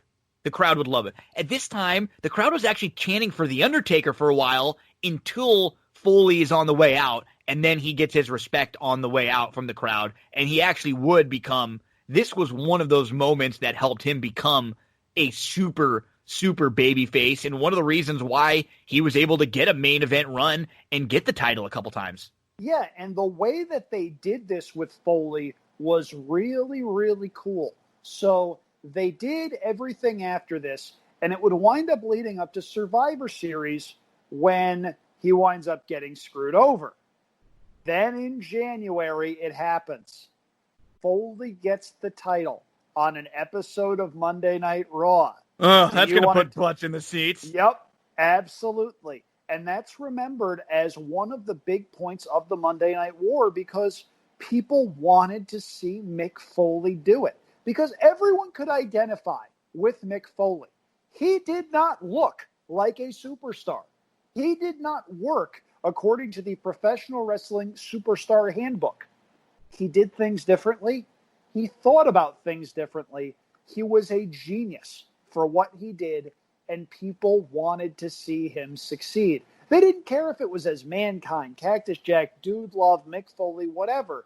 People wanted to see this guy do what he did and be successful at it. And that's not something that you can say about a lot of people. You can say that about a lot of characters, but you can't say that about a lot of people.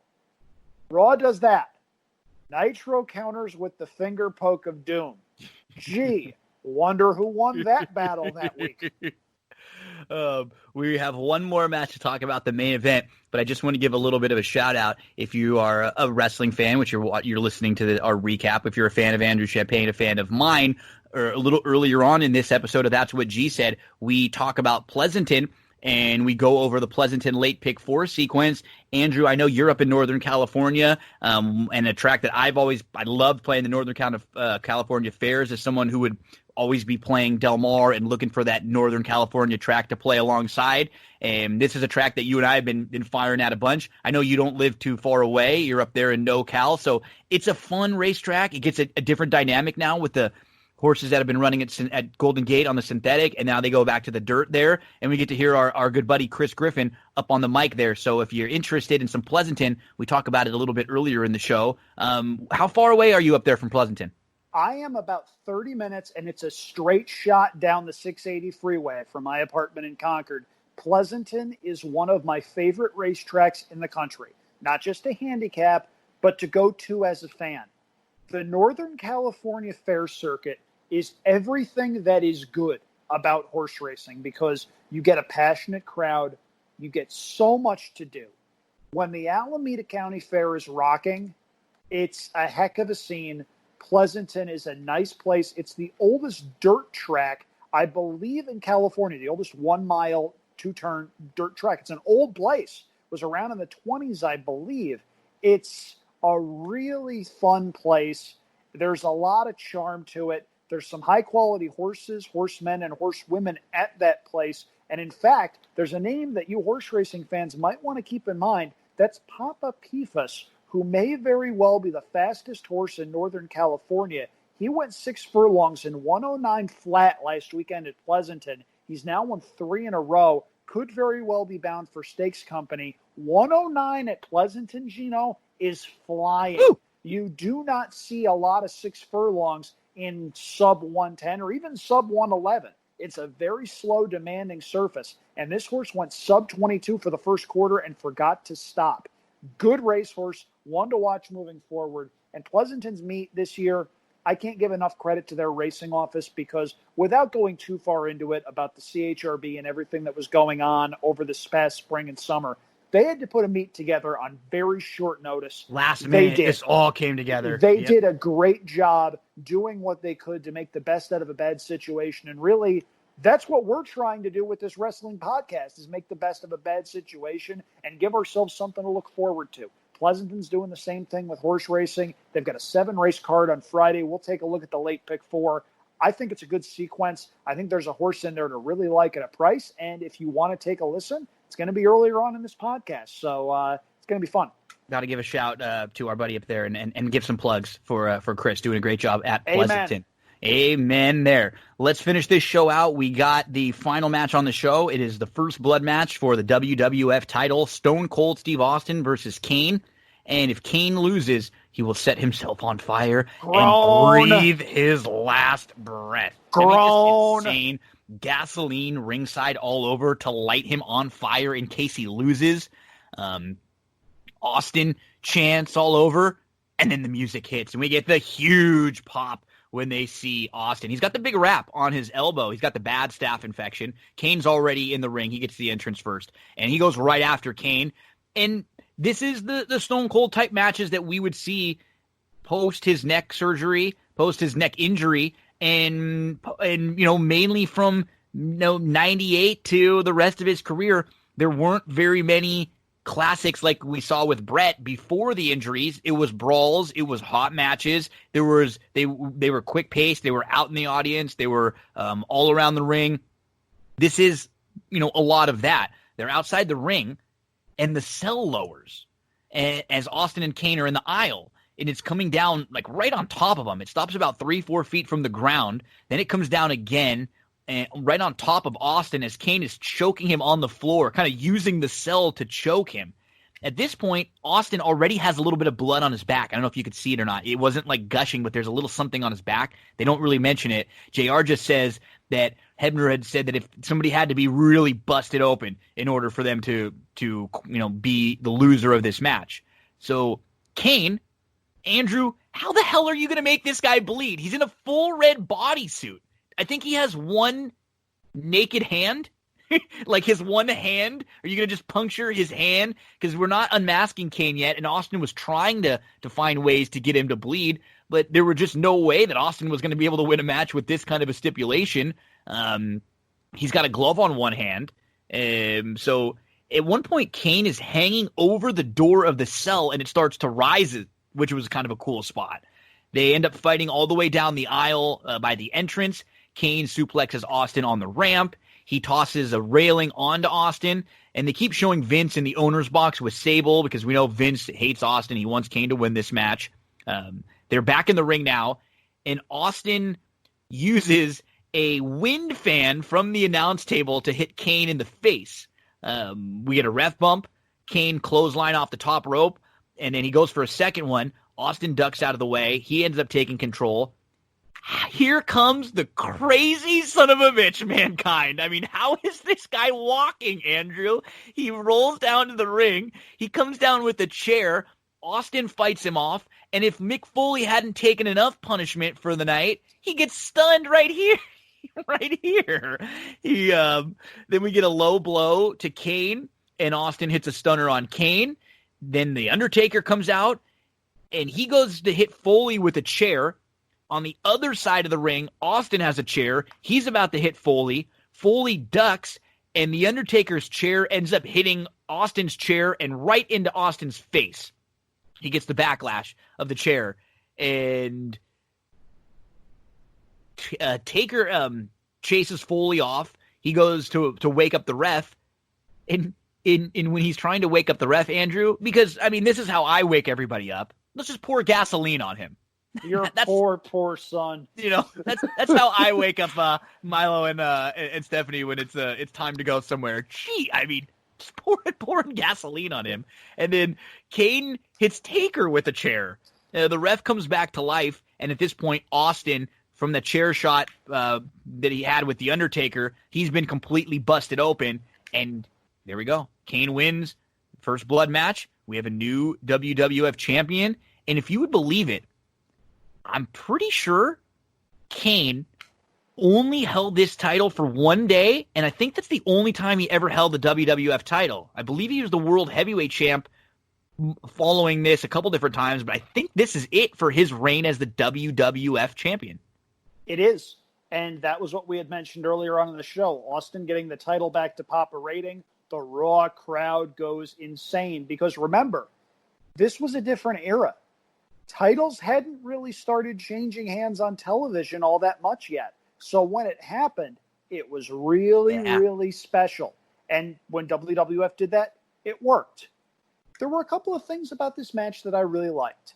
JR had a great line about Kane early on, calling him a superhuman destroyer intent on human annihilation. Nice. That's a darn good line. That is I good. like that a lot. Yeah, it's good stuff. Austin gets the massive pops, naturally so. The cell gets lowered. I didn't see the point of this. I thought it was stupid. The match didn't need the cell. It didn't need yet another gimmick on top of it. We did get the cool sequence with Kane draped over the railing, and I'm glad you mentioned that, because you know what Kane was? You know what he was? Kane was a big guy that who could move. Drink, Yes, drink, well shot, done, shot, everybody. shot. Drink.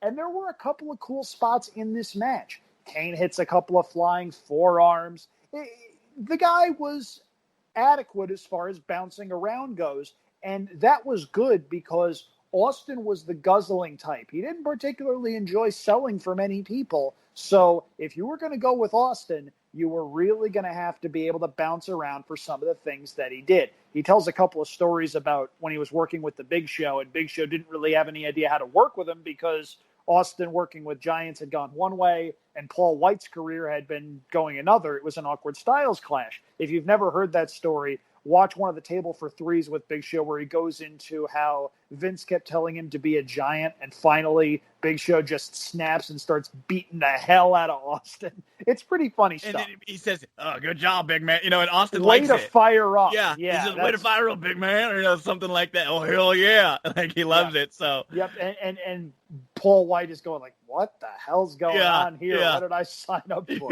But so it's a first blood match. And I'm glad you mentioned it because camera clear as day sees Austin bleeding in his back.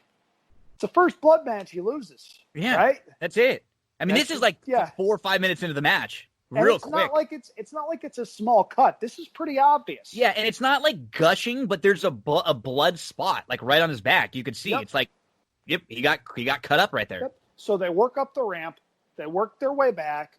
They do a couple of things, and here comes Mick Foley. Foley nails it in one of the stand-up specials he did. He talks about how when he comes out, the crowd's reaction is more so, "Oh no, you've done enough. Please go home. We don't want you to get hurt." And it's like that right up until he gets hit with the stunner, in which case the crowd just pops uproariously because it's Stone Cold. They came to see a stunner. They got a stunner. Yay! Taker runs out. This match is so overbooked, and this finish is so overbooked. Yeah. Taker mistakenly hits Austin. Now, I don't necessarily remember this, but were Taker and Austin like supposed to be allies in all this? It was murky at best when I was reading recaps. It was one of those things it was like there was a mutual respect sort of thing from the two of them, but they were battling. They were still not. Yeah, I mean, they were always in the main event picture. It was a hodgepodge with these four guys. And I'm glad you kind of hit this. And one thing which is weird, and actually both of them talk about it, Austin and Taker, is that for two guys who were such big parts of this era, of this time period, they'd never really had as much chemistry in the ring as you would have expected, the two of them. And they don't really have a bust-out, awesome match that, they get put in spots a couple different times where they have fine matches, but you would just expect a little more. And Austin even talks about how he was disappointed between the two of them. Kind of weird. It just didn't. The Austin Taker stuff never really hit as a storyline. It didn't connect when they were in the ring. And you can even see when Taker comes out, it's just there's too much going on. Yep, there's a lot going on, and it speaks to those two styles because both of those guys needed guys that were going to sell for them. Yes. For as great a worker as Steve Austin was, after the neck injury, that wasn't really his thing. And for as great a worker as The Undertaker was later in his career, he wasn't quite there yet on his journey through the WWF. He would get there, but not really until Austin was done. So he's just kind of becoming a man now. Yeah. Like a person. Before this, he was mystical power Undertaker, and then once Paul Bearer leaves him, and it's into about 90, just like right about now, the beginning of 98, once he's kind of getting through all the stuff with Kane, he's he's becoming a different version of The Undertaker. Yeah, and that's not necessarily a bad thing. There were things that were good. There were things that were bad. Him turning into that version of The Undertaker got us all those great Shawn Michaels matches, got us a couple of great Triple H matches, and that was great. There were a couple iterations of that character that were very forgettable. Booger Red is a 4-letter word for me. My God, that was bad. But that was when they sort of started humanizing Taker. And if Austin had miraculously been cleared to work one match in the mid-2000s, a lot of people wanted to see Austin Hogan. That was never something that I was particularly interested in. Give me worker Austin against worker Taker just to see what they both could do, because we never really got that. And it was a case where they sort of made it a point to keep those two guys apart for as long as they could. and only bring them together on minimal occasions. Now, they did that with Austin and Rock as well, but it was really different because when Austin and Rock hooked up, you knew it was going to be special because those two guys meshed so well. You need somebody that's going to sell for Steve Austin? Check the box with The Rock. You need somebody who The Rock is going to have to outthink a genuine badass? Check the box for Steve Austin. That chemistry was there. Austin Taker, not so much. And it's one of the reasons why the ending to this match was pretty overbooked. WWF sort of booked themselves into a corner with the way this was laid out. Yeah. At the end of the day, it was fine because they got what they wanted the next night on Raw. They got there, but it wasn't the most direct, clean route. Very, very well put. And yeah, I thought this show overall, top to bottom, was fine. It's fun to watch a show that has a match like this, or the match with the Hell in a Cell, or a match like the Montreal Screwjob, when there's so much about one match we could talk about with the lead up, the post, everything that comes together with it. And then, we have a couple of those hidden gems. You talk about the tag team match that you really liked, that I was a pleasant surprise. I liked that X-Pac Owen Hart a little more than you did, but both thought it was very, very good until the end of it. Nothing wrong. The opener, I was pleasantly surprised with too. The Shamrock Jarrett was fine. Shamrock Rock is solid. And Kane Austin is a fun brawl. It's just a little schmozzy at the end. You go through the show, and as we had said, there was that part in the middle where we didn't really like the Rock Severn stuff, the too much with Al Snow and all the head stuff. That doesn't hold up as well on the rewatch. And then before that Ken Shamrock Jarrett match, we had the McMahon promo, which was probably 3 or 4 minutes too long. All in all, though, there was nothing that was like turn my TV off horrible. Even the bad stuff in this show, like Rock Severn, it wasn't like a bad thing that you watched from the late 80s where you can't even you want to completely miss it. It was just bad for the show. I was pleasantly surprised top to bottom with this show. See, I thought the too much and Al Snow head stuff got there, but I see what your point is because you could tell wheels were in motion for a lot of different things. This wasn't a WCW kind of thing where they were just throwing everything at the wall a couple hours before the show and see what sticks. Hey, we're going to throw this 50-year-old guy with this 50-year-old guy. It'll be fine. There was at least a reason for some of the things that they were doing. Some stuff worked, some stuff didn't. Now, as far as timing goes, yeah, Vince's promo should have been 4 minutes instead of 8. It just should have been. There was no reason for it to be as long as it was.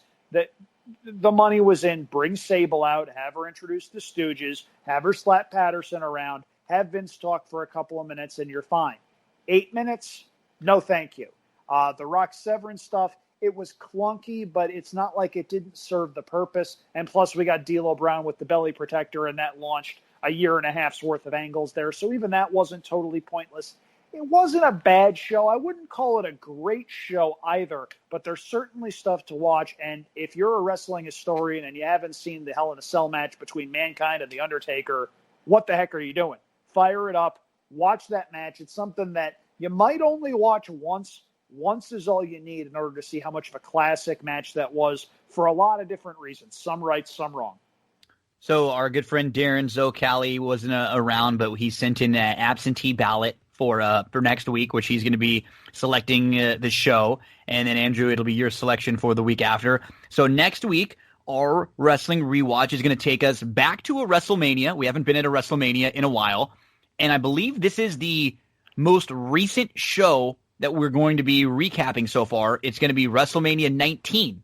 We're going to go to 2003, March 30th, 2003. We're going to go to WrestleMania 19, a show that has some big important matches. When you go from the back, from the main events down, Brock Lesnar versus Kurt Angle. Oh, it's got one of my favorite matches. I like this. This was the HBK Jericho match. Yep. We got the Rock Austin 3, I believe, right? Rock Austin 3 here. Yeah.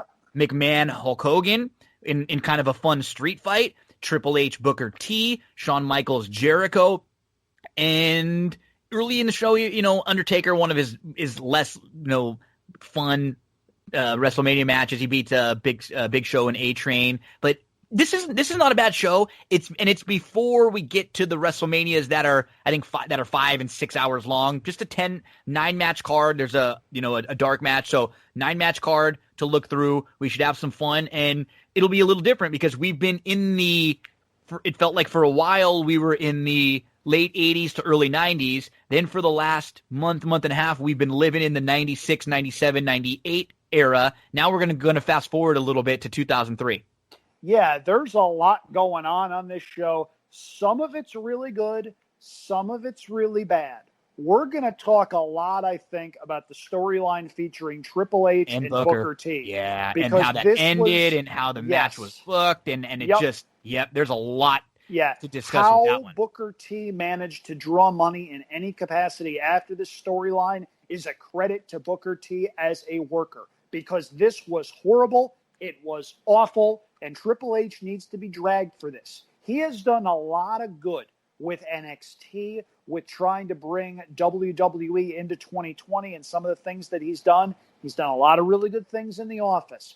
But this was not his finest hour.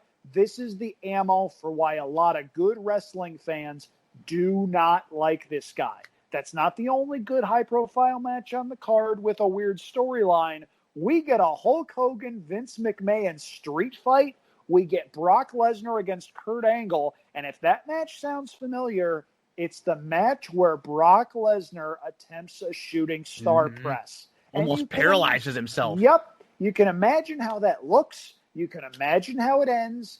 Thankfully, it didn't go an inch either way, because if it did, Brock Lesnar may be in a wheelchair. It's a significant show. It's really the end of an era, because Stone Cold Steve Austin was wrestling this match at WrestleMania 19, looking, quote unquote, for a second opinion. It didn't come out until after the match. He was not medically cleared. Yep. That was it. There's a lot going on here, and this is a good choice on Darren's part. I agree. I'm happy about this. This will be a good WrestleMania to watch. As I recall, it's not overly long. It is a WrestleMania, so it's a little bit long-ish, but a lot of the matches, especially early on in the card, are pretty short. So there's a lot that we can, sit through and move on before we get to some of the stuff that we're really, really looking forward to. I mean, there are some genuinely strong matches on this show. HBK Jericho is just a gem, and that's the one I'm looking forward to rewatching again. They had a great feud. It was intense. It was real. It was some of Jericho's best work. It was some of Michael's best work overall. And it's a feud that gets it kind of gets forgotten about a little bit. It's not always talked about as this awesome feud like it really should be. And like I felt it hit home. So it was really good. The one thing is, you can argue it's not even the best feud between those two guys, because Jericho left and came back. And after he came back doing the Nick Bockwinkel big words thing, he and Shawn Michaels had a trilogy of 4.5 to 5-star matches that's just excellent. You talk about chemistry. These two guys had it. And Jericho tells a lot of stories about Michaels in his book. The one about this match that's really good is this match went 22 minutes. They apparently went about 5 minutes too long. Someone tried to yell at Shawn Michaels for that. And you don't do that when they've had that kind of match. He looked straight at the guy, and I forget who the guy was. It was some agent. Michaels looks at him and goes, when you have a match like that, you can go however long you damn well want, and storms off. How are you going to counter that? Yeah. You can't. Yeah. Good pick by DZ. I'm excited to watch this one coming up this week and talk about it with you guys next week. Andrew, my friend, thank you again, buddy. Give the folks out there your plugs. Where can we find you on social media? What are you going to be working on? Let us know what's up for the next episode of Champagne and JD. Sure. At Andrew Champagne on Twitter. This week, we're going to be taking a look at Keeneland. Keeneland has a 5-day meet that just started on Wednesday. That's when we're recording this. And there's a lot going on. They're packing a month's worth of stakes races into a 5-day meet at Keeneland. There's also opening day on Friday at Del Mar. I'm sure I'll be taking a look at some of that. Pleasanton as well. There's a lot going on. Not to mention next week, Gino. Next week. Your baby. Your bread and butter. Sheet Andrew. Toga time. Now, heel Andrew. I'm going to warn everybody. It's not necessarily heel Andrew, but Gimmick Andrew, a.k.a. my alter ego, comes out. And here's a quick and dirty way to discern when it's normal Andrew or when it's gimmick Andrew. When you hear someone talking about 128 wins at a single Saratoga meeting, like Al Bundy talks about 4 touchdowns in a single game, that's gimmick Andrew. It took a lot of people a long time to figure out that I was doing a gimmick. Gino, one of the things that I respected so much about you, so much about our friend Danny Kovaloff, so much about our friend Joe Nevels, so much about our friend Pete Aiello. If you watched wrestling, you got what I was doing right away. We knew it. And the non-wrestling people are like, what's going on here? It's like, come on, have some fun with it. If you don't like it, beat me. Exactly. Come on. We got to have some fun. I look forward to that. That's where we'll definitely have to spend some time breaking down a card or two or a couple sequences there over at Saratoga. Andrew, buddy, look forward to talking to you again next week with more old wrestling. We're going to be heading into the I think the first time into the 2000s. Yeah, that sounds about right. We flirted with it in the late 90s for a while, but we're diving into the new millennium, and I'm going to give you a little teaser. We're going to stay in the new millennium for the show after that. Another one of my favorites. So get excited for that. Looking forward to that. Folks, don't go anywhere. We'll be right back on That's What G Said. Plenty more still to come. A big thank you to Andrew. Big thank you to Dave. And thanks to all the guests each and every episode. That's What G Said podcast. Make sure if you can, remember, download, subscribe, rate, review, share the show around with your friends. We grow because of you. When you share things, and things have been going well for That's What G Said. As you can tell, we've had a couple more sponsors jumping aboard right now, and we're getting some real good numbers with the listeners, and we have a lot that we're going to be discussing coming up now with Saratoga and Del Mar opening up, and fingers crossed, baseball and basketball not far away. We will have so much to talk about here on That's What G Said. We'll be back in a few days, folks, with